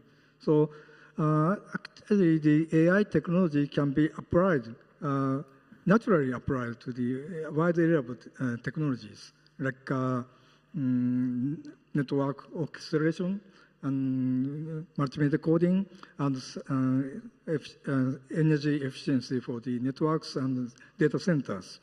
So in addition, we have some activities with collaboration with the other organizations and in the other areas that create a new breakthroughs.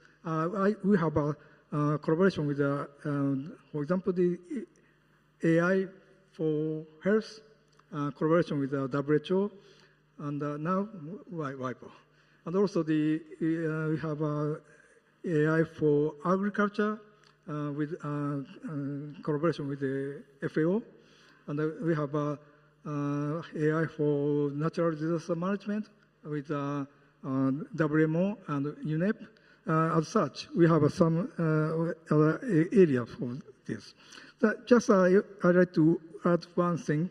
In general, emerging technology has always both sides, negative side and positive side.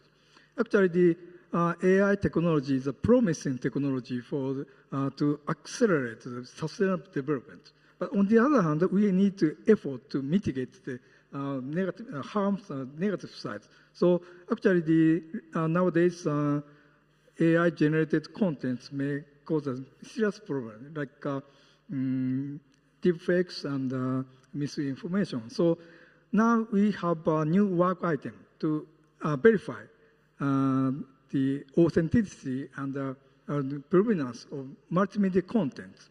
So during the summit, we have a workshop on AI watermarking that brings everyone together to identify the start on right foot. So as such, we need a collaboration. I see ITU collaborate to provide unified frameworks for AI standard development. Thank you very much, Onoe-san. I've promised our Deputy SecGen and the UNESCO ADG that we will finish on time. It is right on time. But before we ask for a round of applause, as we conclude this discussion during the Governance Day of AI and all the discussions we had this morning, could we reassure the governors of AI that the World Standards Cooperation is coordinating the AI standards landscape, and they can rely on your leadership as the three international organizations going forward to continue this collaboration, cooperation, and be inclusive of other efforts around AI standards? It's a yes, no? Yes, of course. Of course, okay. A big round of applause. Thank you very much, and sorry to put you on the spot, but I thought the answer was going to be yes. Thank you. Thank you so much. So we have our last panel of the day, in fact, to close it out. From Principles to Implementation, Pathways Forward, and I'd like to invite up Tomas Lamanauskas.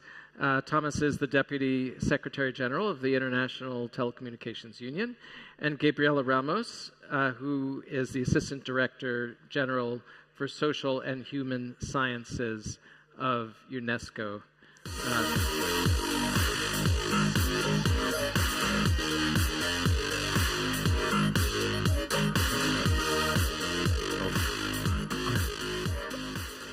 Thank you very much, Robert. And it's great to follow the very loyal colleagues who always finish on time and very effectively with a great result here.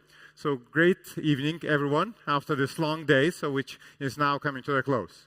But I think this day actually demonstrated what a lot of us have been talking in many halls over now a year and a half, how this rise, I would say explosion of generative AI is putting the thoughts how to regulate it, how to govern it in everyone's minds, in everyone's discussions, including the policymakers. And we heard a lot today. We heard a lot about EU AI Act. We heard about US executive order on AI. We heard about the Seoul Safety Summit that just recently concluded. We heard about the China regulatory frameworks. We heard about G7 Hiroshima process. And actually I was very proud today when my good friend Roberto Viola from European Commission texted me that they just established actually today a EU AI office as well, which they're very proud to be the first AI office. So it's just actually the reason why Roberto is not with us today, so I can't actually apologize really. But also it's interesting that office already has a unit which is called AI for Social Good. So we'll probably have to claim the copyright on that one. So indeed a lot is happening. And a lot of you are calling for more things to happen. And indeed, UN system, we also want to say, has been responding not just for 1 year and a half, has been responding for quite a few years. So UN system has been responding by developing standards. And we as ITU have already a long track of standards on disaster management, on health, on the, autonomous driving, on agriculture driven by AI, and we do that very proudly with a big part of UN system. We also help governments and countries build a capacity in artificial intelligence area. But we also provide a platform for all of us to come together. And this AI for Good Summit is an example of that. And this summit, again, didn't start last year. The summit started 7 years ago, and it's always useful to remember. And the summit 7 years ago started as a solution summit. It started to think, to discuss and to agree how we use AI to progress forward, to propel it. Of course, since then, we got a little bit more feared of AI. We kind of now we're much more afraid of it than we were then. So now we discuss also how to really put the right guardrails, how to safeguard it. But even in that regard, we also have work that's been doing. And of course, Gabriela and I are also very symbolic that we're both on the stage, so because we both of I lead UN internal coordination on AI. through which recently we've managed the UN system, more than 40 agencies, to produce the governance, UN system AI governance paper. And that governance paper showcases that rich tapestry of all the work that UN is already doing. It demonstrates you that there's already more than 50 different acts and instruments and normative norms that can be applied to AI. Directly applicable to areas that are close to that, from cybersecurity to data management and data flows. It also reviews the principles that have been used in the UN system and they're still applicable to that. For example, inclusion and how to make sure that everyone's included. Multi-stakeholder environment where everyone needs to come together from private sector to the government to academia. It also really looks how we can make it happen, how can we integrate things like human rights frameworks in the governance as well. So this is very rich work that we've already been doing. And with this, I really would like to ask Gabriela, and to pass the word to her, Gabriela, if you could explain us more how the UN system has been responding to these challenges and opportunities in AI, and what more we can do together. Well, thank you. Thank you so much, and thank you all for being here.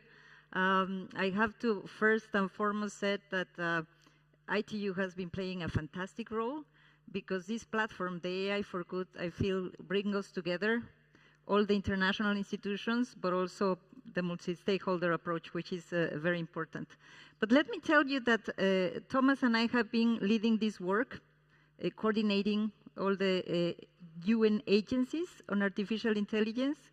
And when we started discussing going towards the Global Digital Compact and the Summit of the Futures that you know is going to happen in September, we said, what could be a good contribution that we can make?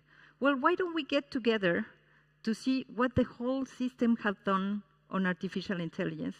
And I have to say that we were positively impressed, because as Thomas is saying, of course, WHO, would you imagine that WHO is not using AI to see how we can improve the medical outcomes or the health systems in general? Or that UNICEF is not looking, or UNICEF or UNESCO, to the education or the children well-being, or the standards in ITU, or the FAO looking at food systems. And the fact is that we discovered this richness, and our message to you is to use that richness because it's there. Of course, it's a better understanding of the interaction of AI with these very sectoral elements, but also tools and agreements by member states to see how we can advance the development and deployment of artificial intelligence for good outcomes. But we do something else that is very important. Because these institutions, of course, Thomas and I were part of the Secretariat, as well as Doreen and Pritam and everybody, but we work with member states, and we support member states to agree on how to handle these things.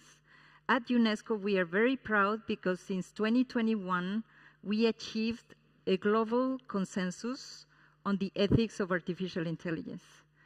193 countries signed to that consensus, and then the US came back to UNESCO, so now we are 194 countries signing to the consensus, which is ethical development of AI, meaning is not about the technologies, is about how do we ensure that these technologies contribute to enhance human rights, human dignity, and positive outcomes for everybody and the well-being of people.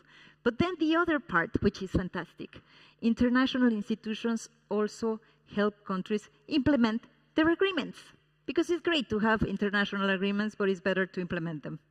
And therefore, we develop a tool, the readiness assessment methodology, that we are implementing in 50 countries around the world, and I recognize Chile, who used the RAM to then change the legislation on privacy, and in general in many other areas. Morocco, I was with the Minister Massour, and she was looking into the thing. So we bring the comparative perspective of other countries, what other countries are doing, to ensure that our members also benefit from this knowledge and can advance governance of AI in a much more swifter way, and that we can then compare, discuss and provide these platforms We also have the Global Forum on the Ethics of AI. So I feel it's very important that we do not only think that, well, international organizations are there doing interesting things. They are doing things that matter for people. They're doing things that, of course, we hear our member states. Every time I walk and talk to a member state, the minister of a member state of any country, I just met with Indonesia, I met with Bangladesh, I met with Vietnam or Africa. We are always eager to see how we could help, because the whole point is to learn together. These are global technologies that need global solutions. And we can do that if we bring together the partners, if we bring together the governments, who are first and foremost the ones that are responsible for the good governance of AI, but also if we do it in the way that ITU has been doing it with the businesses, with the academics, because artificial intelligence is changing our lives. We need to understand better, we need to use it better, and we need to see what kind of instruments, incentives, investments, regulations we can deploy to ensure that they deliver for good. So I invite you all, take a look at actually we produced a report that Thomas mentioned, and we're very proud of that. This is our contribution to the discussions on the Summit of the Future, and we invite you to take a look at it. It's actually even good read. You might think, no, it might be a very bureaucratic and boring. It's not. It's good read. So I invite you to take a look at that and actually to continue this conversation, because we will be learning by doing. We might not get it right the first time, but at least we have the whole world together coming to this very important discussion.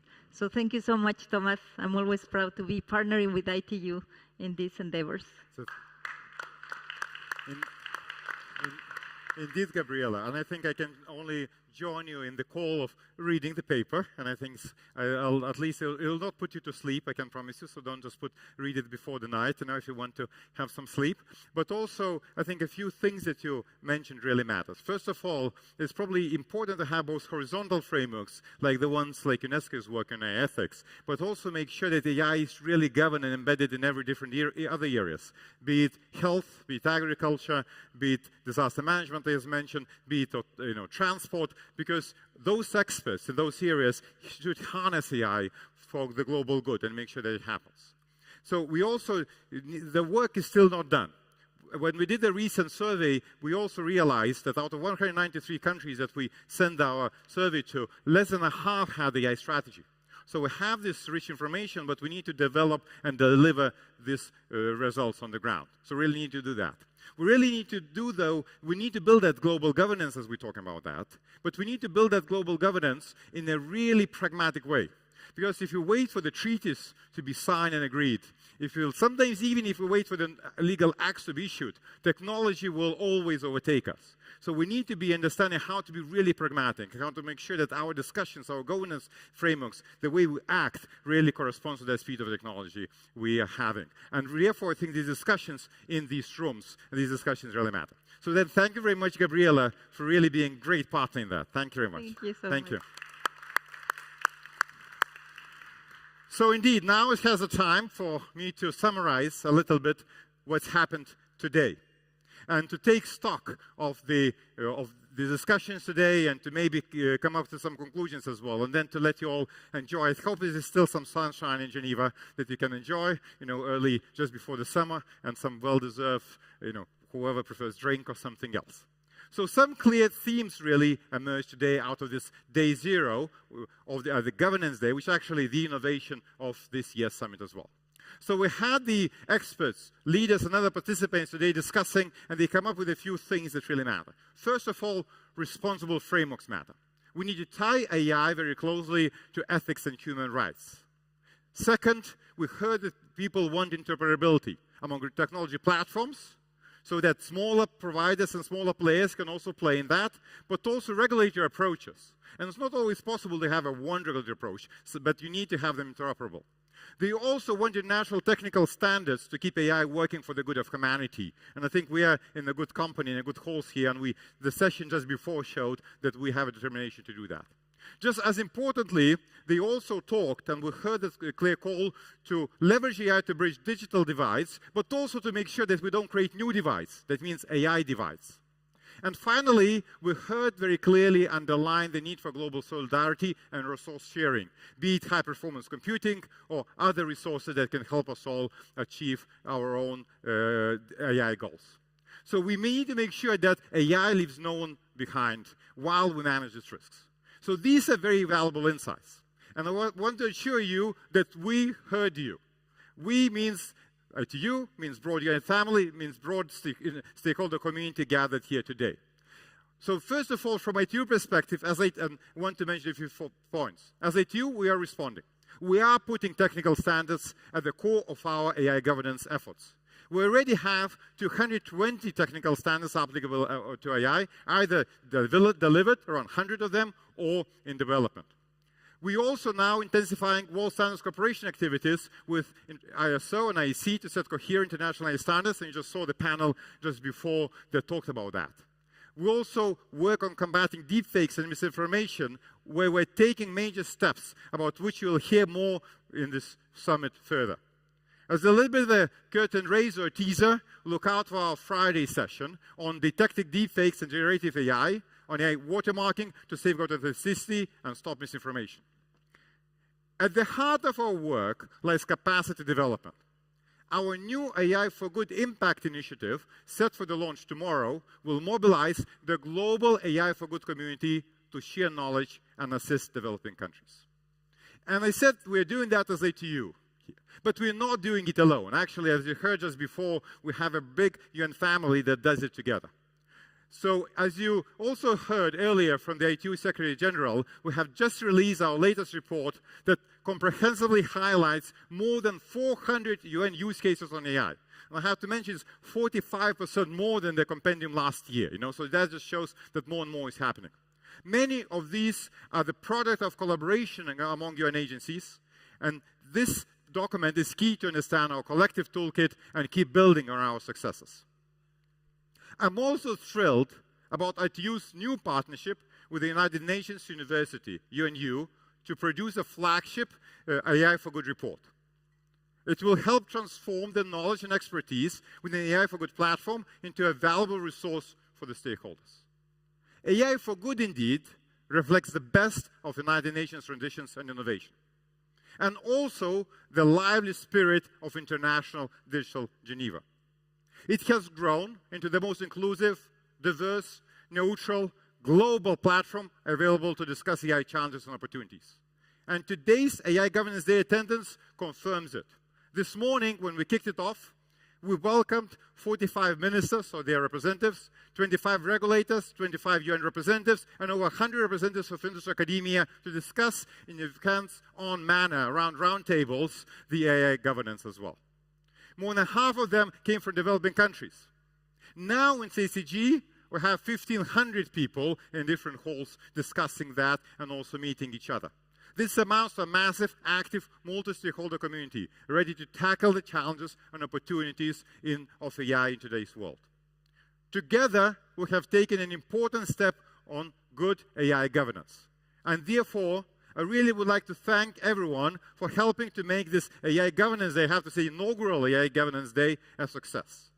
All of you are warmly welcomed to actively engage and contribute to the discussions in the AI for Good Global Summit in the next 2 days, and in these same halls and around this building.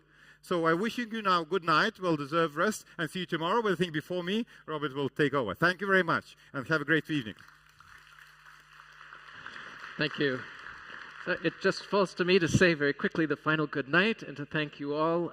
My friend Pam Dixon recently said that when it comes to international AI governance, referencing Deng Xiaoping, when we cross the river, we have to feel the stones under our feet as we go. That is to say, we need to have humility. We need to know that we don't have all the answers, but all of you are here for a long time working together to find those answers that we really do need. So thank you so much, and I hope you continue to work together to do that. And otherwise, have a lovely evening, and see you tomorrow at 9 a.m. Good night. Thank you.